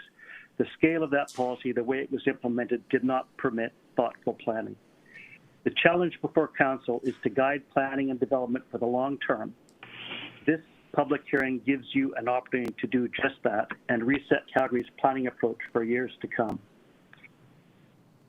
A full repeal of blanket rezoning would restore certainty of the planning process and framework, rebuild public trust in civic decision-making, and allow Calgary to pursue growth through a more thoughtful and community-informed planning process. In conclusion, reset the framework, rebuild trust with Calgarians, and plan growth more thoughtfully. Take your time. There is no rush. Thank you. Thank you. Right on time. Over to Councillor Jameson for questions for this man. If I could speak with, well, you guys can come up, but Lisa Poole in particular, please. Hi, good afternoon. Lisa, I do appreciate your observations during the way that you really discussed how both sides ultimately share a lot of the same goals. That would be like safety, livability, affordable housing. Why do you think that's important to, in framing the discussion? It seems like, a way to bring the city together again. Would you like to, Sure, and thank you for the question. I absolutely agree, and quite frankly, there is a sense that this council has that same intention. And so, like, you guys have a really good energy so far, which I think people really appreciate, and it's noticeable. So thank you. And I think Calgarians want to be part of that. We want to collaborate. We want to be partners in trying to build a great city. I have 3 kids. They're all renters. And so, like, I'm not against young people. And so I think that there's, I think we all, if we work together, we're stronger. I know that sounds very trite and like a cliche, but I think it's true. And I think a lot of people are here because they care. And that, Calgary has a potential. I mean, Calgary is a fantastic city, and we have the potential to, be an even better city if we can get everyone moving in the same direction. And this has created a lot of friction, and on one hand, I don't think it's necessarily a bad thing that we've gone through this process. I think there's been a lot of learning. We've like I've been fascinated hearing from people from all different parts of the city and their perspectives, and so I think there's a lot of value in that. And so, but now I think it's time for us to try to figure out, okay, how do we come together and move forward? You mentioned that there was 55 community associations and a number of homeowner groups that have signed on to a joint letter opposing blanket rezoning. There was an earlier list with less names on it, and there's more. Would you be able to send that full list out to us that have like all of the CAs included? Absolutely, yeah. That make up, because that would be an interesting thing just to see, because it appears like it's growing. Did I read that? You know what? I think I sent the 59 signatures to council, but if for some reason I might have sent the wrong version, because maybe I made a mistake, I'd be happy to resend the latest version. Oh, okay, that'd be great. And I have to tell you, it is no small feat to get community associations to sign a letter. It was a very short time frame. And so I think and because there's a big process that community associations have to go through to speak to their boards, and like it is not something that is decided very quickly. And so I can appreciate that. I mean, to be honest, I don't even know how you did that, but I'm Thank sure. God for the internet. I'm sure it took a lot of work and a lot of time. And so, do you think, redoing this, if that's the way it goes, like, do you think there is a possibility of really to bring the majority of the city together on at least this one issue again? I'm only speaking from my own perspective, but based on what I've heard and from other people, I think there's a yearning for people to come together. Mm-hmm. Like everyone wants to put this unpleasantness behind us. Yeah. Okay. I got a question for Mr. Davis, please. You asked, well, I'm going to re-ask. How should the SDBA approval be fixed? You wanted that question? I'd love to give you the option if you'd like to say it. Thank you through the chair to Councillor Jameson. I've got Patty beside me. Patty is a past member of the SDAB. So it used to be called the Development Appeal Board, and then about 1995 it became the Subdivision and Development Appeal Board. There's not a lot of subdivision appeals because there generally is no appeal of a subdivision approval. So the board is focused primarily on development matters. And when council debated this issue in 2024, one big change occurred. The corner row house became discretionary from permitted. And council said to the community, don't worry, you'll be able to challenge any difficult applications through the Subdivision Development Appeal Board process. And there's some truth to that. And I've heard repeatedly that we've saved time and money by removing the unnecessary public applications to this council for RCGs. But on the backside, what we've seen is an accelerated number of appeals to the Development Appeal Board. And consequentially, because they've got a limited number of panels and members, they've had to push those out. They're now booking into July and August for appeals that are being filed now, so that that equally is costing developers time and money, and equally costing communities who have to rally to respond to some of these applications.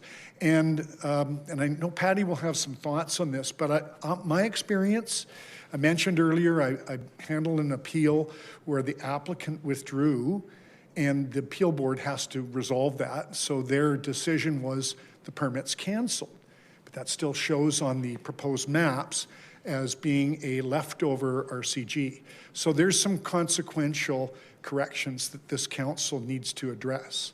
The other side of it is that with these appeals, I think there's a disconnect because just because you can build 8 units on a 50 by 120, 6,000 square feet, 75 units per hectare, does that mean that you should? And unfortunately, I don't think that message has been clearly delivered respectfully to the appeal board.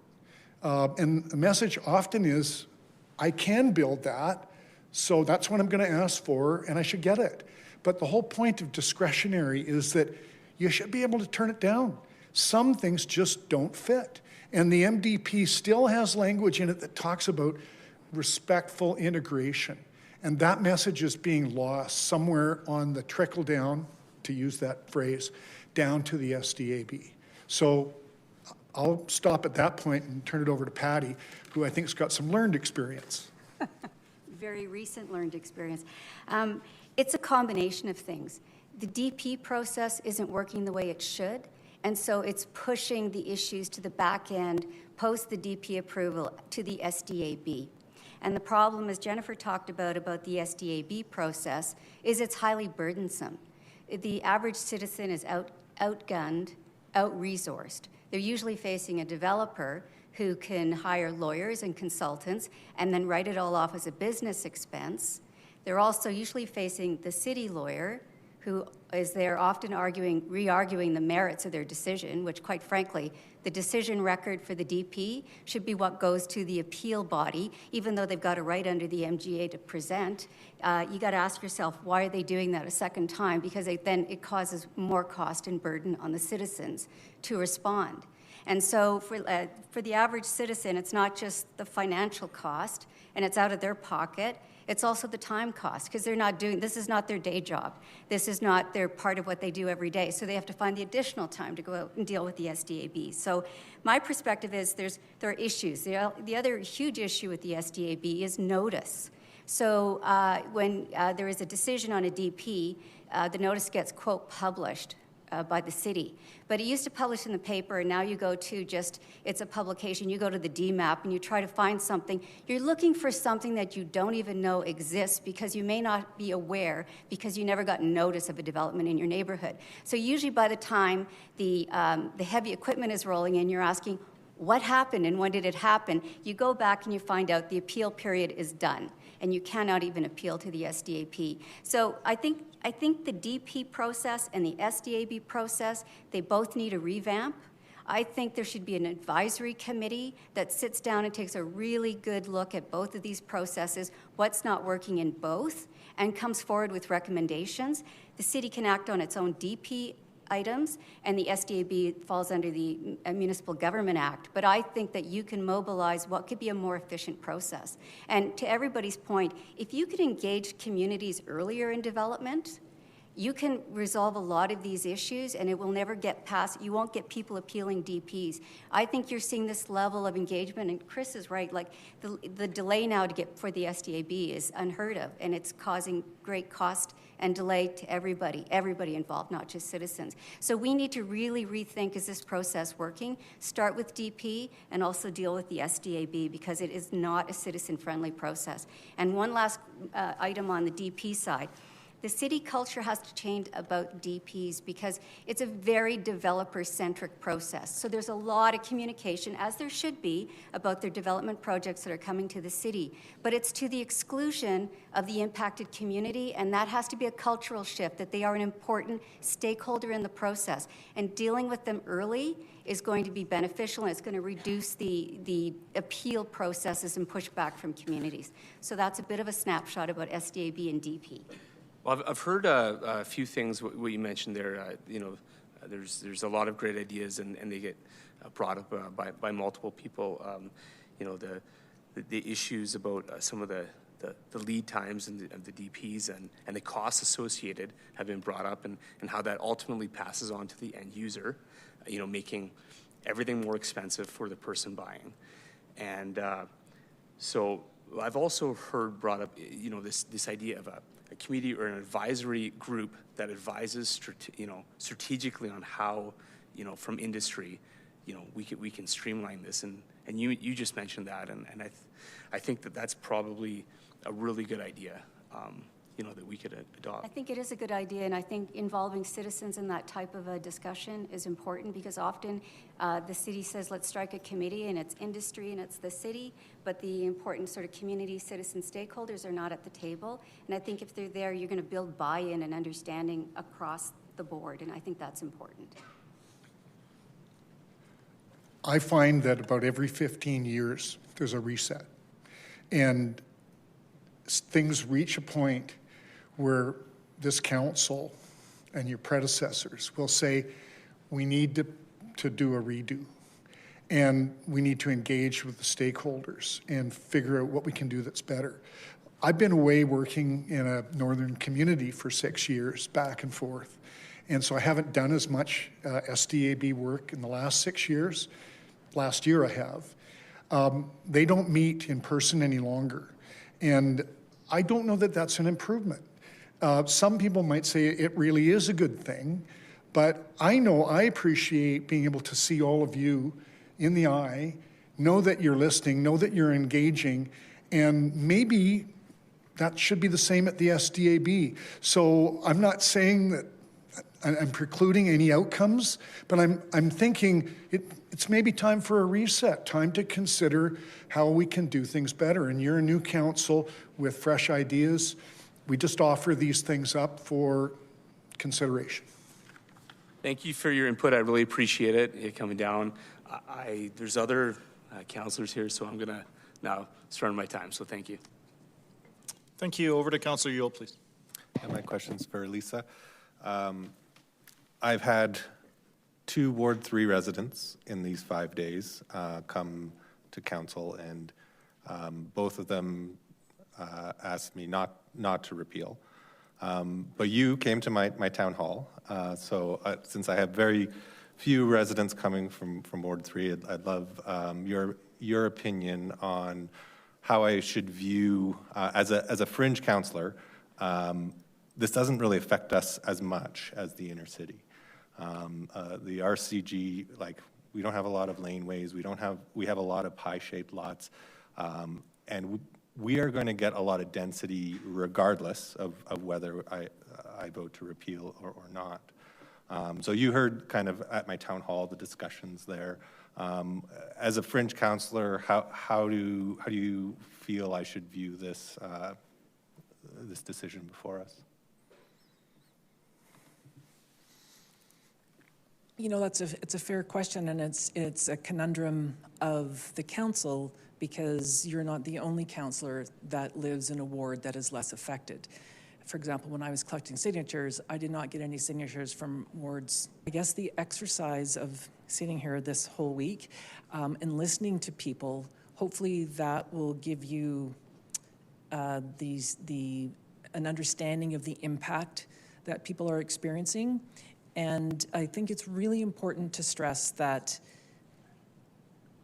most people are not against development or densification. What we're asking is for it to be thoughtful and to be sensitively planned. You know,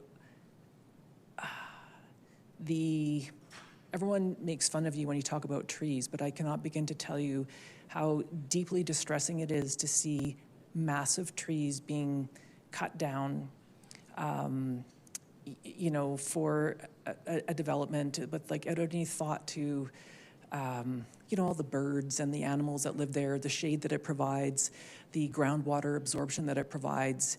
I have some friends who live in Marteloup, and they observed that they barely even hear birds anymore because so many trees have been cut down around their house. And, you know, there's no guarantee that you're going to have birdsong when you buy a property. But in terms of the quality of life that we want to have for people in Calgary, I think that if there is a way to do it better, to look at, you know, underutilized land, or to be thoughtful about the properties that we select, I'm hoping that you, as a councillor in an area that is less affected, would be sensitive to the people who are begging for this to be repealed. And apparently, Chris has a comment. If it's all right, Councillor. And I say this just to add some lived experience. Councillor Pantazopoulos' predecessor phoned me 2 years ago, and he said, Chris, I understand that communities in Ward 6 that lie east of Sarcee Trail might be open to this kind of challenge, but certainly you folks west of Sarcee Trail, you're okay. And I beg to differ with that. And I think it's a matter of timing. My experience is when your home hits 40, 45 years, you usually have an investment decision to make. And the question, and we've seen, and Councillor Panazopoulos is familiar with, applications now in Signal Hill and west of Sarcee Trail. These applications are not, and you know, respectfully, if you say you're fringe, I say no, you're not. We're all in it together. And the interesting thing is, it's coming. It's just not maybe there yet. And I think, like, Councillor Panazopoulos and I have very different challenges. Councillor Panazopoulos has the West LRT, and I have not gotten the green line, and I probably won't see the green line in my lifetime. And so we have north of Stony Trail, that's where all the density is going. That's where we saw a lot of renters coming in very concerned because we are getting so dense on the fringe. And I guess what I see with a repeal is we are losing kind of that tax productivity like throughout, because a lot of the tax productivity is going to my area, regardless of this repeal. And so in turn, we're going to have to really focus hard on those infrastructure pieces. Infrastructure was the biggest thing in Ward 3 at the doors. And so if we are not going to be spreading that tax productivity throughout the city, we are probably going to have to raise the taxes. Is that something your group would be interested in? Because we have to make it equal across the city. Is that something that you guys are looking at? I'm going to look to my colleagues to see if they want to jump in, but I will say this, we're not looking to try and get more taxes for anybody.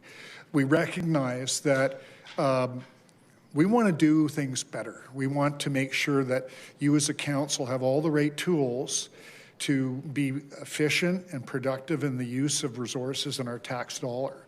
So we have to find better ways to do things. We have to find ways that don't repeat mistakes. We have to find ways, as my friend said, to capture some of that lost water in some of our pipes. There are things we can do better. And to the extent that the fringe or edge communities or Greenfield are picking up some of this burden, it's been planned. So when Brookfield comes in with a master plan community, everybody knows there's the RG, and there's the multi, and there's the singles. And that's something that I think the inner established community councillors would love to have, because what the inner or established areas are facing, and this comes back to today's discussion, it's uncertainty. I don't know when I come to my 45-year decision on what to do with my house. Do I renovate? Do I sell and move? Do I tear it down, build something bigger? But whatever decision I'm going to make, it's largely dependent on what's going to happen next door to me. And right now, I don't know. Yeah, and that's fair. I think, like, I grew up in Ward 3. It was planned with the Green Line in mind. In 1997, there was a sign that said Green Line's coming. So I would say there is uncertainty regardless of where you live.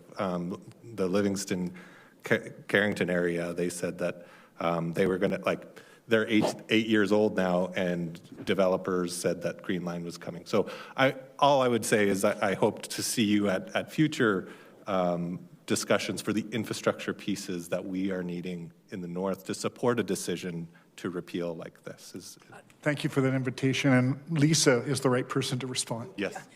I was just going to say, absolutely. Like, every ward has its unique challenges, just like every community has its unique challenges. And I think that the idea is that we all support each other so we have the best possible outcomes for every ward, every community, every citizen. Thank you. Appreciate it. Thank you. Over to Councillor Panazopoulos, please. Thanks so much. Thanks, everybody, for your submissions and also your presentation and chaining it all together. I just, probably for all of you, a few words and wanted to tie it back to LAPs, because I heard consultation, important, predictable plan, engagement, meaningful community engagement, and then certainty, and again, predictability, Mr. Davis, you just said at the end. If there were amendments to be proposed, and I recognize the repeal, and then to go build back to something different, are the LAPs the right map and guide and pathway to utilize? there has been specific industry community engagement. There was years, many are very fresh. I recognize some are 20 years old. But how do you reconcile that when consultation, check mark, predictable, we know exactly, just like your greenfield communities, that give certainty, we know where generally density community supports. Love your thoughts on that, because each of you, about 3 of you mentioned LAPs, so I'd love to tie it together. Well, I think LAPs are a very important statutory instrument. And so we call it today an LAP. It's an area redevelopment plan under the MGA. And so, for example, I live in an established community. It's an older community. So we had the original development. We had an area redevelopment plan, which existed for 15 years. And then last year, we got rolled into the West Elbow LAP. And it's the difference in terms of the quality of that consultation and engagement with the community. For the ARP, it was very context specific. You could get good local insights into how the community is functioning, what a redevelopment would look like that would be contextually sensitive, what are the infrastructure demands to support that, how to deal with green spaces. And the benefit of that is, and I think Chris spoke about this, is it takes a little bit more time at the front end to have that kind of very specific community consultation, but the buy-in, it pays off in tremendous value because you drive certainty then. Any developer coming into the community, anybody purchasing in the community, they have the certainty as to this is the development plan. What happened with the last go-round of LAPs, and I can only speak to the one in my particular community, is we went from a one community ARP to a 16 community LAP. They didn't even make contextual sense in terms of how they grouped those communities. So it was ensuring that it was going to be a front-end loaded, guidebook-driven view of what the plan should be before they ever got to community consultation.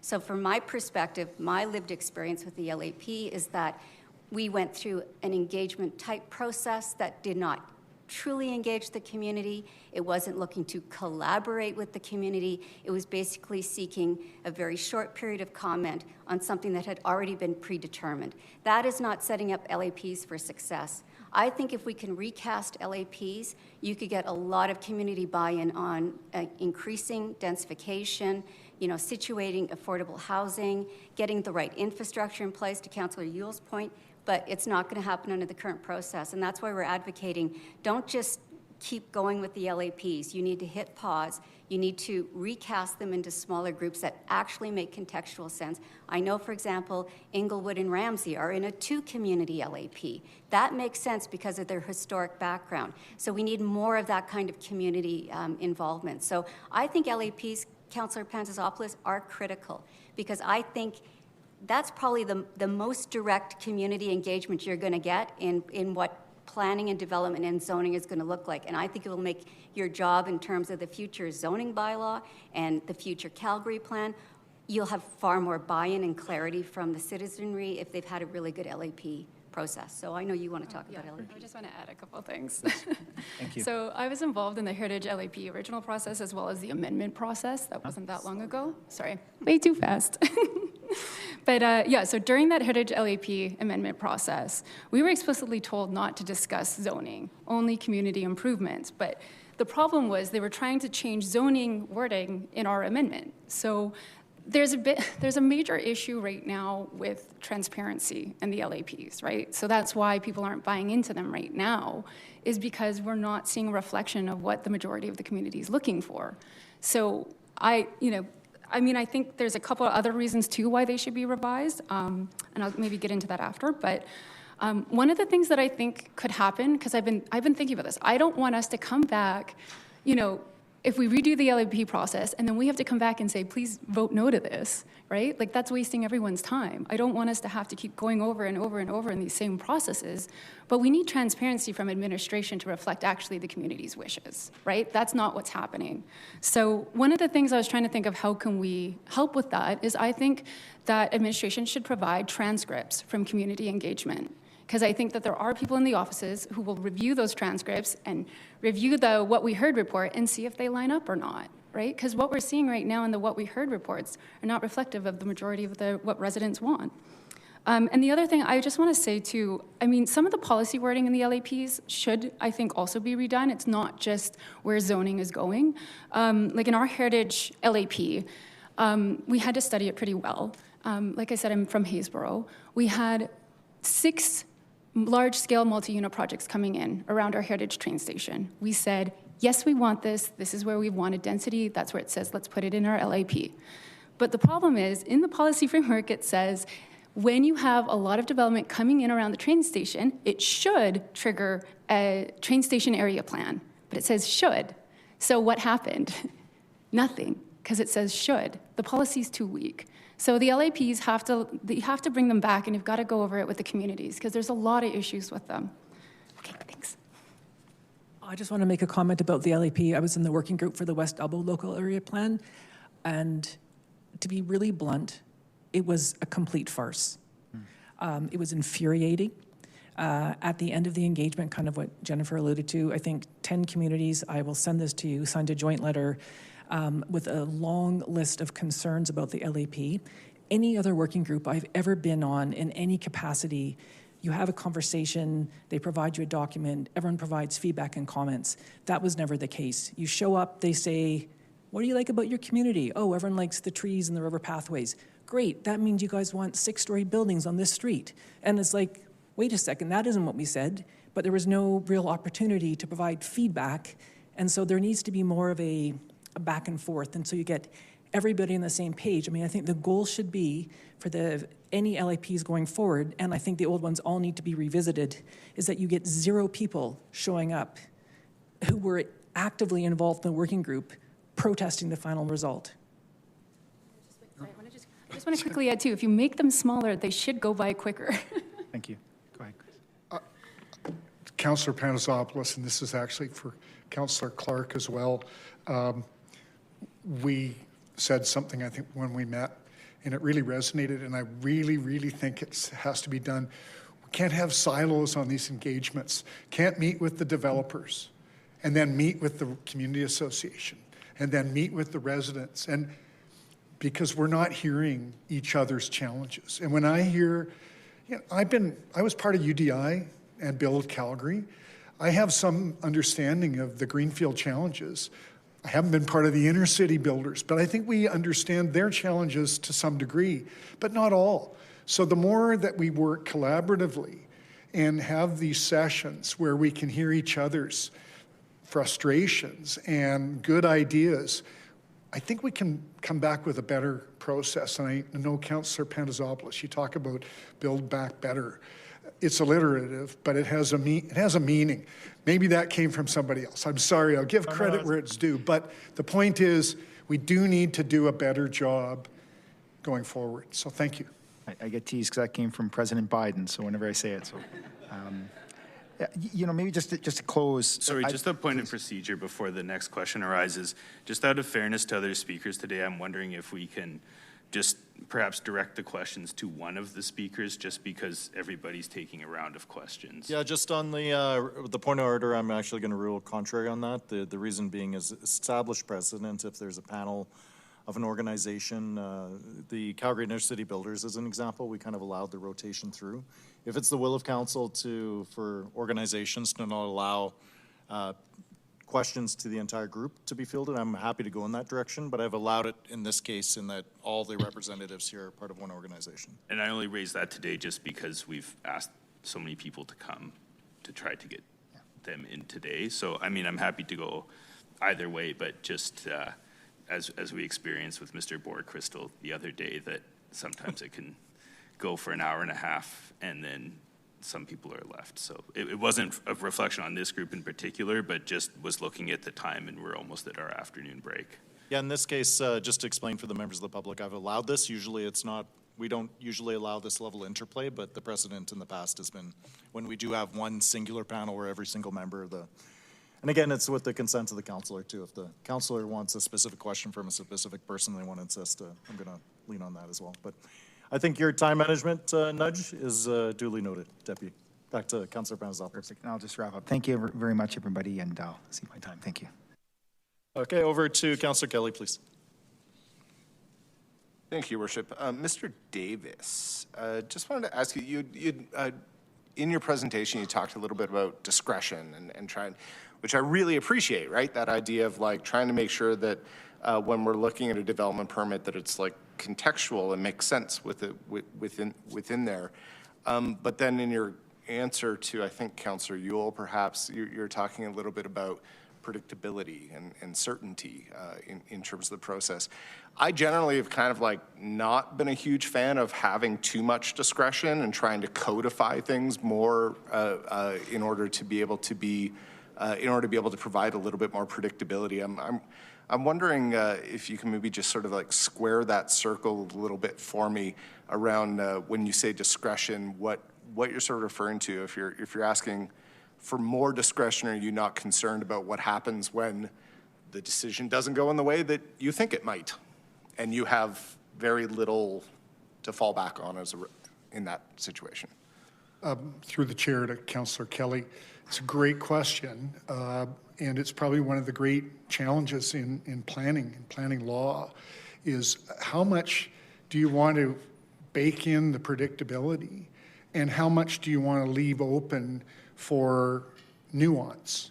And one of the longest serving councillors ever, Dale Hodges, once told me that he didn't want to ever tell a constituent that there was nothing that he could do. There was no Bill 50. He took very seriously his obligations to his constituents. And he felt that unless, in certain circumstances, yes, permitted, but anything in communities, established communities where people have strong opinions, he felt that discretionary was that necessary relief valve. Now, I'm not saying that it is, and maybe if we can do more engagements and we can all agree on what is permitted, maybe that corner lot, single 50-foot row house, maybe we can land on permitted. But that engagement hasn't happened yet. And I lean into the discretionary only because, in theory, it provides more nuance. I just wish that was in practice what was happening, because it's an important element. Discretionary applications and approval doesn't guarantee anything. It shouldn't. That's the nature of that appellation of discretion. So are you worried about, in that sort of a circumstance, that providing that discretion to a file manager, that they might be more permissive? In the Love and Flagstaff decision, the Chief Justice said, planning's about predictability and certainty. But it's not unpredictable to have a discretionary application that's still within guardrails of what is the rules in the land use bylaw and the elements in the district, especially if we put emphasis on contextual response. And those words have to have meaning. They can't just be in the MDP and forgotten when you're implementing at the land use bylaw and development permit review stage. So, you were touching on community engagement there. So, if I may, I'd actually like to ask a question of Ms. McCunn-Miller. Did I pronounce that correctly? Sorry, I'm just getting back to my question here. You had mentioned about the comment period there and like not having, like, and I get it. Like I come from a community engagement background and I want to have as much engagement as humanly possible. You said you wanted them to sort of earlier in the process, and right now as it stands in the process, it's as soon as we have a complete application that's like ready to go, it gets circulated to the community. And I think that if I'm not mistaken, it's like all the houses across the street next door. I'm just wondering, like, how do we do that sooner, to your point? Well, it can be done sooner before you formally engage the DP process. A developer knows what their intention is. They know they want to do something in this particular community. They could reach out to citizens directly, or they could go through the community association. They could say, can we meet? This is what we're planning to do. Do you have any input? What do you think about this? So that could help inform their DP application. But by the time you get to the DP, And here's an interesting one, because I've just gone through it recently. Because more things are moving into the permitted use, Chris talked about discretionary. The city doesn't provide notice on a permitted use. The theory is you're following a permitted use standard, so there's really nothing for you to comment on. But the city can exercise a variance power. So they go in and it's a permitted use, but now they've varied it, and all of a sudden the community probably should be consulted on that. But oftentimes that doesn't happen because it's already gone through the gate that it was characterized permitted use, no notice to the community, no ability to consult, but then it's varied. So I think there are ways we could improve it, but I even think just creating that sort of culture where you say to developers when you're in the DP, before you even get into the DP, go and talk to the communities where you're looking to develop. And I think actually we know from experience that really works well, because then you're going to have a DP application with less resistance. You might put out your notice, but you might get very few community comments at that point because they've been resolved in early consultation with the developer. I fully agree with you. The best community ones that I've seen are definitely ones that were engaged before the DP. Right. From the city's perspective, any idea in terms of what we can do to mandate that? Because for us, that starts at the filing of an application. You know, and I don't know specifically how you communicate the norms you expect of the development community, and a developer might be able to explain that better than me. But I think there's ongoing and constant communication between developers and the city planning department. They have to communicate back to the development community. You need to have gone to your community and had this discussion before you even file your DP application. It doesn't necessarily have to be anything more than it's an expectation of the planning department that you have early community consultation. I don't know, Councillor Kelly, if it needs to be more hardwired than that. Maybe it does. But I think it should all be on the table for discussion. I agree. That's why we're asking the questions here today. I appreciate that. I understand your engagement background. Yeah. I come from a similar background. And then maybe just on that engagement process, like this is maybe to either yourself or Ms. Baldwin as it relates to the LAPs, but like more engagement costs more money, takes more time, I guess, and that ends up costing more money. Are we in favor here of spending more time and money on further engagement? Well, from your engagement background, you probably appreciate if you do really good early engagement, you do spend some time and money, but it will cost you far more if you don't, and then everything gets pushed to the back end. So once you've got a DP that's fully cooked, people get entrenched in their positions, and then it's already into the process, and then they're under the struggle of, we got to make this timeline, we want to make this investment decision. So I think if you do it earlier, yes, it will take time to consult. It will take some money, but you will save money in the long term. And I think that's something else that the Shawcross Stante report talked about, is that you're pushing things to the back end, so you're not making things more efficient, you're not saving money, and you're not reducing delay. Appreciate your time. Thanks, folks. Thank you, Worship. Thank you. Anyone else for this panel? To Your Worship. Seeing none, we'll ask you, what do you want to say, Chris? I just wanted to remind members of council that Mr. Lahode's on the line, and poor guy probably can't get a word in, so he might be available to answer any questions. All right, I will bite. We only got a couple minutes here before we break. Mr. Lahode, is there anything you'd like to add? No, I think my colleagues have covered it very well.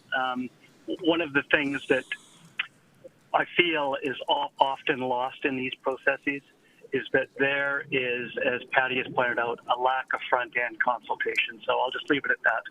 Thank you all. All right, thank you very much. That concludes this panel. We're at 3:05. Do I have unanimous consent to start our break now and come back in half an hour? Okay, I'll be back at 3:35.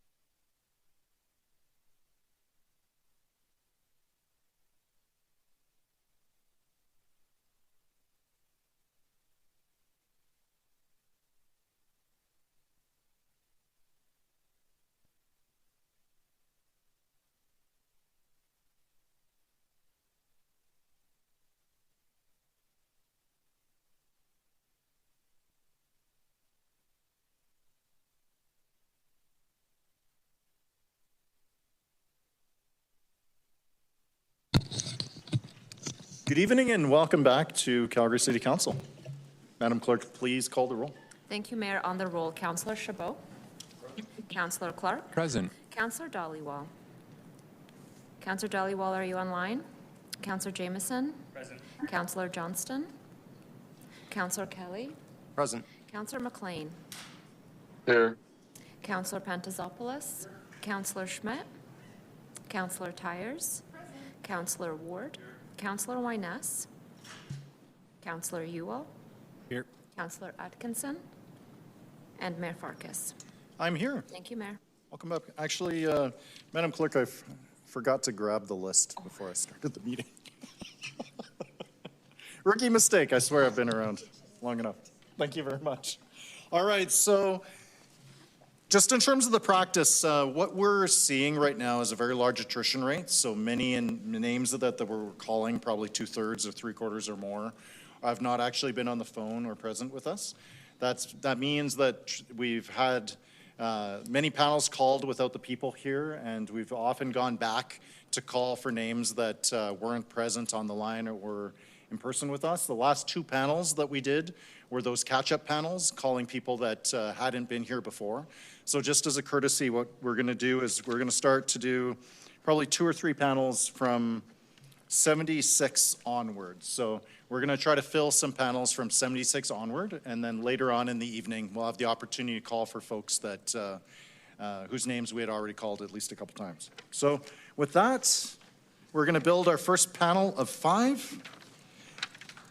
We ended on 76. Do we have Ray Vazina with us? Do we have Kelly Parker? Kelly, come on down.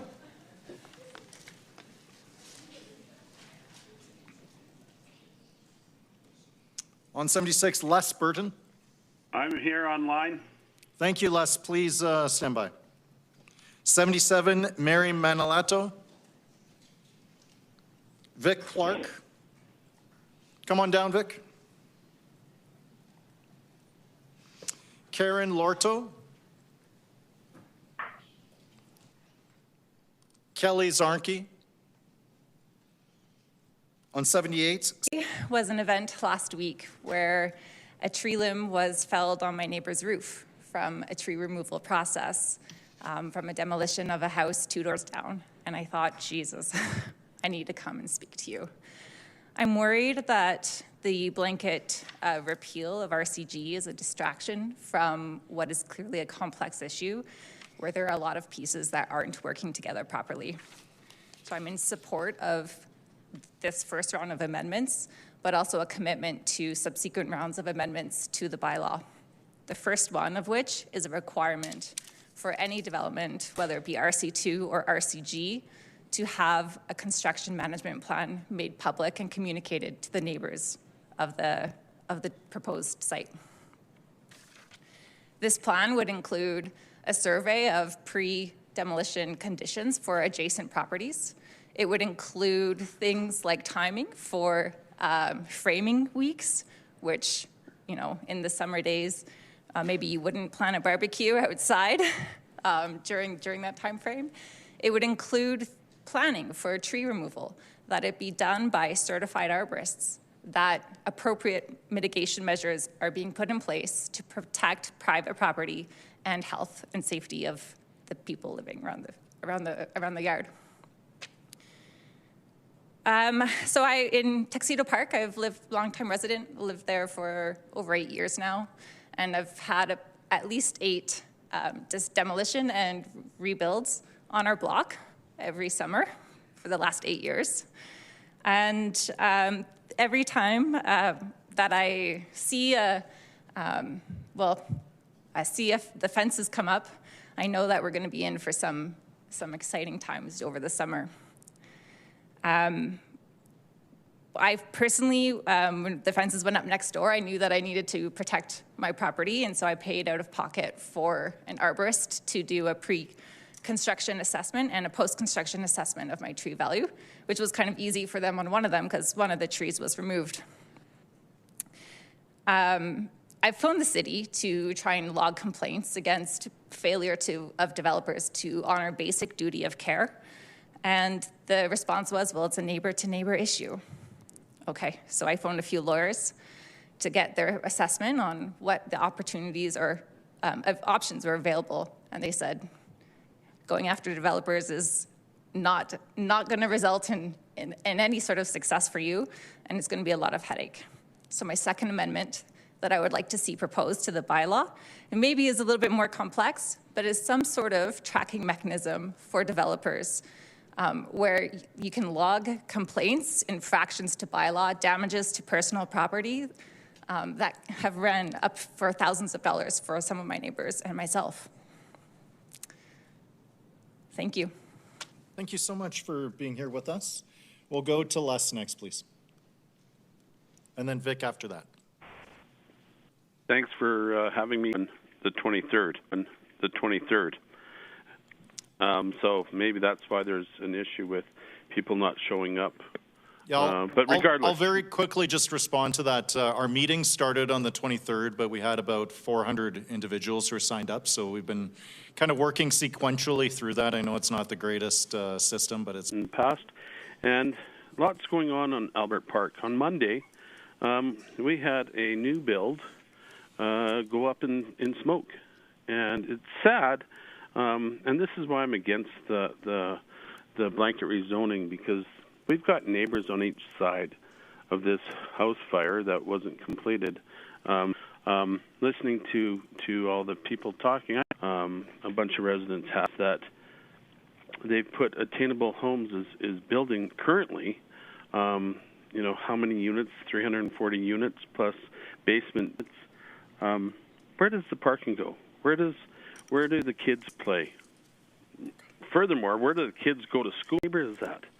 You know, and the same token is we're going to get rid of the Franklin LRT station parking lot, because the study for that, now you want to put home or high rises in the parking lot that's right across the street from an elementary school.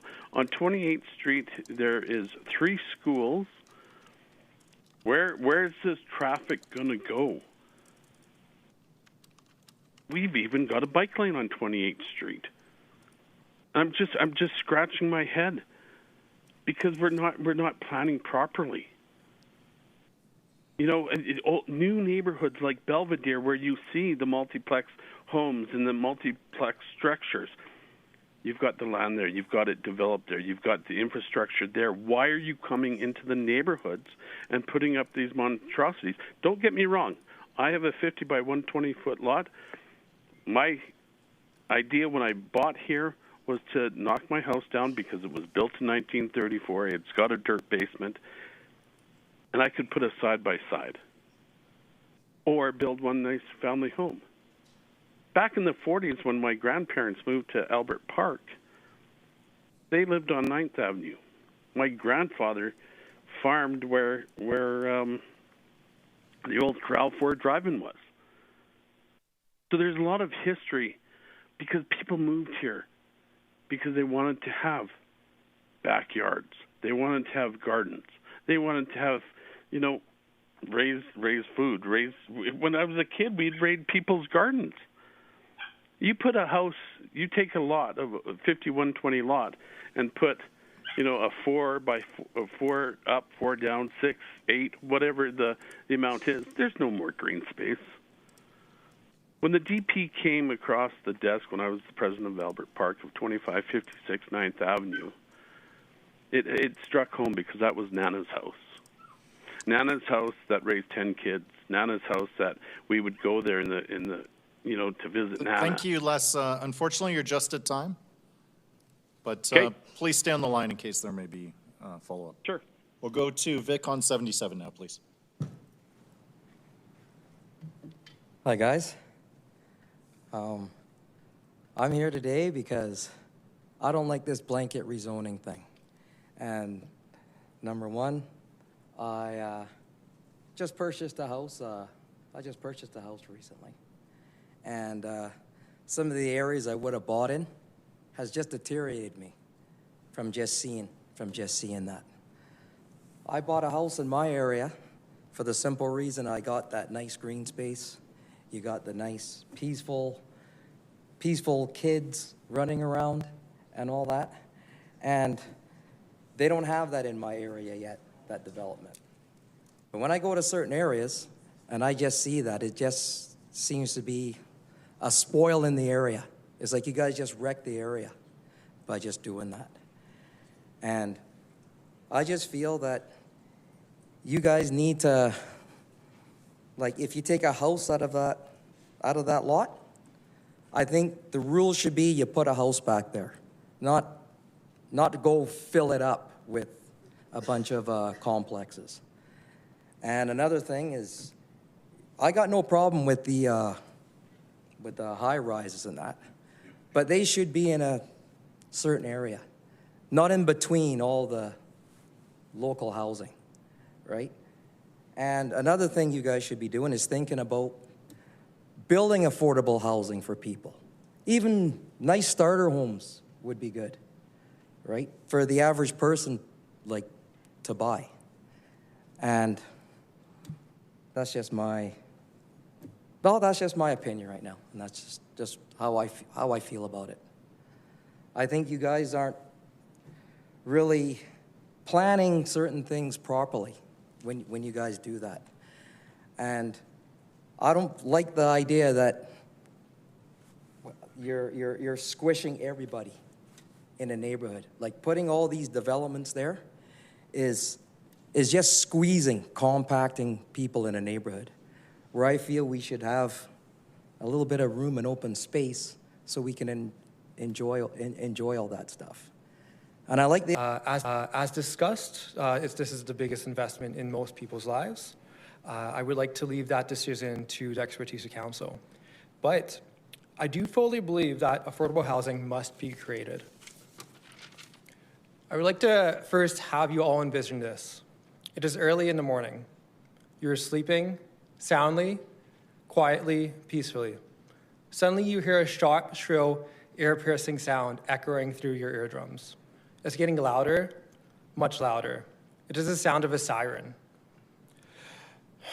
You startle, you wake up as you see 2 paramedics, 4 firefighters, and possibly a back alley. Working as a paramedic, about half the unresponsive overdose calls I attend to are for the in-house population. Is someone trying to have a good night's sleep. They do not want medical assistance. They just want a place to sleep. Many times, I still do attend to those who do need medical assistance as well. But the bottom line is, we need a safe, sober place for everyone to sleep at night. As income and economic stability are social determinants of health, the average life expectancy of an in-house human is in their 50s, while Canadians live to about 82 years of age, on average. At the time, blanket rezoning helped stabilize rents, reduce poverty, and reduce homelessness. But yet, it is not practical to dismiss the unique characteristics of each and every neighborhood and its people. It must be calculated and planned strategically. Anyone who has had the fortune of traveling to Europe or Asia can attest to the joy and convenience of having safe, walkable, and effective public transit and walkable streets. Gym in the morning, work during the day, and dinner at night with all its sites.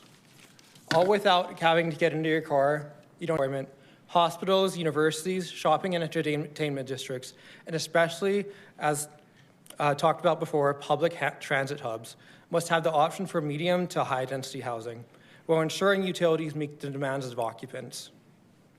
Infinite urban sprawl with its traffic, utility installations, property taxes, inner city poverty, and homelessness is not how you build a growing city. Now, council, don't get me wrong, there is a place for the historic culture of the single-family home, but that culture must be balanced with the needs of 2 million future Calgarians to ensure that everyone has access to an affordable roof over their head, so that they can sleep at night, so they can have a sound, peaceful, and quiet sleep. The current map regarding repeal blanket rezoning is much too restrictive. There are key neighborhoods that require alternative densities to prosper. Personally, I am blessed to live in an amazing walkable neighborhood here in Calgary, which I wish more people could experience that. The joy and convenience of having a grocery store, cafes, and gainful employment all within walking distance or a short distance is a dream come true. Along with reducing homelessness, finding sober alternatives for them, I hope that the mayor and city council can make that dream more affordable for many more in this great city of Calgary. Thank you. Can you hear me? We can, loud and clear, sir. Okay, thank you. Good afternoon, Mayor Farkas and Council. My name is David Richardson. I'm an architect and the chair of the University Heights Development Committee. The question at hand is essentially a question of how we build a great city that is at once affordable and supportive for a great quality of life for all. Calgary is indeed in need of densification. I'm absolutely in favor of densification. However, I'm not in favor of unplanned densification, which the blanket zoning has created. I'm in full support of the complete repeal of the blanket upzoning without amendments.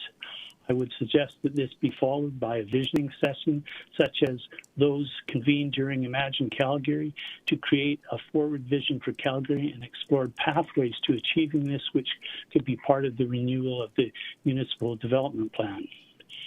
City building must have a direction, a vision of where and how we want our city to evolve. It should have broad support. Calgary has articulated such a vision in Imagine Calgary and in its successor document, the Municipal Development Plan, the MDP. But alas, this statutory document has not been respected or adhered to since the implementation of blanket rezoning. In fact, I would say the blanket rezoning is antagonistic to the intent of the MDP and thus the intentions of most Calgarians. The first target in Imagine Calgary, which with regard to housing states, supporting increased residential density, particularly in strategic locations, at transit stations, in employment areas, and close to goods and service providers. The MDP follows. Ensure that preparation of local area plans include community engagements early in the decision-making process that identifies and addresses local character, community needs, and appropriate development transitions, none of which have been seen since the implementation of rezoning or blanket rezoning. Blanket rezoning essentially lets the development community be the authority of jurisdiction with respect to residential development.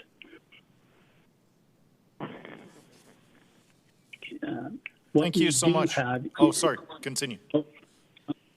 What do we have if we repeal? We have the MDP with a vision of how Calgary should be developed, and it reflects the inputs of significant number of everyday Calgarians. It may not be perfect, but it is scheduled to be renewed in the Calgary plan shortly, and hopefully with broad community consultation. Over the last several days, speakers have repeatedly highlighted most of the issues that should have been considered, studied, and modeled by the previous administration and council before the implementation of upzoning. For example, will there actually be quantifiable impacts on affordability? Does the infrastructure in areas that would and have been targeted for densification have capacity? How will these changes materially impact the quality of life in these areas? Do the adjusted RGC rules make sense? Have their impacts been modeled? What the proponents of blanket rezoning call just aesthetic issues, such as contextualism, have significant impacts on our neighborhoods. For example, the loss of setbacks, the loss of permeable ground, loss of privacy, loss of tree canopy, loss of views, loss of certainty. These are real issues that impact social well-being. Is sense of community no longer a priority or possible in Calgary? And if so, is this the Calgary we want? Additionally, loss of setbacks, tree canopy, and permeable ground also degrades environmental outcomes and contradicts other city plans and policies. The MDP acknowledges that successful community building necessitates place-based approaches that are contextually responsive to their unique contexts, opportunities, and challenges. Cities are complex, more than just density. Good outcomes can only be achieved through intentional city building. far more housing I think, oh no, somebody has us on hold. university district. We're going to pause you there, David. You have about 40 seconds left, but somebody looks like they put us on hold. Includes expert. Fine. Yeah, we may need to clear the bridge, right, Madam Clerk? Okay.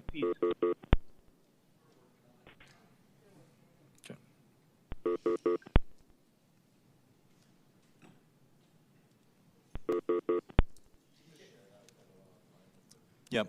So just for everyone watching online, we have somebody who's called in, but they've put us on hold, so there's a big buzzing inside the chamber, which makes it hard to hear from anybody else. I'm actually impressed that this is the first time that this has happened over the course of 5 days. Oh no, don't give anyone ideas, Councillor Chabot.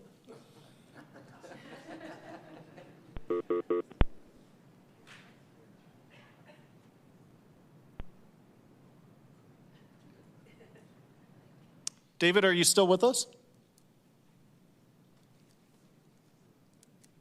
I am. All right, David, we're going to put you back to about 45 seconds to allow you to conclude your comments. I apologize for this disruption. Okay, what? 45 seconds. Okay, I'll just end with my last paragraph then. What the proponents of blanket zonings call aesthetic issues, such as contextualism, have significantly affected our communities. For example, the loss of setbacks, the loss of permeable grounds, the loss of privacy, the loss of tree canopy, the loss of views, the loss of certainties. These are real issues that impact social well-being. Is the sense of community no longer a priority or a possibility in Calgary? And if so, is this Calgary we want? Additionally, the loss of setbacks, canopies, permeable ground contradicts other city plans and policies. Good outcomes can only be achieved through intentional city building. Master plan, purpose-built developments provide far more housing than blanket upzoning. Our adjacent community of University District is a good example of this. This includes expert input, meaningful community involvement, and buy-in, and I suggest Calgary needs more university districts and less RGCs. Thank you. Thank you so much. That concludes this panel. We will now work to build our next panel with the remainder 78 and onwards. So thank you so much for the members of the public for being here. So I'm going to start to call some names, and if I've called your name and you're in the chamber, please stand up, give me a wave. And if you're on the line, please indicate so as well. So we'll start to build this panel out. Do we have Elizabeth Ida Stanley Tober with us? Yes. All right, Elizabeth, please stand by. Hello. Yes. Thank you. Do we have on 78 Faiza Fuzi? George Clark? Jody Petrovich? Madison Cox on 79? Delaney Lamont Green? Fianna Ruine? Jaideep Binder? Daryl McRae? On 80, do we have Dean Steinman? Elizabeth Ida Stanley Tober with us. Please make sure to mute if your name has not been called, please. Do we have Thomas Air Coyle? Tristan Chang? Mahad Razain? Sean Ovens? On 81, Kendra Wanamaker? Steve Bentley? Betty Burke? Is that you, Betty? Okay, please stand by. 82, do we have Brooklyn Jansen? Bonnie Petrovich? Al Chappelle? Okay, on to 83. Do we have Anita Shoa? Nurin Darvish? Yes, I'm here. Was that you, Nurin? Yes, that's me. Okay, please stand by. Betty Burke. Do we have Bill Woodward with us? Noah Davis? Or Yes, John I'm here. Williams? Noah Davis is here. All right, Noah, please stand by.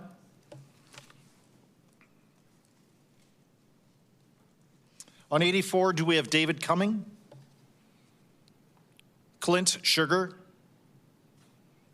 Mart Gottlieb? Mariana Maya Salazar?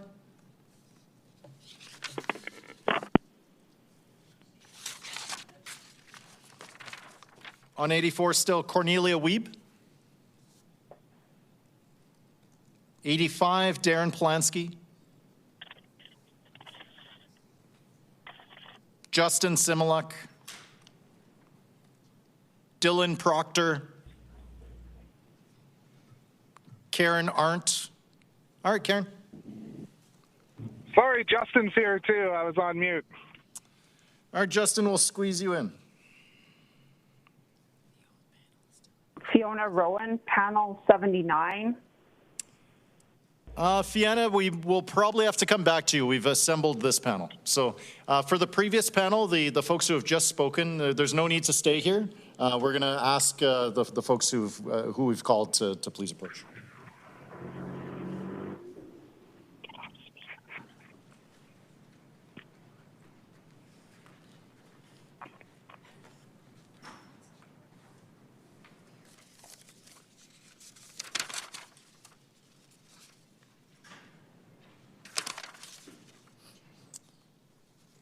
And could you repeat that again? Was that you, Fiona?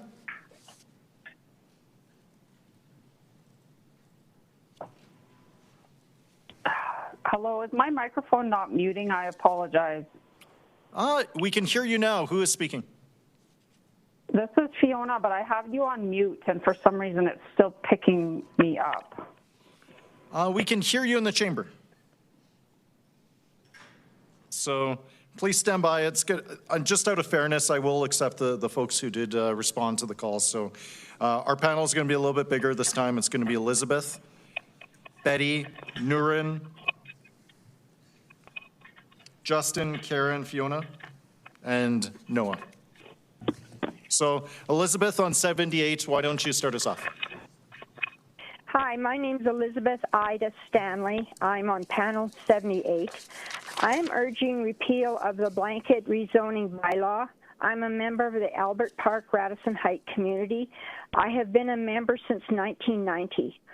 And I live in a 1964 house. I have spent hundreds of thousands of dollars for my house and tens of thousands of dollars updating it, so it does not need to be demolished. I've worked 2 jobs for most of my life here to support my 2 children, and at 73, I am still working. For the first time in 35 years, my property assessment this year has gone down by $15,000. And I am sure it is due to this rezoning because nobody wants to move into a community that is just full of these massive rezoning buildings. My neighbor's home went down by $25,000 after a 5-plex with 5 basement suites was built on the corner of her block, and a 2-plex with basement suites and 2 garage suites were built across from her back alley. That latter building was the one that burnt. Both neighbors' houses on either side were badly burnt, and one had 2 children in it, and their mother got burnt trying to rescue them. I'd like to show my first slide, please. This is the view from my kitchen window. It's a very tall, dark navy and vinyl buildings, which eliminated the beautiful, healthy trees that you can see on the side of the picture. It looks like a prison mid-block. There's been no attempt to do any outside design or to fit into the community. There's no back or front yard for children, for family activities. This is not row housing. This is not home. These are not homes. This is warehousing. And I would like to see the next slide, please. So this was the sign on the lot at the end of my block for 3 years ago. It was not there before the house was sold, and the phone number was totally invalid. They bulldozed the whole yard. They did it right up to the sidewalk. They eliminated beautiful, expensive, mature trees. Ornamental trees were destroyed. The fence is right on the sidewalk, which creates a serious tripping hazard because of the snow, which is never cleared. It's still totally abandoned. 3 years later, garbage collects inside and out of the fence, and it has an encampment in it often. I would also like to just move through the next 2 or 3 slides. They show the damage done by nearby properties. Retainer walls are broken down. There are equipment on the sidewalks, which break the sidewalks. But these next 3 or 4 with machinery on the sidewalk, that is right next to a bus stop. And there's a church across the street where people need to travel there and then come home. And it's just disgusting how disrespectful the builders have been. I don't consider this a blanket rezoning. I see all this development making us the next Harlem or the Bronx in New York, between Boness and Albert Park, Forest Lawn. It is absolutely disgusting and lowering our property values that we've invested our lives in. We deserve more respect than that. Go across the Memorial Drive, right across Franklin Station. There's an empty commercial land that could go for housing. There is not one row house or complex that has anything to do rezoning on the main street of Mayland Heights. On 19th Street, there's nothing along 16th Avenue where all the bus routes are. I don't understand why we have been picked to have our lives be so damaged. In the next slide, I'd like to show how in Crescent Heights, they have taken a different approach. They have done more setbacks so that there's mature trees, there's lawn in front of these buildings. The buildings have character on the outside, so they fit into the community. I would like to see that be more prevalent in our little community. These monster building across from my house, my front room here, is just vinyl. It'll go up quicker than even the building this week. And there's no hail resolution or stucco for the outside. And I just think, as a mental health therapist, this is severely going to impact people in the future, because I have... Unfortunately, Miss, you're just at time, but please stand by in case there may be a follow-up for you. You betcha. Thanks. Let's go to Betty now on 82.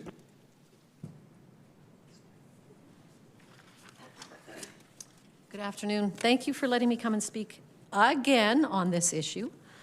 I go by Betty. My name is Elizabeth Bork. I am born and raised Calgarian. I have lived in Haysboro for a total of 64 of my 68 years. I am in favor of repealing blanket rezoning. This is my second time presenting to council and saying no to blanket rezoning. Haysboro is located in Ward 11. Our community was built in 1958 and 1959 as one of the first planned communities. As a retired nurse, I'm here to take on a serious health concern regarding renovations and demolitions that are happening all over the city. For those of you who are not aware, building materials from 1959 homes, such as drywall tape, tile flooring, plaster, stucco, and the outside of the homes, also with stucco, have asbestos everywhere. Over the last few years, Haysboro has been inundated with developmental permits for renovations. The HCO permits, also known as home ground oriented, have dramatically increased the size since blanket rezoning. An HCO is in the older communities requires the demolition of one or more single-family homes. The process for renovating or removing a home is done with a development permit, a demolition permit, and asbestos abatement information form. The last few years, we have had multiple developers renovate the older styles home. During that time, we had to call OH&S for safety issues on the asbestos being taken off the home by workers wearing socks on their faces, jeans, long sleeves with shirts and gloves. They dragged the stucco across the lawn, across the sidewalk, onto the road, into cube vans and bins. Workers on another site were sweeping the asbestos dust up on a windy day. For those of you who are not aware and don't watch the Property Brothers, because they always look for asbestos, the abatement is done with asbestos respirator masks, hazmat suits, gloves, and goggles. This work is done under tarps to keep the dust contained. In early February, 2 houses on a major thoroughfare this year in our community were taken down by backhoe. At no time prior to demolition did any of the neighbors see tarps, people in hazmat suits, or yellow garbage bags, which is required for the asbestos to go to the proper area of the landfill. When the backhoe showed up for demolition, the dust was everywhere, crossing Elbow Drive, 4 lanes, and dusting the neighbors across the street, plus the ones beside them, and onto the homes. It was a beautiful day. Neighbors were running to close their windows because they know that our homes are built with asbestos. When I communicated with the project manager, he informed me that the developer did submit an asbestos form. However, the city has no way to enforce it because it's under the provincial jurisdiction of OH&S. The city just trusts that they will follow the process. Well, they didn't. Some submit a report that it was dealt with, and some it's not a requirement. I called OH&S, and they never received a notification on asbestos from that destruction. One of our neighbors contacted OH&S on the day of demolition requesting an officer, but it was too late. The house was down. A backhoe can do a lot of damage in a short amount of time. I have a few questions. First of all, we need a better collaborative communication between OHS and the City of Calgary. Why can't the city just forward a copy of the asbestos abatement form to OH&S with the date of demolition? And why can't they give the neighbors, the community of Haysboro, a copy, and we can go remind them to watch out and see if the asbestos is being abated? This is all about money. Asbestos removal costs thousands of dollars. In our community, we have had to call bylaw and OHS just on home renovations, and now it's going to be on demolitions, which I already called in. It's been frustrating and a hard time. I am frustrated, I'm angry, and as a registered nurse for 38 years, I thought, wow, I still want to save people and keep them safe. And that's what I'm doing. I'm standing up for my fellow neighbors. I asked the Google about Edmonton and said, what do they do with asbestos? Well, Edmonton has key aspects of the asbestos situation, and they have renovation and demolition risks. Many buildings constructed before 1990 contain asbestos. Redevelopment, particularly in older areas with homes, require careful, regulated removal. Regulatory compliance, developers must follow strict procedures for asbestos removal, including submitting project notifications to the province. Negligence and safety concerns, cases of inadequate abatement, and lack of documentation regarding asbestos materials have raised concerns about developer negligence, putting citizens and workers at risk. City action on derelict homes. Well, Edmonton started a community property safety team. Good for them. Addressing abandoned, unsafe, derelict buildings. We have one in Haysboro, yeah. And reporting hazards. Residents concerned about unsafe practices can report them to the city via 311. In Calgary, we have to phone OH&S. I can give you the number if you'd like it. Thank you so much for being here with us. Thank you, and you can tell I'm a little frustrated. We very much appreciate you. We'll go to Nurin, please, on 83. Hi, good afternoon. Before I start, I have a few slides up. Yes, please stand by. We'll get that facilitated. Perfect, thank you. Good afternoon, Mayor and Council. My name is Noreen Darvish. I live in Glendale in Ward 6, and I'm here in support of a full repeal of blanket rezoning. My materials are in Attachment 12, pages 104 to 106, and Attachment 29, pages 89 to 95. The first attachment is my submission, and the second is of my legal counsel, Chris Davis, on my behalf. I'm here to speak about my own experience with blanket rezoning and what this past year has been like as the successful appellant in a recent case. 6 years ago, my husband and I were searching for our first and hopefully forever home. We saw more than 20 houses in areas like Killarney, and within 5 minutes of walking into our current home, which you can see on the left there, I said, let's put in an offer. Not because the home is big or fancy, but what makes it exceptional is that despite being off 17th Avenue, it feels quiet, green, and open, and zoning mattered to us. We made an informed decision to buy a 1954 bungalow on an RC1 lot, understanding that change would come, but that it would be compatible with the surrounding homes. A few years after we bought, the home directly adjacent to us was sold to a developer. The sandwich board went up, and what we didn't expect was the dreaded 8-unit building next door. When I saw the proposal, my heart sank. My husband, who is also a nurse, by the way, to be clear, not an engineer, put together renderings using the city's materials so we could understand what would be going next door. Next slide, please. And when I saw that image, the impact was clear. So we did what residents were told to do. We engaged. The community wrote letters. We wrote hundreds of them, and I believed that the process would work. Instead, the revisions from the developers got worse. They added an extra story to the building. The plans were riddled with spelling mistakes and contradictions, and at one point, amenity space included egress windows. And I don't know about you, but I'm not setting up a patio chair in a window well. Beyond the proposal, the process itself was frustrating. I tried to contact the file manager twice with no response. For a development of this scale and intensity, and the first of its kind at the time in the middle of Glendale, that lack of engagement completely eroded trust. Even tracking the application was not intuitive. You submit your feedback, and then you're left refreshing the DMAP's website for updates, hoping that you didn't miss something important. And then, mere days before the election, the project was approved. My neighbor and I organized a community meeting. I didn't expect people in the community to care because I was a person directly affected by this development, but the support came flooding in. I reached out to our councillor 12 hours after he was elected, and he not only attended our first meeting to hear our concerns, but connected us to our soon-to-be legal counsel. We filed an appeal and we prepared for a hearing, and this became my full-time job. We spent so much time and so much money, and I lost so much sleep. I now have over 600 emails in my inbox about this development alone, and as a regular person volunteering my time, I somehow became the neighborhood content expert, trying to translate and navigate the city's process. And then, just days before the hearing, the developer canceled their development permit. I cried tears of joy because now we were safe. Until recently, when I checked the city's interactive map. The lot next door that we fought against for a year is exempt from going back to RC1. I submitted my comments to the city that this must be an error, but no, I was told that this is in fact not an error. Why? Because the development permit was once approved, even though it was canceled and nullified. My favorite turn of phrase from this public hearing is, how do you square that circle for me? The pace of applications in our neighborhood of Glendale has now accelerated since the threat of repeal, and once that damage is done to a community, you can't reverse it. So with that, I ask three things. 1, repeal blanket rezoning.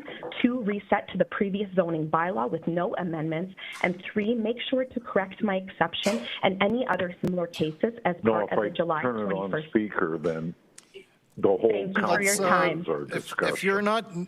If you're not the current speaker, Nurin, please hit mute. I apologize, Nurin. Let's have you just conclude. Yeah, thank you. I just wanted to thank you for your time and for considering the people that these decisions directly affect. Thank you so much. Thank you very much. We'll now hear from Noah on 87, please.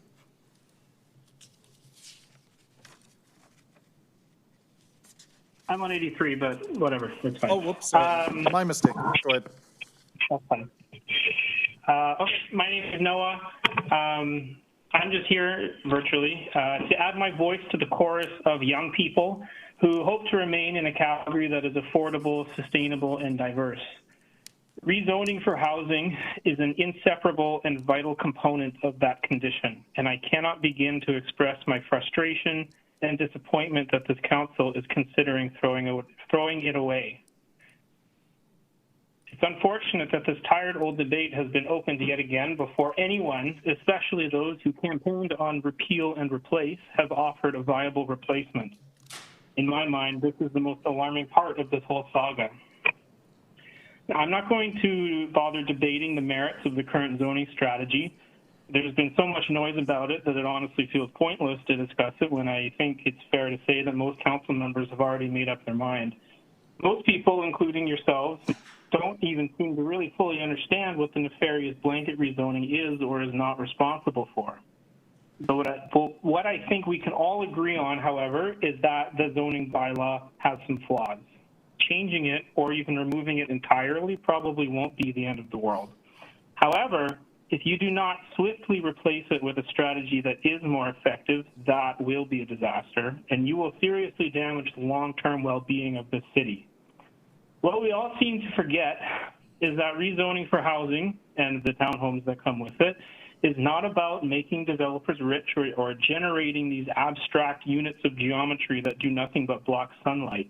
These are homes for people. Okay. And by reverting back to R1 with no replacement in sight, you are actively thwarting my and everyone else's ability to safely and affordably call Calgary home. Perhaps you can understand my frustration. So what is the replacement? Please, if you're not Noah, please hit mute, please. Sorry, sir. Go ahead. Yeah. So what is the replacement? I would argue a blanket strategy or something akin to it is still a vital part of the solution, mainly because with it we don't have to have this ridiculous debate about which community or street deserves to get beaten with the rezoning stick. The alternative of endlessly debating the merits of every single townhome on a plot-by-plot or community-by-community basis is simply untenable. I understand the desire to feel heard. A new base zone doesn't have to remove that as a component. But most community engagement processes, especially these debates in the council chamber, are virtually useless in their current form and needlessly drive up the cost of housing. So what is the ideal base zone? I have no idea. And apparently this council also doesn't have any idea. Unlike this council, however, it's not my job to figure that out, nor is it the responsibility of the Calgarians who have elected to speak at this hearing. You need to do the work, talk to the planners whose job it is to figure that out, and then get back to us Calgarians. I need not point out that we actually already did that 2 years ago, and despite some claims, the sky has not actually fallen. To close, I just want to touch briefly on one of the most pervasive arguments against RCG I've heard, which most of this council campaigned on, that replacing one $750,000 house with 8 $750,000 townhomes is not helping the affordability crisis. Setting aside the fact that those numbers are usually overblown when this argument is used, what exactly is your alternative? Please tell me the magical mechanism whereby you can build the same 8 townhomes for a fraction of the price. Either way, they're going to get built because we desperately need them and the market demands them. You know what's more expensive than 8 $750,000 townhomes? Those same townhomes, except they had to go through a rezoning process. This debate is frankly a waste of my time and a waste of our tax dollars. All we're arguing is how difficult we want to make it for people to live in Calgary. Thank you. Thank you very much. Let's go to 85, Justin, please. 85, you're into. Hello, Mayor and Council. I'm Justin Similuk, and I'm here to talk to you about how we can use zoning to make this city a worse place. So let's go over the populist playbook and how it applies to what's happening in Calgary. Step 1, deliberately scare people with misinformation and lies about what a proposed policy or plan will do. Step 2, wait for more misinformed people to complain. Step 3, say clearly that the people are concerned, or so we should listen to the people and reject the plan. Step 4, private media will report the controversy rather than the fact it was manufactured and amplifies the quotes of those who manufactured it. And step 5, other elected leaders who know the truth about this still vote against good policy or plans, or they water them down with amendments because they're too afraid to face the heat. In other words, people are deliberately and knowingly lying with the goal of making easily fooled people angry, aka the playbook. This is why putting so much stock into your door knocking or public hearings is kind of stupid.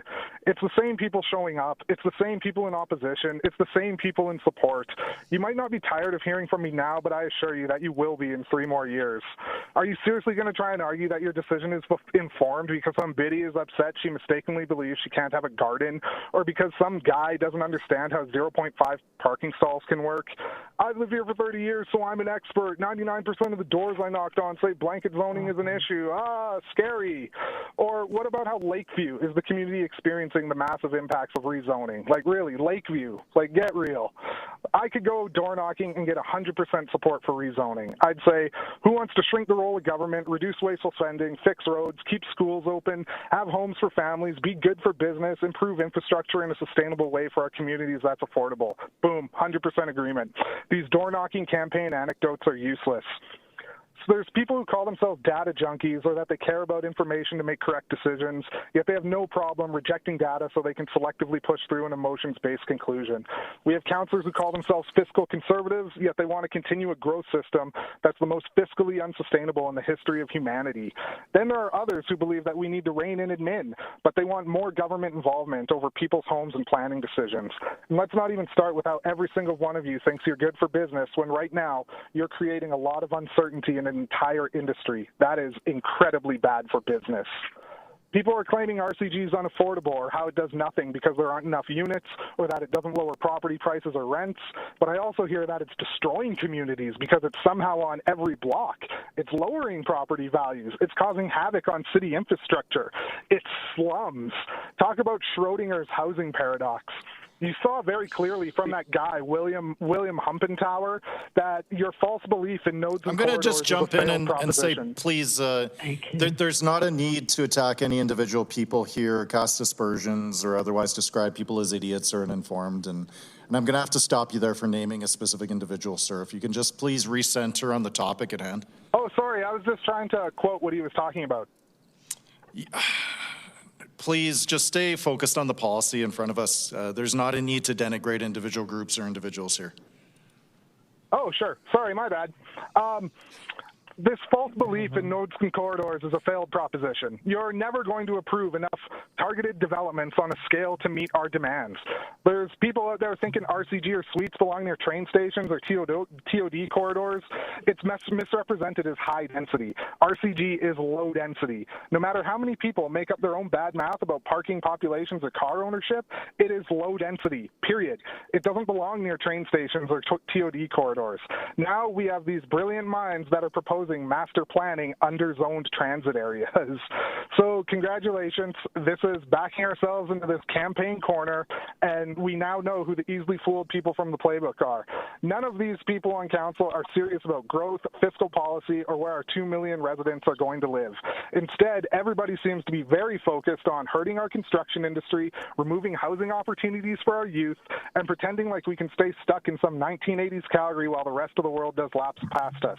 You can't blame Nenshi for these decisions. This repeal is politics over policy and feels over facts. Thank you very much. Thanks. Thank you. We're going to go to 79. Fiona, to wrap us up, please. I apologize. That was not professional of me. I should not be chuckling. I do apologize. 79, Fiona, please take us away. Yes, I'm here. Hopefully you can hear me. Yep, loud and clear. You have 5 minutes. Perfect. Yes, Fiona Rowan, panel 79. I support a full repeal of blanket rezoning with no amendments, therefore a full reversion to what it was prior to blanket rezoning. This has caused too much devastation within my community of Bowness as well as the whole city.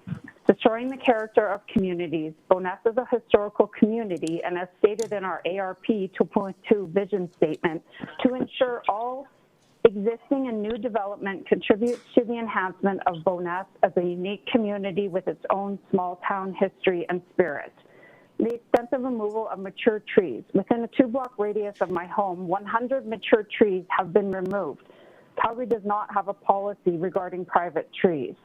Calgary's urban tree canopy goals to 16% by 2060 from the current stat of 9.62% in 2024 to contribute to the heat island effect, air quality, biodiversity, shade, and wildlife. Where is this in that? The even distribution of trees. Again, the climate change net zero by 2050, Calgary's climate strategy, removal of trees does not support that.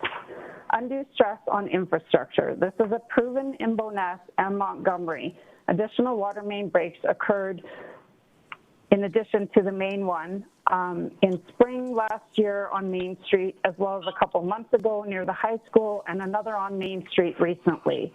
It is widely known that there still are ceramic pipes existing in Bowness. Therefore, an aging and failing infrastructure should be addressed first.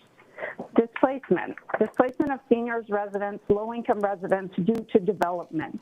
They're getting pushed out of their homes and left to higher costs of extended care living, some even being house poor with an additional mortgage at 80 years old. I personally know at least half a dozen persons and families that have moved away because they've been displaced or cannot afford the central rates on new builds. Creating unsafe communities due to increased traffic, large trucks causing hazards for pedestrians, and motorized and non-motorized mobility aids. I live at a T intersection that meets a Y intersection that is next to a fire station and is a fire route, and still has not received additional traffic measures despite having additional row housing half a block in every direction. The lack of parking within communities to facilitate this mass density, 0.5, is very unrealistic. The increased lot coverage with hardscape causing more flood potential is exponential. 5% adjustment is not adequate with your amendments. This has created, increased housing has not been affordable or accessible. There are too many stairs up and down. As one lady stated, these are jungle houses. She's right, and not affordable. A 2-bedroom starting at $25,000 to $3,000 a month is not affordable.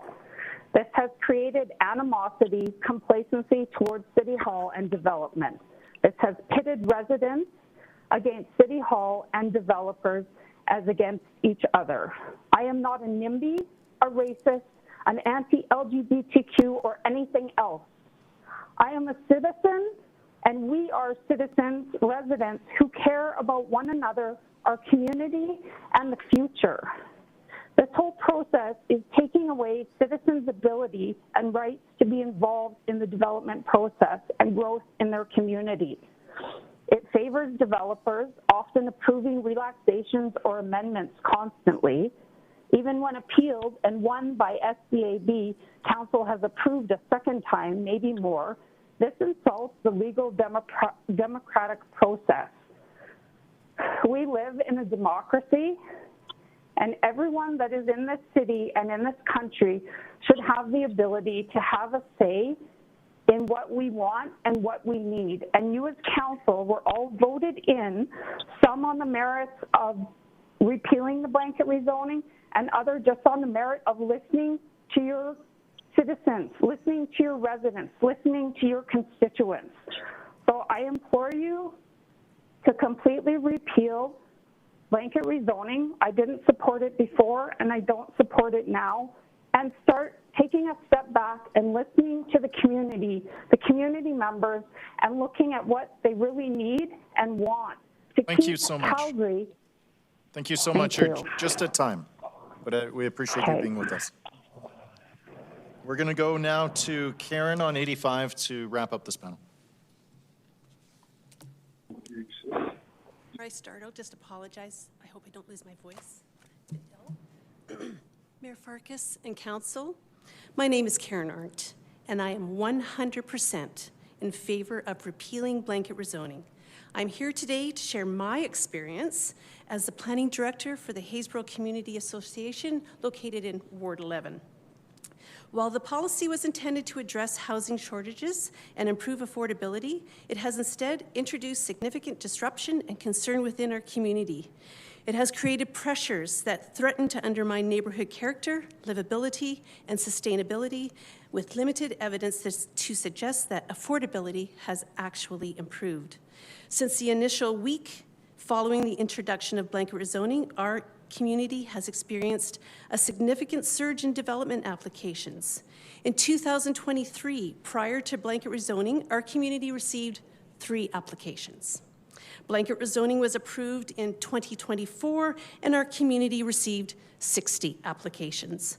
In response, I have dedicated more than 1,500 volunteer hours to reviewing proposals, monitoring the DMAP, participating in phone discussions, drafting correspondence, informing residents, and attending SDAB appeal hearings.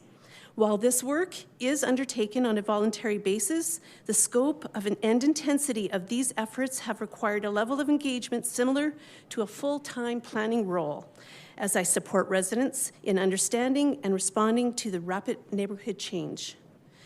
During the blanket rezoning sessions, I listened, as many other Calgarians did, to city representatives that assured residents that the changes would not have an immediate impact, emphasizing that redevelopment would occur gradually and that any noticeable effects would be felt only in the distant future. However, the engagement sessions were flawed. Residents did not fully understand the built form or the scale and intensity these forms would entail. What were initially called stacked townhomes would later become HCO. It was confusing. Additionally, residents were also unaware that their voice and valid concerns would be diminished by the use of one word: permitted. Recently, I received an email stating that permitted applications not requiring relaxations will no longer be circulated. Now we have to monitor the DMAP daily due to the high volume of applications flooding our neighborhood. Although the administration stated on day one that they look forward to working with communities, it often feels like a game of hide and seek. The information is hidden, and the communities must seek it. The community of Haysboro will soon see the addition of approximately 1,400 new housing units. 3 are 6-story multi-residential units, a 15-story seniors complex, and the recently proposed 9.67-acre Ranchman's development that includes a 12-story residential. All without addressing the public realm and its aging, inaccessible LRT station that they are being built around. Additionally,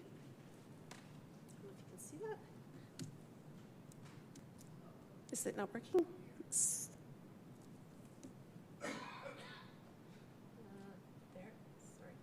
Additionally, we have many bills looking just like this. One after another, all identical, with the exception of the recently proposed two-block, mid-block, 18-plex. Development is already aggressively reshaping our neighborhood. Many first-time home buyers who believed they were investing in a stable community now feel disillusioned and powerless as they watch the changing character of their neighborhood around them. Mature tree canopies, which have defined our community for decades, are disappearing, replaced by minimal outdoor space and hard surfaces. Combined with existing challenges of strained infrastructure, limited parking, loss of green space, and parks, it is evident that urgent, thoughtful planning and meaningful support are essential. We must protect the long-term health and livability of our communities and restore balance. Residents are frustrated, but this frustration is not rooted in opposition to density itself, but in a desire for development that is better aligned with the character, needs, and long-term vision of their neighborhood. Development that reflects a thoughtful, community-minded approach. Calgarians deserve planning policies that are transparent, predictable, collaborative, thoughtful, and aligned with community expectations. And who better to understand a community's needs than its residents? Let's work together to find solutions that respect local context, support sustainable development, and preserve neighborhood character while ensuring new housing is safe, durable, and well integrated. Therefore, I respectfully urge City Council to repeal blanket rezoning, restore the previous zoning bylaws without amendments, and redo the LAP to ensure it is clear, not subject to interpretation. Thank you. You're just at time. I so appreciate you being here. Oh, one line. Okay. Thanks. Councillor Tyrus, please, for this panel. Oh, yeah.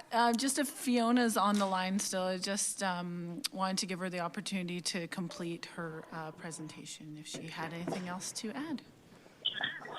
Hi, Councillor Tyrus. Thank you. I actually really don't. I was kind of at the end just filling it in, but I really just want to stress that this whole procedure seems to be an exercise in futility, and just I feel so redundant. Every time I've spoken at council, it's the same thing. We're all saying the same thing. And once again, being called out all these horrible things. I'm not against development, but I'm against all of a sudden what was one lot across the street from me needed to be upgraded to an HGO with 14 units.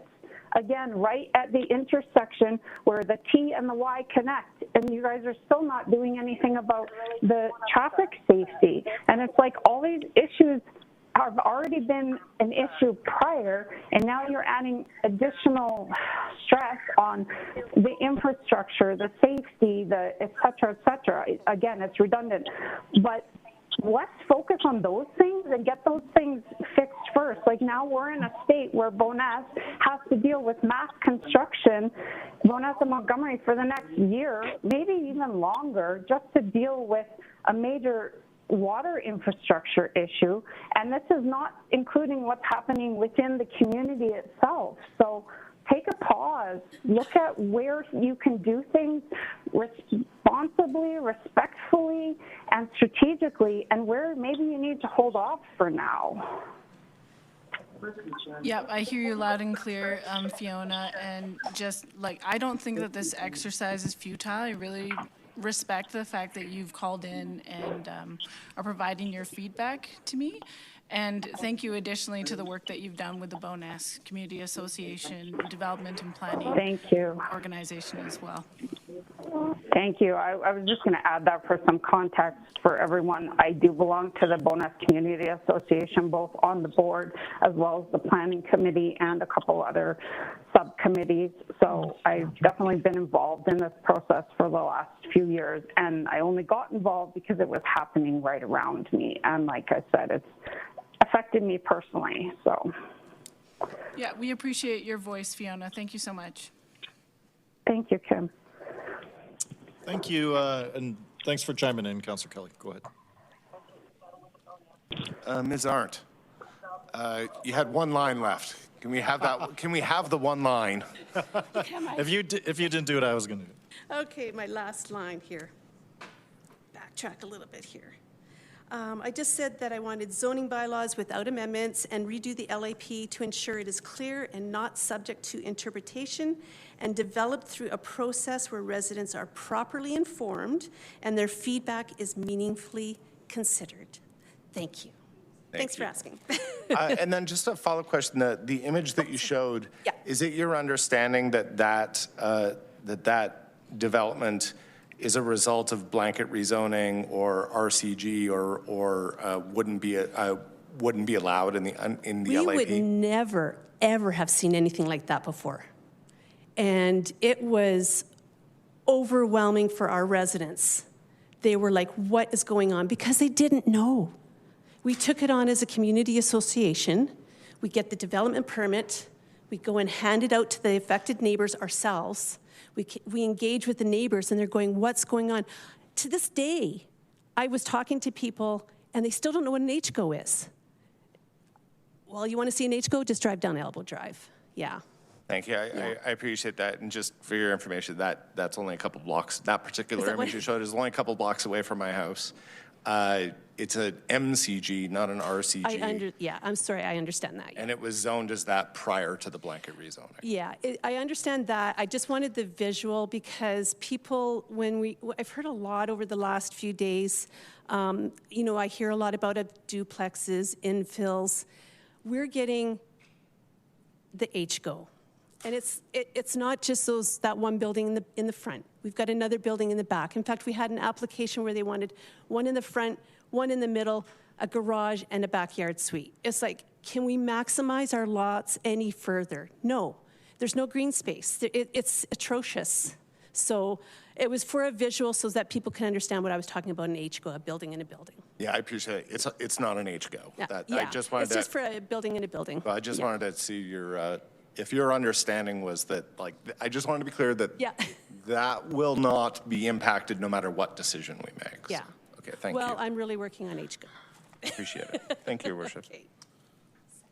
All right, thank you, colleagues. We'll now assemble our next panel. I'm going to continue from 85 onwards. I just want tonight, if possible, to have at least given every single person who's registered at least one chance to have been called before we call folks who weren't present when their name was called previously. Thank you so much for panelists for being here. 85, I think we have Colin with us. It'll be first. I'm sorry, Your Worship. Have you called 84? Unfortunately, we have. I do apologize. Yeah, I want to be able to see the screen so I can push non-mute. Well, just make sure if your name hasn't been called to please remain on mute.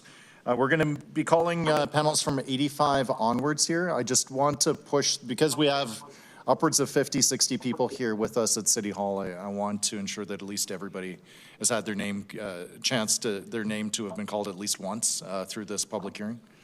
We're on 85. We only have about 90 total panels, so I'm expecting relatively soon we're going to be resetting and going back from 1 upwards. So 85, we have Colin as our first panelist. 86, do we have David Barlow? Joel Happ? Tom March? I'm here on the line. I prefer to call in or be in person on Monday if possible. Hello, may I ask who's speaking? This is Joel Happ. Thank you, Joel. You're going to be our second panelist. Please stand by until your name is called again, but it's going to be relatively soon. Do we have Tom March? Brian Peterson? Ron Holsek? Okay, moving on to panel 87. Do we have Calvin Robb? Brad LaForge? Or Charlene Prickett? How about Catherine Foster? I'm here. All right, Catherine, please stand by. I hit non-mute. Yes, please, everyone, please remain on mute unless your name has been called. 87, do we have Janice Pasica with us? 88, Catherine Herdance. 88, Christina Kohun. 88, Ruby Teamstra. I said, I'm here. Sorry, may I ask whose voice is that? I hit non-mute. Thank you. Who is speaking right now? Charlene Prickett. Okay. How about Catherine Foster? Okay, just one person at a time. Did I hear? All right, one person, please, one person at a time. Did I hear Charlene Prickett? Is that right? No. All right, was there anyone on panels 86 or 87 that I called and didn't acknowledge? Okay, I'm gonna keep, sorry to the members of the public. Thank you so much for bearing with me. Do we have Janice Pasica with us on 87? All right, 88, do we have Catherine Herdance? Christina Kohun? Ruby Teamstra? Anthony Watawa? Nicholas Kraus? How about Christine Werscher? Jim Dinning? Yes, I'm here, Mr. Mayor. Thank you, Mr. Dinning. Please stand by. No, I can't say it enough. I'm just going to ask everyone to please mute if you're not, if your turn is not up. On 89, do we have Veronica Duska with us? Veronica? Great, come on down.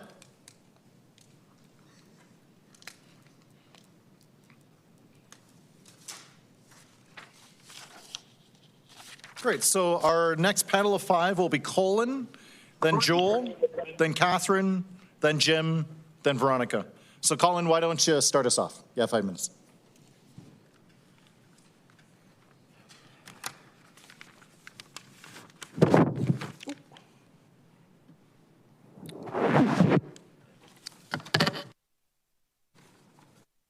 Parkers and members of City. Thank you so much for the opportunity to speak on this important and somewhat sensitive matter. My name is Colin McClelland, and I'm a resident of Haysboro, located in Ward 11. I'm here today as a resident and a taxpayer to express my strong support for the full repeal of blanket rezoning without amendments. I encourage City Council to view this not as a step backwards, but as an opportunity to reset Calgary's planning approach in a way that restores public confidence and strengthens the city's long-term growth strategy. Like many others, I support growth. Growth is inevitable. The issue before is not whether Calgary should grow, but how growth is managed, balancing housing needs with infrastructure, capacity, neighborhood character, and democratic legitimacy. In Haysboro, the impacts of densification have been significant.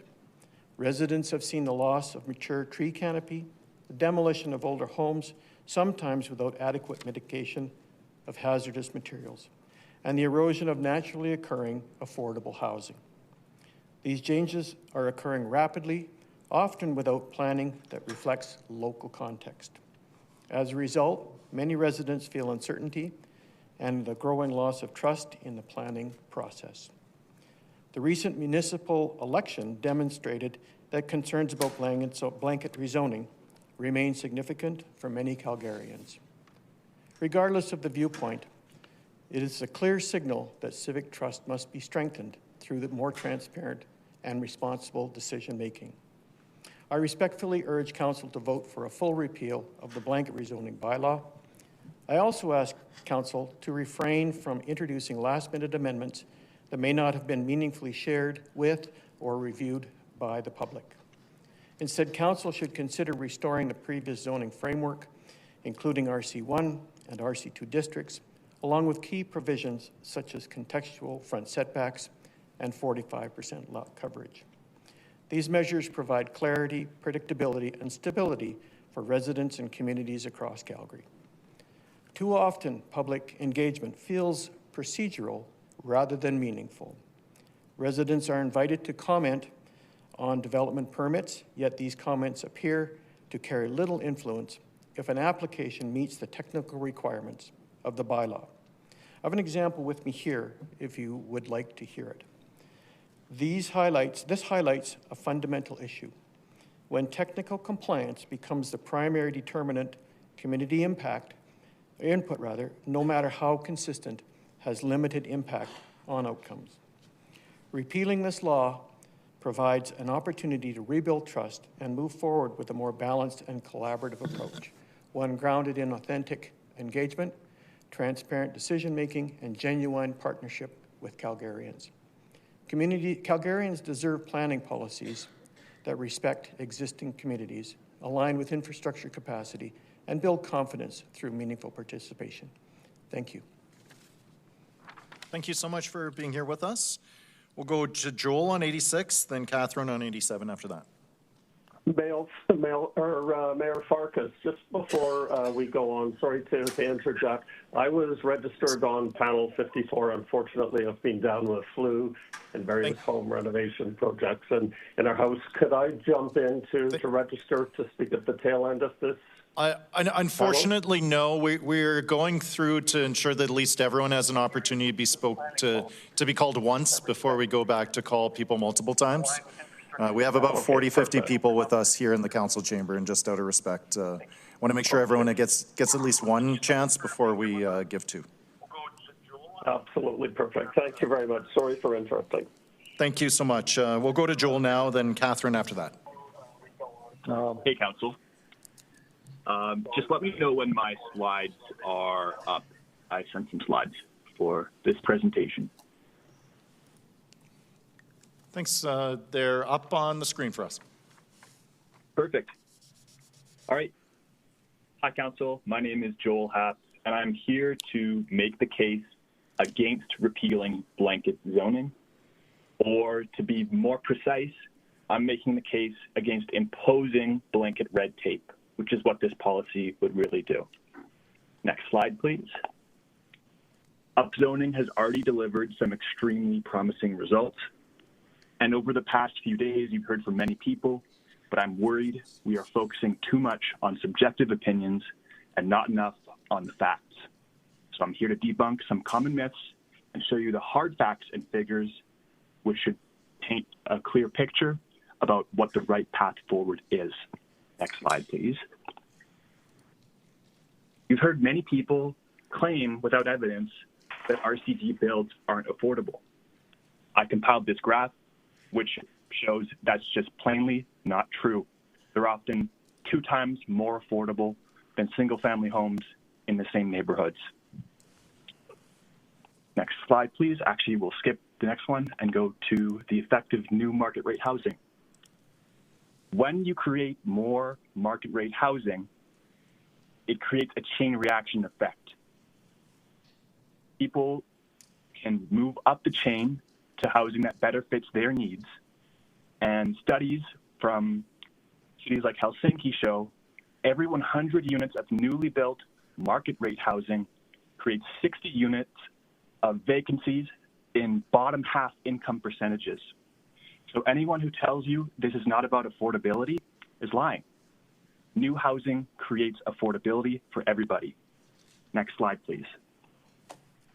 From Auckland, we see a similar reform that they made led to 28% lower rents. Next slide, please. In Minneapolis, similarly, 34% more affordable rent than the counterfactual of not allowing missing middle housing across the city. Next slide, please.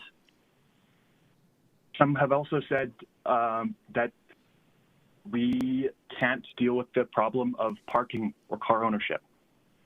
I think this is definitely solvable, and it has to be through investment in our primary transit network, and it has to happen now, not later. Next slide.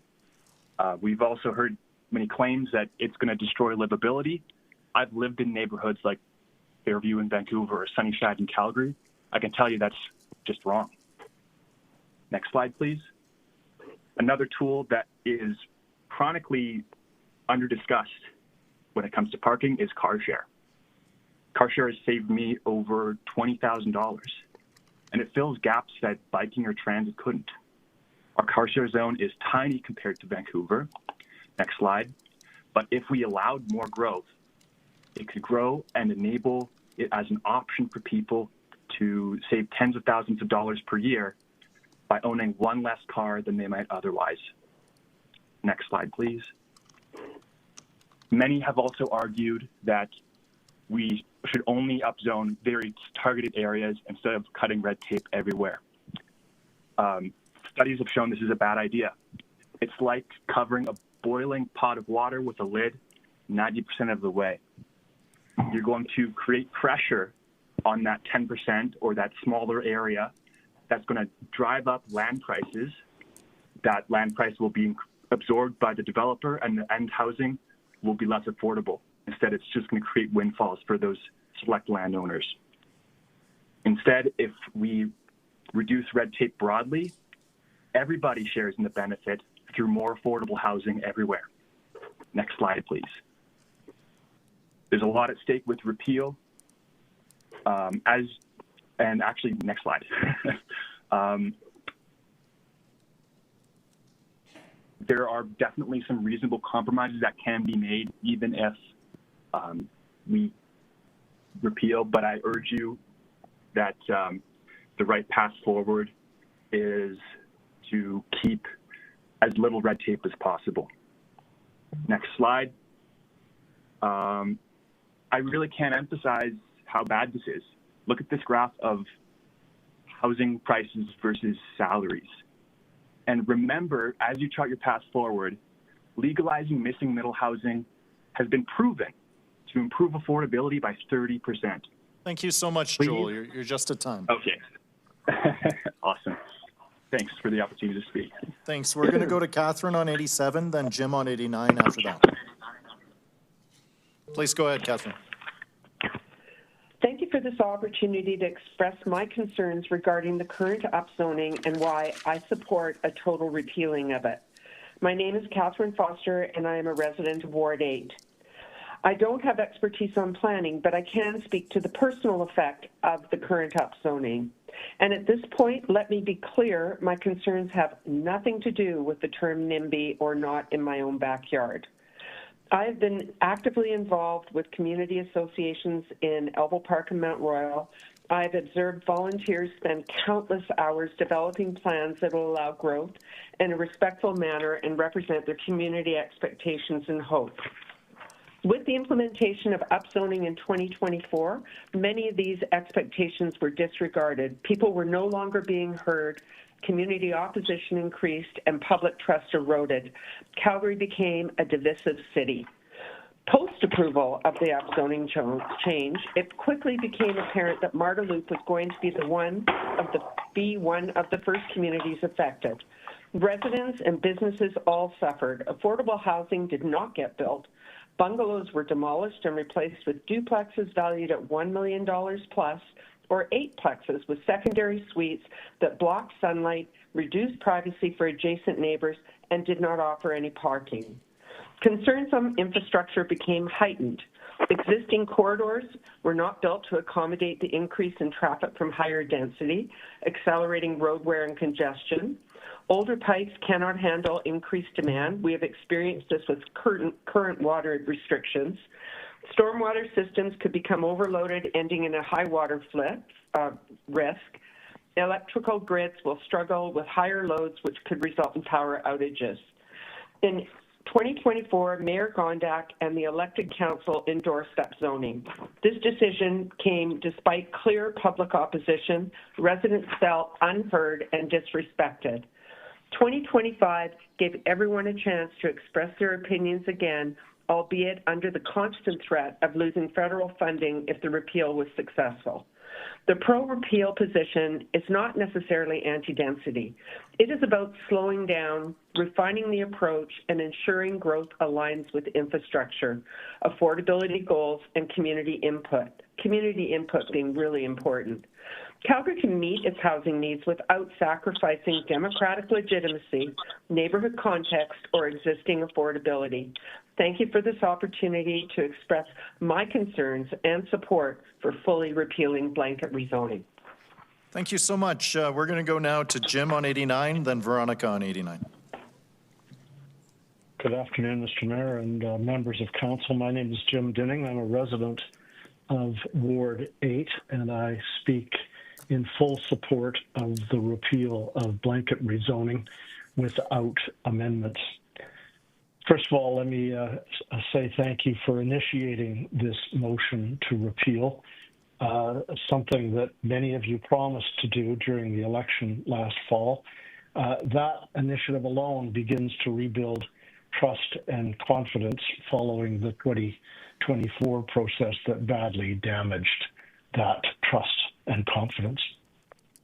I got involved in the city's consultations and public hearings on the guidebook for great communities 5 years ago, on the blanket upzoning bylaw 2 years ago, and more recently in the consultations done on our local area plan for West Calgary, for West Elbow communities. My experience was not a good one. My impression was that city officials, that they started with the belief that Calgary is a problem that needs to be fixed.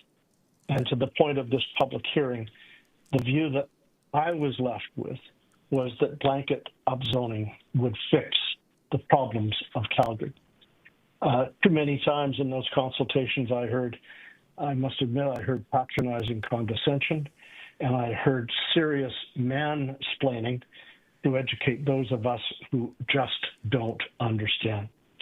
And I know from my own personal experience that when you tell a citizen you just don't understand, you've already lost the battle. Members of council, I don't believe you can fix the blanket rezoning bylaw with a few tweaks and amendments. The bylaw was a mistake. It is bad public policy, and tweaking and amending bad public policy only leaves you with bad public policy, and Calgarians deserve better. Experience tells me that I have to return to my old working principle of WWRKD, what would Ralph Klein do in a situation just like this? He was a master at saying oops and saying we made a mistake and we need to step back and go back to first principles.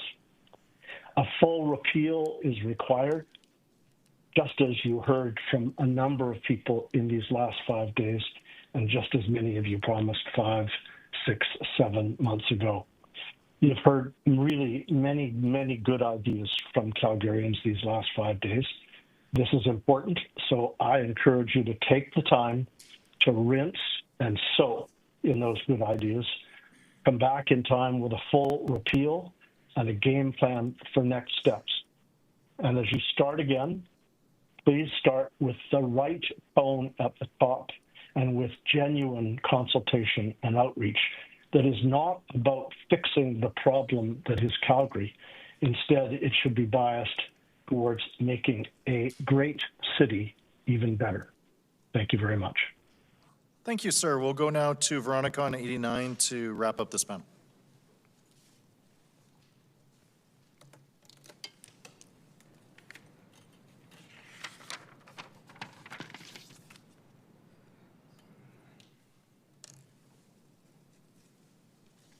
Your Worship, members of Council, my name is Veronica Duska.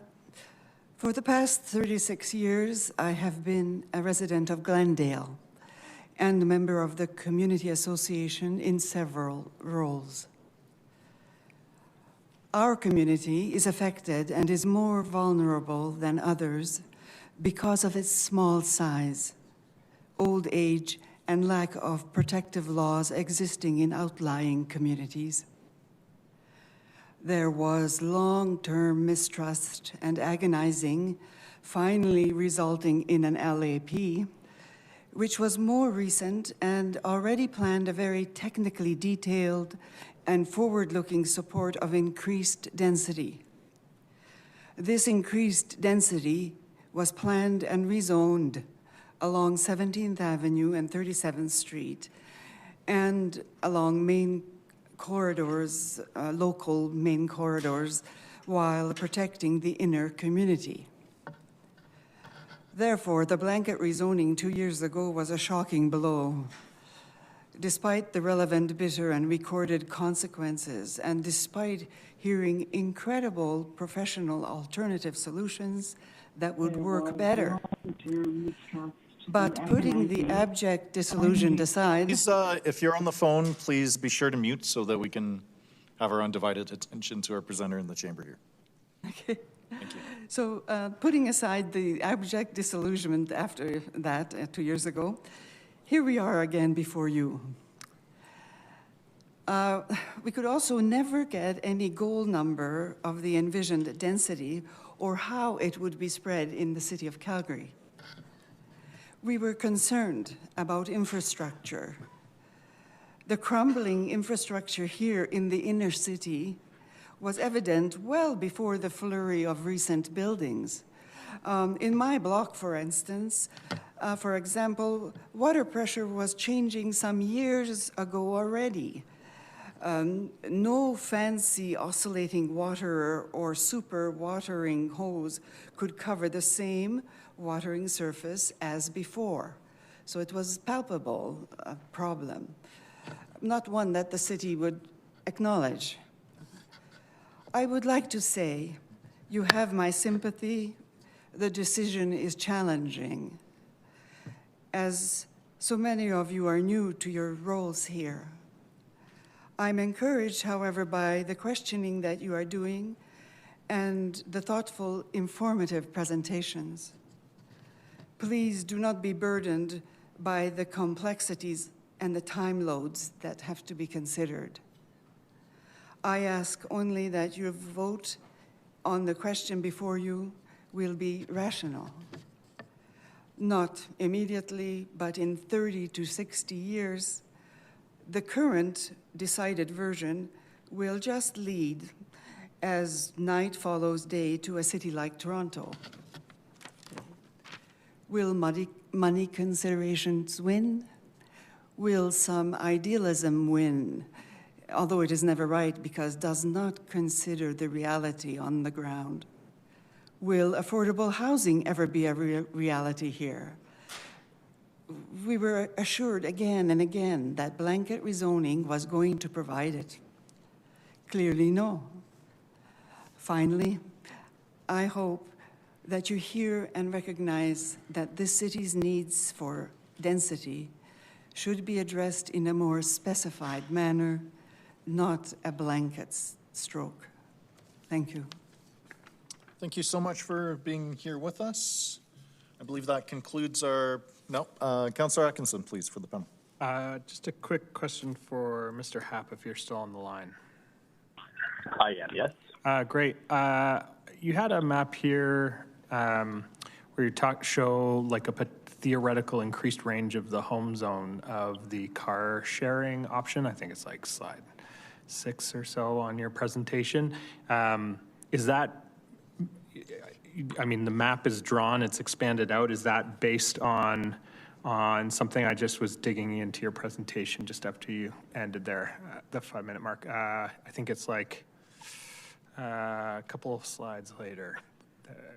It's like a green drawing. One more. There we go. This one here where you've got the Communado base home map, and then there's this on the right-hand side, there's like an expanded home area. And then there's a couple of dots within high-density areas like up north and down south. Just wondering if you could expand and just clarify what that map on the right is, the theoretical increased range of the home zone. For sure. Basically, it's looking at neighborhoods that might possibly have density to support a service like car share in a theoretical future where council ensures that communities can grow and densify. And it's based on my experience from living in Vancouver and the types of neighborhoods where EVO has grown to support there. Basically, you can't cover everywhere probably, but you can probably grow the range and the amount of people that have access to this kind of service with enough densification. Gotcha. So you're just basing it on population density for that second map there. Okay. Thank you very much. Thank you so much, Council, and thank you to this panel. We're going to assemble one more panel before we break for dinner or discuss what our next steps for the evening might be. So, going to continue to call the remaining panels that we haven't had the opportunity to call before. On 89, do we have Joanne Atkins with us or on the line? Okay. All right. Do we have Kathy Seville? All right, going to panel 90, do we have James McNamara? Matthew McIntyre? Robert Oliver? Robert, come on down, you'll be our first panelist.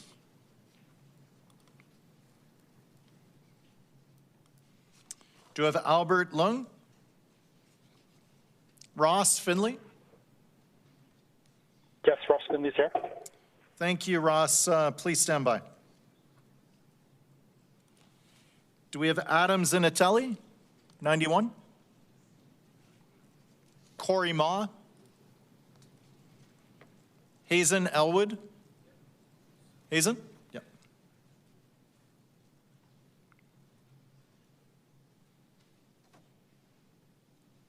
Unfortunately, we're not able to take speakers from the gallery just on a process standpoint, but if I don't believe you're one of the names that I just called, so. On 91, do we have Gregory Scott Finney? Sorry, Gregory, was that you? Okay, if you're not one of the names, please remain muted on the line. 91, do we have Sarah Nicholson? Okay, 92, Susan Parker? Yes, Susan Parker's here. Thank you, Susan. Please stand by. 92, Heather Thompson? Heather Thompson We're not here. able to take speakers from the gallery just on a process standpoint, but if I don't believe you're one of the names that I just called. Need everyone to please mute, please, if you're not one of the names. Heather, did I hear your name? Yes, Heather Thompson's online. Okay. All right, so we're at about 35 minutes to the break. I'm going to be bold and add 2 more names here to our panel. Do we have Laura McGregor? Gary Makar? Irina Coensel? 93, Andy Wolfleg? Andrew Weldon? Christopher Leslie? Brian Hill? Brian Donaldson? Philip Turnbull?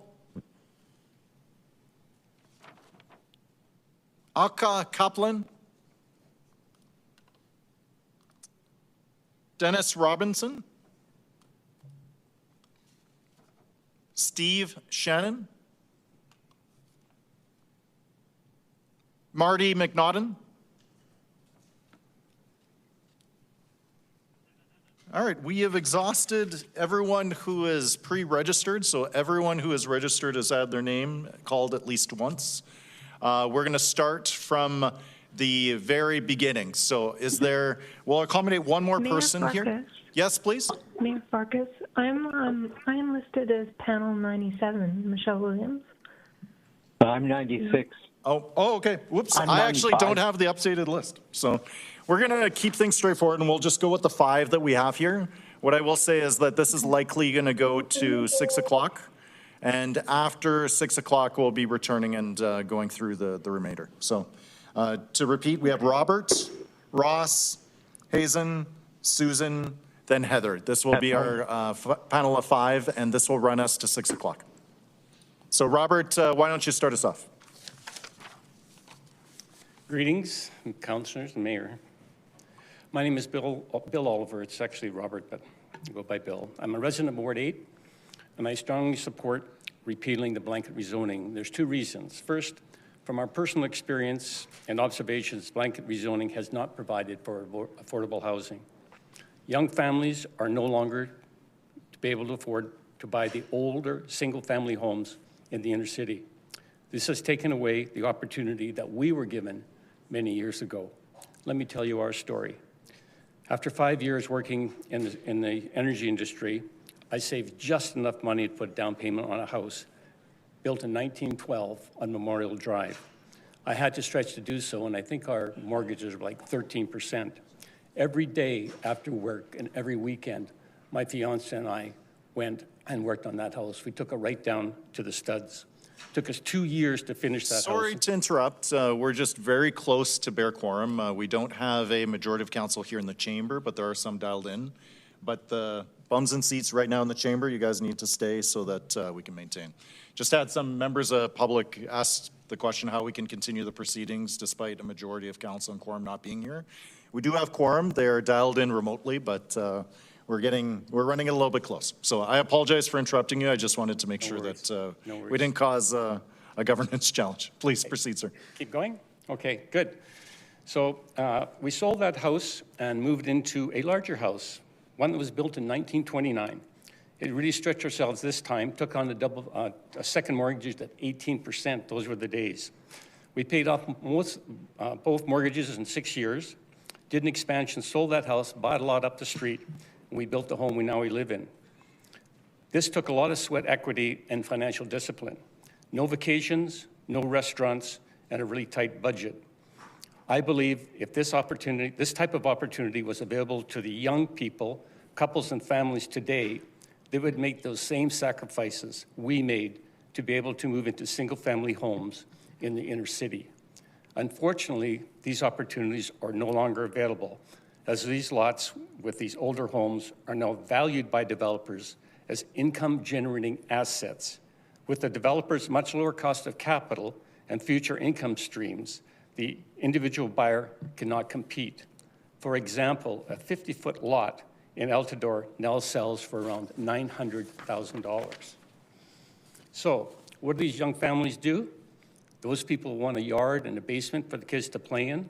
They move to our satellite communities, Okotoks, Cochrane, Airdrie. That's why we're always expanding Deerfoot, Glenmore, and Crowchild trails. You might ask, why don't they move into some of those new rental properties, the new row housing that has been built under blanket rezoning? I wonder if any of you been into these units? I have. My daughter and her 3 young children and husband moved into one of these new multiplex units, 8 units up and 8 down near Marda Loop. It was a really nicely constructed unit. It was 2-story, 3-bedroom, and about 1,000 square feet. No basement, a shaded cement slab out the back. Their only living space was on the main floor, which is about 12 to 15 feet. The rent, $3,000 a month. I don't think this qualifies as affordable. And more importantly, this is a quality of life we want for our young families. My son also lives in the inner city. A rental home next door to him got sold. A young family had to vacate. There now sits a new duplex with each unit listed at $1.2 million. I don't think that's affordable either. I'm frustrated with the idea that somehow we can make amendments or tweak the current blanket rezoning bylaw. I presented last time and sat through several days of the previous hearings. Many of those opposed to the blanket rezoning were very sympathetic for the need for more affordable housing. And they really provided some compromise on the blanket rezoning, but all those ideas were ignored. Blanket rezoning has caused considerable emotional and financial stress to many of our citizens, which you've heard over the last 5 days, and it really needs to stop. It needs to be fully repealed. The city needs to sit down with the community leaders and revise local area plans that will provide both affordable housing while respecting the specific concerns of the community, its citizens, and its taxpayers. My final comment, those 2 houses I spoke about, currently occupied by 2 young families enjoying the inner city community life. Every time we pass by these homes, my wife and I feel very fortunate we're able to save these 2 homes and provide this living space for these young families. You have the opportunity by appealing blanket rezoning that we could maybe see some, not all, but some of these old homes that once again could be available to young families to purchase and become intercity community members. Thank you for this opportunity. Thank you so much for being here. We're going to go to Ross, then Hazen after that. Thank you, Mayor Farkas and Council. My name is Ross Finley, and I'm going to thank you for the opportunity to speak. I'm here today as a neutral resident on what has become a very divisive subject. I live in Glenbrook, and like many of my neighbors, I'm experiencing firsthand the dramatic change that comes with the era to which our community was initially built. My goal tonight is simply to share a few numbers that may help ground this conversation. Since 2021, and I picked 2021 because that's the last census that we have, Glenbrook has seen approximately 87 completed building permits that have brought new units. That number comes from the open data catalog. The permits have added 187 new housing units to our community. Breaking that down, 78 of those are freehold homes, duplexes or single family. 78 of those are basement suites, which are primarily rental, and 49 are strata units or row houses. Altogether, that represents what I suspect is about 460 new residents to our community. And I truly hope that they have found a neighborhood that they are happy to call home. What concerns me more, however, is the trend emerging in the development pipeline. The next wave of projects includes 173 additional units on 70 permits, but is a very different ownership mix. Only 12% of those are actually freehold duplexes or single family on subdivided lots. 4% of those are strata, and 33 are basement suites. These projects are expected to bring, again, my math, 286 people to Glenbrook. So I feel like Glenbrook is doing its part to repopulate itself. And I hope that what it does is bring shops and opportunities to our community, like new bike pathways or additional investment in our community by fixing our sidewalks, investing in the athletic park, things like that, because we're feeling the brunt of actually the work happening materially. There's another dimension to this change that often gets overlooked, and that's taxation. So there is the initial RCG lot that kind of broke into our community was in 2021. Can somebody mute, please? Let's make sure everyone is muted, please, besides the current speaker. Thank you. So when the initial RCG, prior to the blanket rezoning was initially approved, there was a single detached home that was there, and it was replaced by a row house. And the total property tax generation changed tenfold, from an assessed value in 2020 of $340,000 on that property ID to $3.4 million now on that same one. So again, we are helping the tax base by accepting these types of bills in our community. And I think that's really important for people to understand that the city is aging and everybody has to do their part. I think that's why the blanket is a good approach, but I'm still on the fence. I'm not here to argue against or for any of the particular policies. I'm simply here asking you to closely look at the pace at which the change is happening and the patterns and the financial implications that these changes are bringing, and that you balance long-term the sustainability of our city as well as the characteristics of our community. One last point I do want to make. Unfortunately, you're just at time, but one final sentence. No, it's okay. It's another whole thing. So I'll. Thank you very much. I'll pass. Thank you. Well, we'll go to our next speaker then. One moment. Please go ahead, Hazen, and then Susan after that.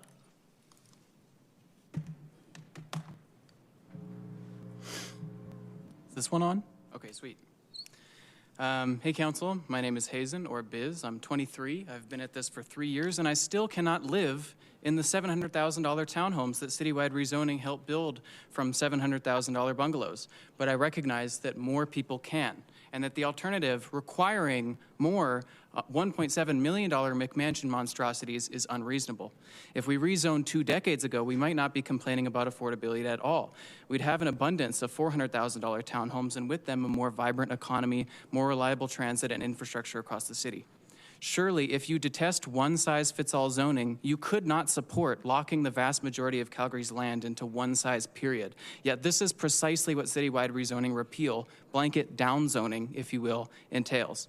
To build opportunity through gentle density was functionally illegal, requiring case-by-case approval, distracting admin and council from far more productive matters, especially of low density. Rezoning is a vestigial ceremony of abstract category redesignation, rubber stamping rituals conducted before the more meaningful work of development permitting, addressing the architecture, tree canopy, parking allotment, infrastructure capacity that people actually care about.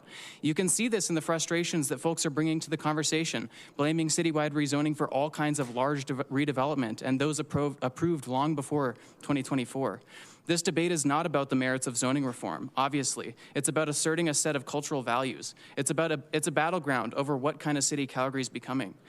One where neighborhood nostalgia shall be preserved somehow as they empty, and where the aesthetics of suburban life shall remain required for nearly all, or one where we align our policy with reality, where we reconcile our mistakes and recognize our potential as a leader in Canada's population growth. The fact is, we don't choose our situation, unless you'd like to see Calgary shrink and somehow rewind entropy, but we do choose how we respond to it. Buildings fall apart, people age, form families, or move, and case-by-case amendment is simply too slow at aligning our land use bylaw with those realities of community input. Rezoning and redevelopment have become conflated in our public imagination because they are entangled in our process. Where zoning constriction leads to pent-up demand in the flow of housing construction, it becomes difficult to imagine that one could rezone without guaranteeing maximum possible redevelopment. Citywide rezoning was among the most meager possible steps that we could take to begin decoupling, to recognize zoning for the technical jargon that it is, a data-informed tool identifying where uses are appropriate given known geographical trends and real community input gathered through open-ended, informed, and representative engagement. So I ask you, councillors, I ask regardless of your decision to repeal, that what comes next understands this as the soul of the intent, that our land use bylaw can and should be wielded proactively rather than reactively, that not every single development should require case-by-case council approval when we already have the processes, data, planning documents we need to align our land use bylaw with reality, that inviting the public to come and provide a yes or no on theoretical massing diagrams and theoretical maximum unit counts is actually quite deleterious, not conducive to the real community engagement that these people deserve. Although you've promised through your campaigns that it might, repealing citywide rezoning will not make your constituents happy. It will just make building dense density more annoying. It will not make your constituents happy to more frequently express abstract frustration simultaneously too late and too early in the process, because their frustrations are with the experience of growth, not the administrative categorization of it. It will not make your constituents happy hiking their taxes 30% because bills are coming due on the low-density sprawl we were locked into for decades. It will not make your constituents happy avoiding the small inconveniences of gentle density, requiring instead radical densification, as we already see, as we have already avoided, waited, and compromised for decades. It will not make your constituents happy avoiding a home with 4 front doors beside them as cars pile up on their street regardless, from a dozen low-income roommates living in slum-like conditions, splitting a bungalow with a leaky roof because it's the only housing option they have in a city that chose to put the brakes on redevelopment for decades. Some constituents wish that they could turn off the tap, but you're a councillor, not a genie. By plugging the tap, we're just creating a pressure washer somewhere else. Talk about unintended consequences, but only if you recognize it goes both ways, because if you don't like blanket upzoning, you're really going to hate blanket downzoning. This isn't going to be easy, but please don't make it hard. We must do away with the case-by-case ritual and find what permission structure invites Calgarians to take the reality of our situation seriously. Maybe it's RC2 citywide, with RCG only in the inner city. HGO on neighborhood corridors and necessary denser forms according to LAPs were negotiated long ahead of time. LAPs which some of you still vote against, even when perfectly aligning land use requests are received. Thank you so much. We'll go to Susan on 92, then Heather afterwards. Okay, thank you. Good afternoon, members of council and Mayor Farkas. My name is Sue Parker, and I live in Altadore. I'm in favor of a full repeal. One house away from ours, on a quiet street defined as a neighborhood local, the lowest urban form on our local area plan, a single bungalow is proposed to be replaced with a 7-unit, 3-story, 11-meter-high row house with 7 secondary suites. 14 homes on one former residential lot, 7 plus 7. The 11-meter height will span the entire front and side yard. If you've seen what a semi-detached 11-meter high 3-story building looks like beside a bungalow or 2-story home, I encourage you now to picture that across 7 row houses. The sheer mass is jarring. This is not a future concern. It is happening to us right now. We're in a unique position as our appeal hearing for this development was scheduled yesterday on March 26th. Residents researched and prepared for weeks on end and submitted written materials on the due date of March 18th. As is the standard process with appeals, our arguments were made public and accessible to the developer 2 days later on March 20th. Then just days before the hearing, the developer requested a postponement because their newly retained agents were unavailable for the March 26th hearing. 3 months had elapsed since this date was chosen. Residents had returned from international travel, personal days were booked, and time had been set aside for the hearing. The appeal board, who also committed to this day-long hearing, faced a very difficult and unique decision at this point. The city also had 2 representatives waiting for the hearing. So now residents, the non-experts, who met every single deadline, have our submissions now publicly exposed. Our next hearing date is now July 30th. We will have been actively involved in this process for over 1 year at this point. This is not a balanced process. In our specific case, this proposal would increase density in our block from approximately 21 homes to 35, a 66% increase, 11 meters in height, and setback only 3 meters. This will significantly impact privacy, parking, and daily livability. I know you've heard that endlessly. More than 90 residents submitted opposition. The city received over 100 pages of comments. The city had to summarize those 100 pages to 4 sentences. All the site-specific concerns were gone. All the time residents took to submit their concerns relegated to 4 sentences. With 2 relaxations, the application met the remaining bylaws. Check, it was approved. What I want to emphasize today is not just the outcome, it is the process, because this process is not working for residents. Residents are not planners, we're not architects, lawyers, or developers, but we are being forced into these roles. We spend evenings and weekends reviewing technical drawings, interpreting bylaws, analyzing shadowing, parking, grading, waste collection, trying to understand complex applications just to participate in a process that affects our homes. This is not casual participation, it is a significant unpaid workload. I heard a developer's representative recently speak about the cost of a hearing to the applicant, but the cost to the residents is no less real. It is measured in time, stress, and the responsibility of navigating a system we were never meant to operate in.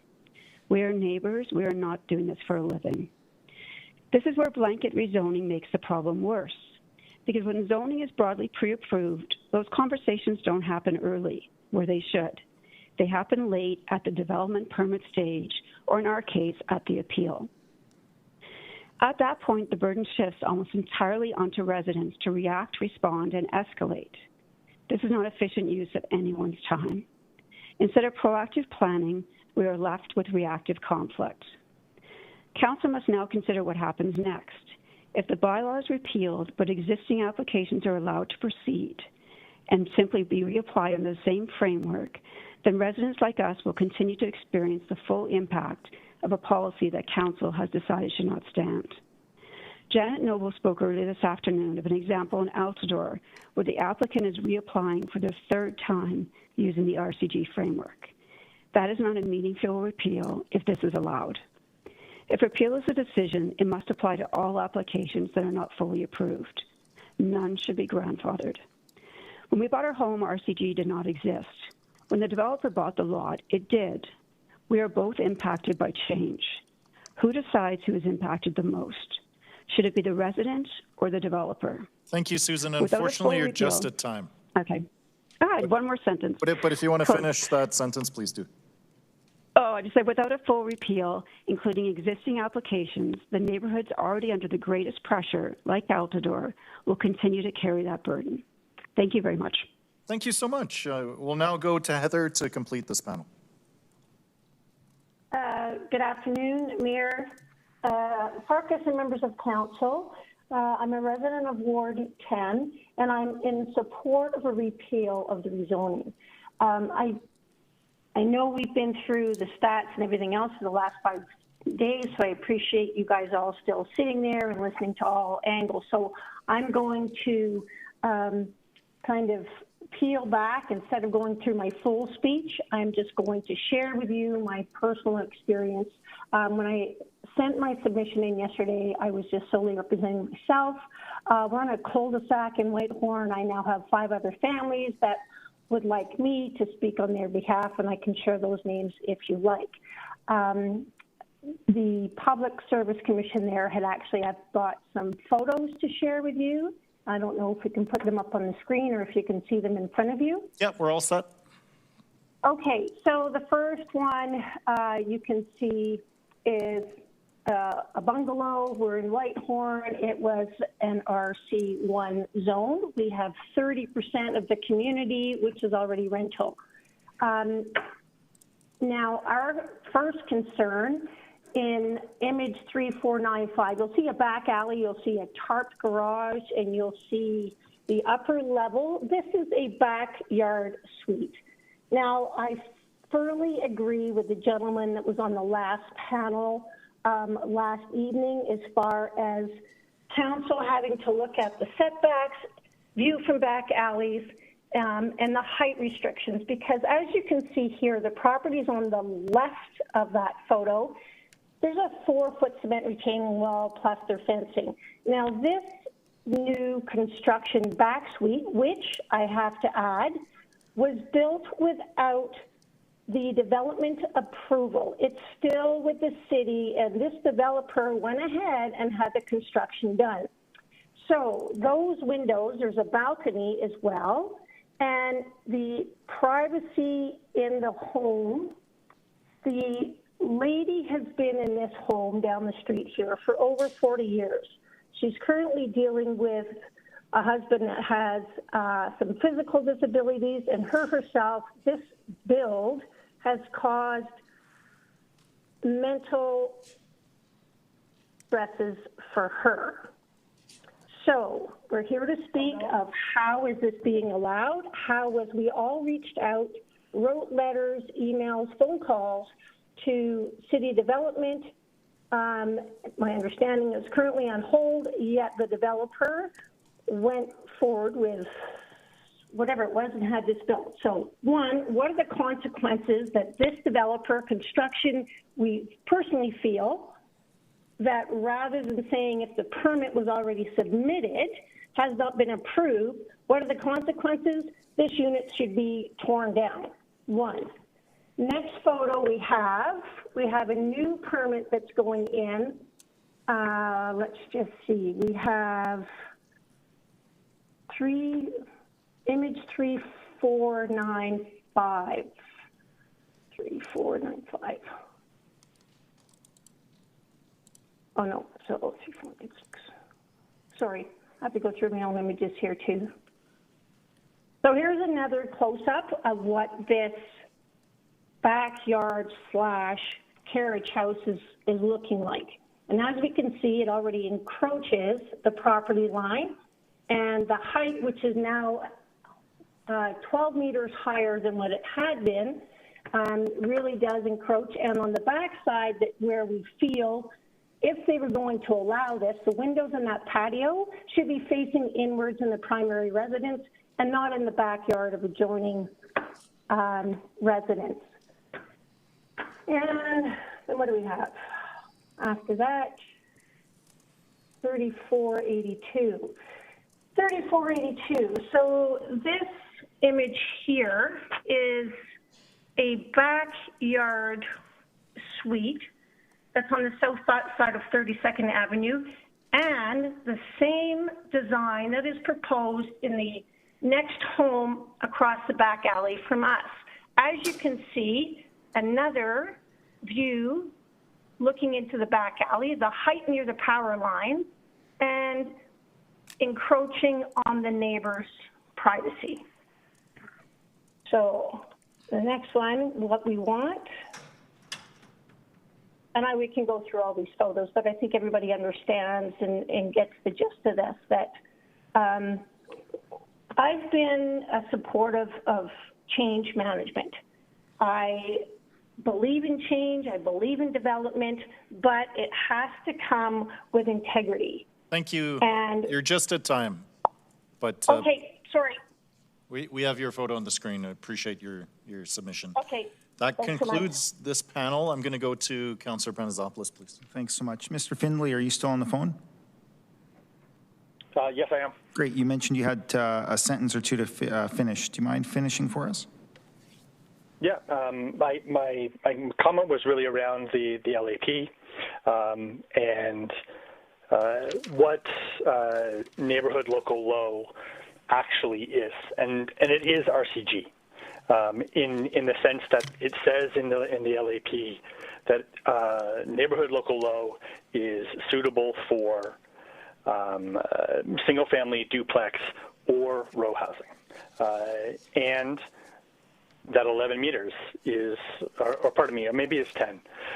11 or 10 meters is an acceptable height. And so I guess I'm a little bit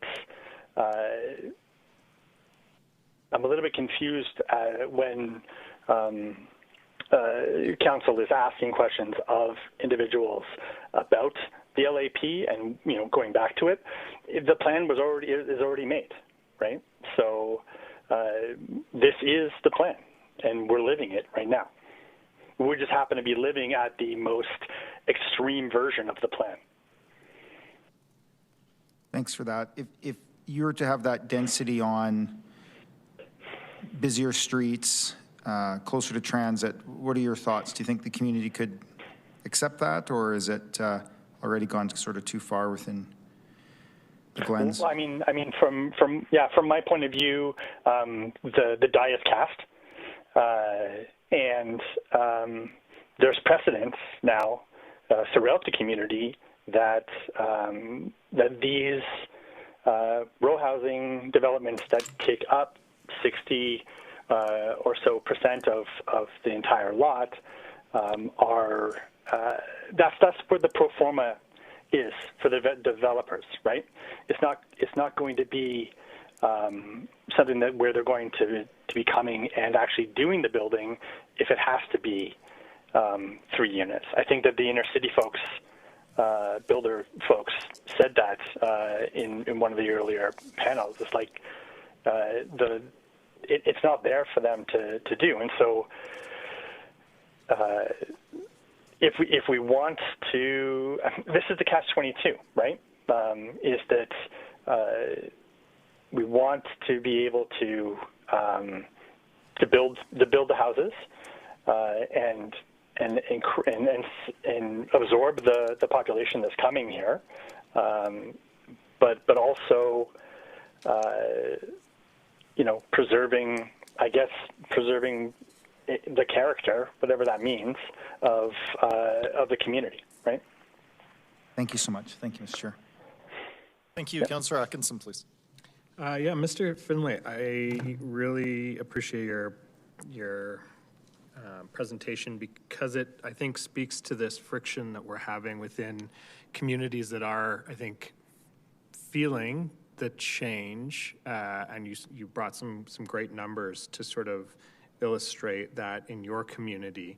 And I'm just wondering if there are any things in particular that you sort of think as a way to somewhat lessen the burden on communities like yours that are going through, I mean, we heard earlier, community associations having to deal with so many applications, the amount of engagement fatigue that communities are feeling. Are there things that you think could be done to alleviate some of the burden on the communities, and also to share this need for housing more equitably across the city?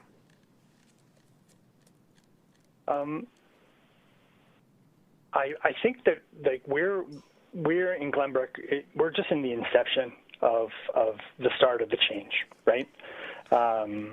The last 5 years has really where the uptick has actually happened, and I look across 37th to Killarney and their experience, and that's kind of what I expect to see coming our way.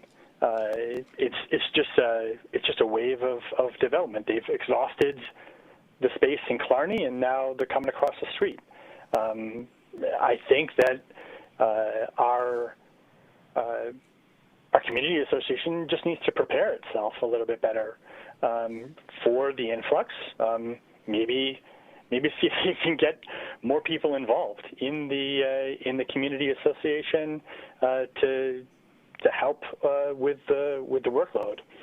I think that you could probably use technology a little bit better to do things like parking studies.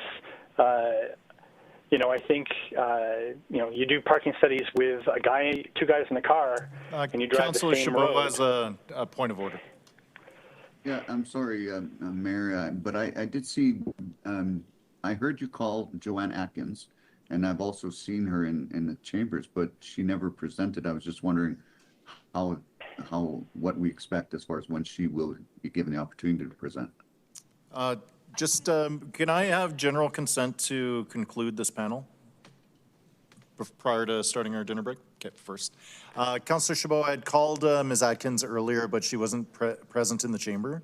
My intent is to wrap this panel and then go to at least the next two panels after we resume from our dinner break to catch up on names that we may have missed, but in the chronological order of them being called. I can't commit whether or not she'll be on the next panels called, but I'd say very likely based on the fact that 3/4, maybe more of the people I'm calling aren't present here. Okay. Okay. Thank you, Councillor Chabot. Back to you, Councillor Atkinson.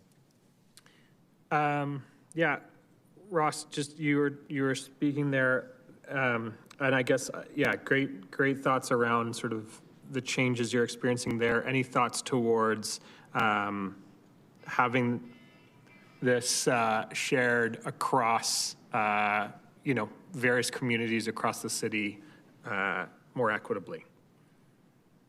Well, I think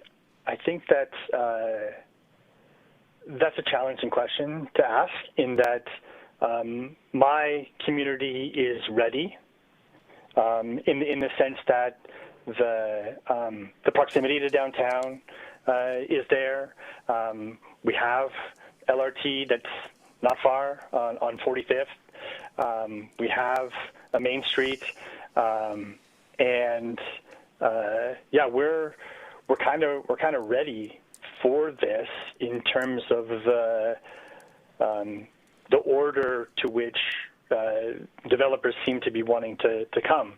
I think that when you look at those building permits, they're absolutely concentrated to specific communities, but that's I think because the development industry has predetermined that these are the places they want to go, right? They're not going to go to the other side of Sarcee Trail into Signal Hill, because those houses cost way more than they do here on the east side of Sarcee Trail, and so the pro forma is not there for them to actually do that now. It will eventually. It's coming, but it's probably 20 or 30 years down the road. Similarly, somewhere like Parkland in Ward 14, right? Those places that line Fish Creek Park would be a great place to densify, in my opinion, because they have good access to all sorts of places, but they're just not old enough yet, right? Yeah. Thank you. And then a question for Ms. Thompson, if you're still on the line.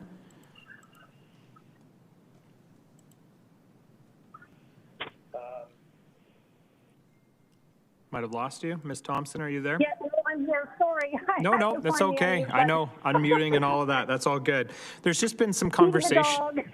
Yeah, no, it's good. There's been conversation around alleyway houses and sort of this idea of potentially looking at turning on both suites and alleyway houses. And it seems like you're sort of speaking around not being in favor of these necessarily coming on or being within context of the neighborhood. So I'm just wondering if there's anything specific about these that you think could make them more palatable, or if it is just that you don't think that these should be turned on as well. No, very much so. I will support it with, like the gentleman had said last night, there's got to be a limitation, the restrictions to as far as the setbacks are concerned, personal view from these backs, and the height restrictions. Like if you look at that one photograph, and I'm sorry I was a little scrambled earlier, with this new backyard. Please, if you're not the current person being called upon, please mute. Please hit that mute button so hard. Thank you. With the two that well, one, like I said, was built without city approval, but you can see it's the privacy. If they're going to, I understand that people want the backyard suites. Hey, we even did a secondary suite to accommodate an ailing family member. But it's the additional 12 or 11 and a half meters, whatever it is, from where they currently are. That, to us, you're now imposing on people's privacy. And I do mean to the point, and I'm speaking of like the one area that the second or the new permit that's gone in, this garage, the backyard suite that they want, was actually involved in some criminal activity a few years back. Not that that should make any difference, but it's the concern of when you're putting a balcony on those backyard suites, but those balconies are facing outwards into a neighboring yard. We've got our next door neighbor, George Sanga. He said we could use his name. His concern is if you've got somebody that, whatever their background may be, it's no different than putting a predator by a schoolyard. They've got two very young grandchildren, and this is one of their concerns is why would you have a backyard development where you've got somebody impeding on someone else's backyard privacy? Same with us. It's going to spoil it. Okay, thank you. Yeah, so I'm okay with it if whatever those is. There's got to be a height restriction, and there's got to be setbacks, and there's got to be some regulations that personal windows or porches, patio doors are facing into the primary lot and not in someone's backyard. All right, thank you so much for being with us. Okay. Councillor Chabot, did you want to speak with the panel? Yeah, I did actually to Ms. Thompson. I wasn't sure if you had concluded your presentation or was the last statements pretty much what you wanted to add? Well, now that I've had the opportunity, I think that's more it. Like I said, I know that I had more of an extensive speech that I had submitted, but, you know, council, the mayor, administration, you've all been wonderful listening to all angles of this. So I'm comfortable with wrapping it up as far as the backyard suites is concerned. Okay, thank you, Mayor. That's it for me. So thank you, Bert. Thank you, colleagues. I'm about to hit the gavel. We'll be back at 7:20, but before I do that, we have panels 95 through 101 who were signed up today. It's my intent for us to go have dinner, come back and do two series of catch-up panels. So I'll be calling, say, panels 1 through 10, 11 through 20, and so on. We'll do 2 of those panels, but I think based on the remainder, how many folks have spoken, I think there's a decent chance that we may conclude the public hearing. So if there's anybody who is adamant that they participate and be heard through the process, now would be definitely the time to make sure that you call in or come here in person. So with last 2 nights, we came within 2 or 3 people of being able to conclude. Obviously want to make sure everyone has the opportunity, and I do apologize for those folks who've been waiting quite a while. We're balancing the need to ensure at least everyone gets one shot at it versus calling some names 5, 6, 7, 8 different times. So again, thanks for the latitude. We'll see you back at 7:20.